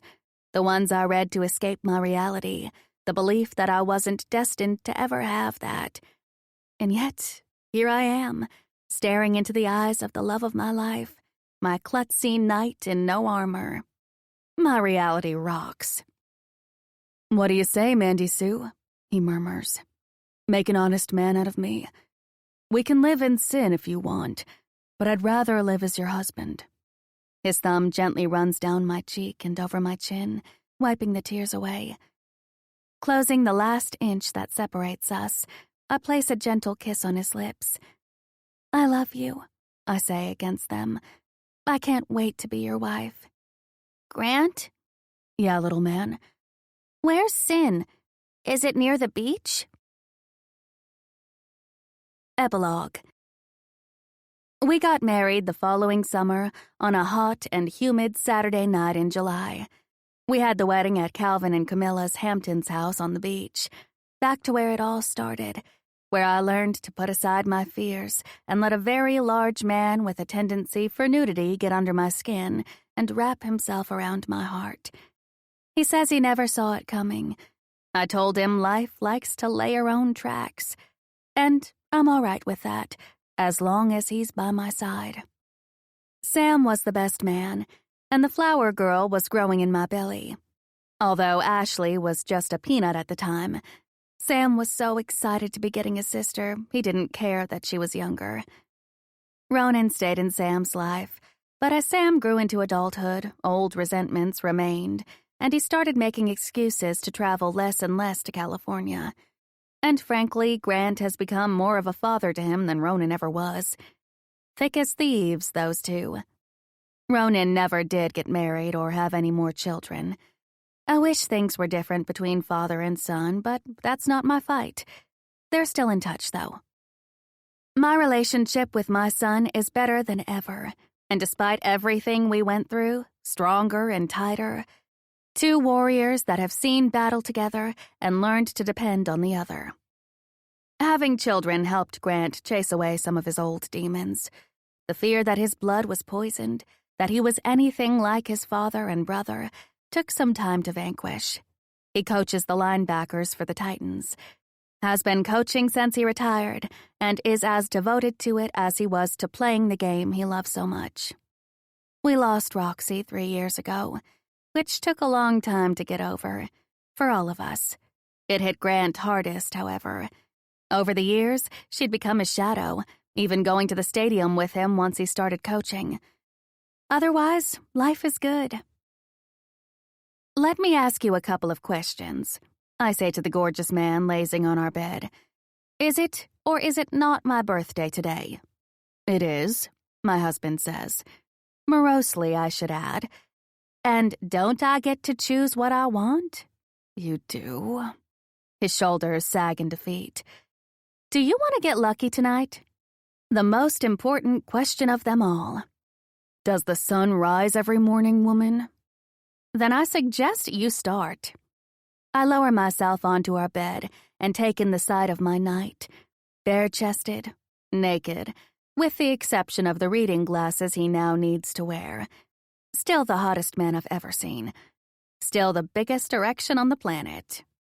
On hands and knees, I stalk toward the love of my life, my grizzly bear, my klutzy knight in no armor, my best friend and lover, and watch a slow smile light up his face. You're not getting out of it this time, I add to drive my point home. Before Grant, everything I thought I knew about love was wrong. That being immersed in it would mean drowning, losing myself. That it would be the end of me. Turns out, Grant was the anchor I could count on not to sink me, but to keep me steady.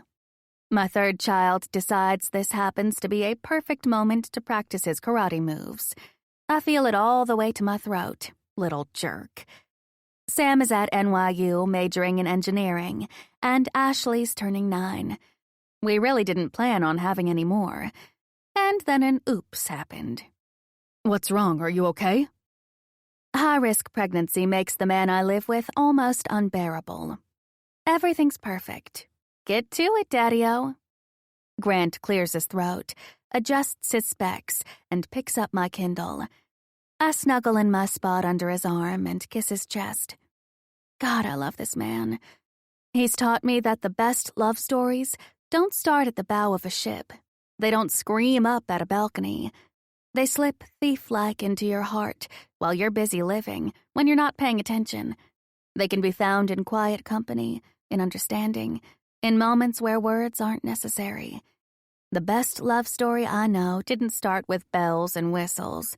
It started with a man offering a boy a shoulder to cry on. He glances down and pecks my lips. Ready? Anytime now. Looking down at the Kindle, he takes a deep breath and starts. Adam looked across the dance floor, past the bride and groom gently swaying in the dying hours, past the memories and broken promises hanging in the Charleston air. He recognized the man on the other side of the dance floor, staring back at him for who he really was, his one true love. Epilogue 2. Amanda, I've spent the last 5 hours staring at the ceiling, trying to figure out how to explain what you mean to me. And God knows I'm not good with words, but I'm going to give it a shot. Before you, football was all I had. And now for the first time in my life, I feel like I have a chance at something good. A life I hadn't allowed myself to want because I didn't think it was possible for men like me. But you loving me gives me hope, makes me want to try and be the man you deserve. And that scares the shit out of me because I'm afraid of what will happen if you leave and take all my hope with you. Before you, I knew how to do this life. You've changed that, and there's no turning back. I love you. I love your kindness. I love your generosity. I love your loyalty. I love your heart and your mind. There isn't anything about you I don't love. Please, give me another chance to prove it to you. Indefatigable. Incapable of being tired out. Unyielding to fatigue. My love for you. Grant. This concludes Bulldozer, by P. Dangelico. Narrated by Amelie Griffin and Nelson Hobbs. Copyright 2017 by P. Dangelico. This unabridged audiobook is published by arrangement with P. Dangelico and was produced in the year 2022 by Tantor Media Incorporated, a division of Recorded Books, which holds the copyright thereto. Please visit tantor.com for more information on our growing library of unabridged audiobooks.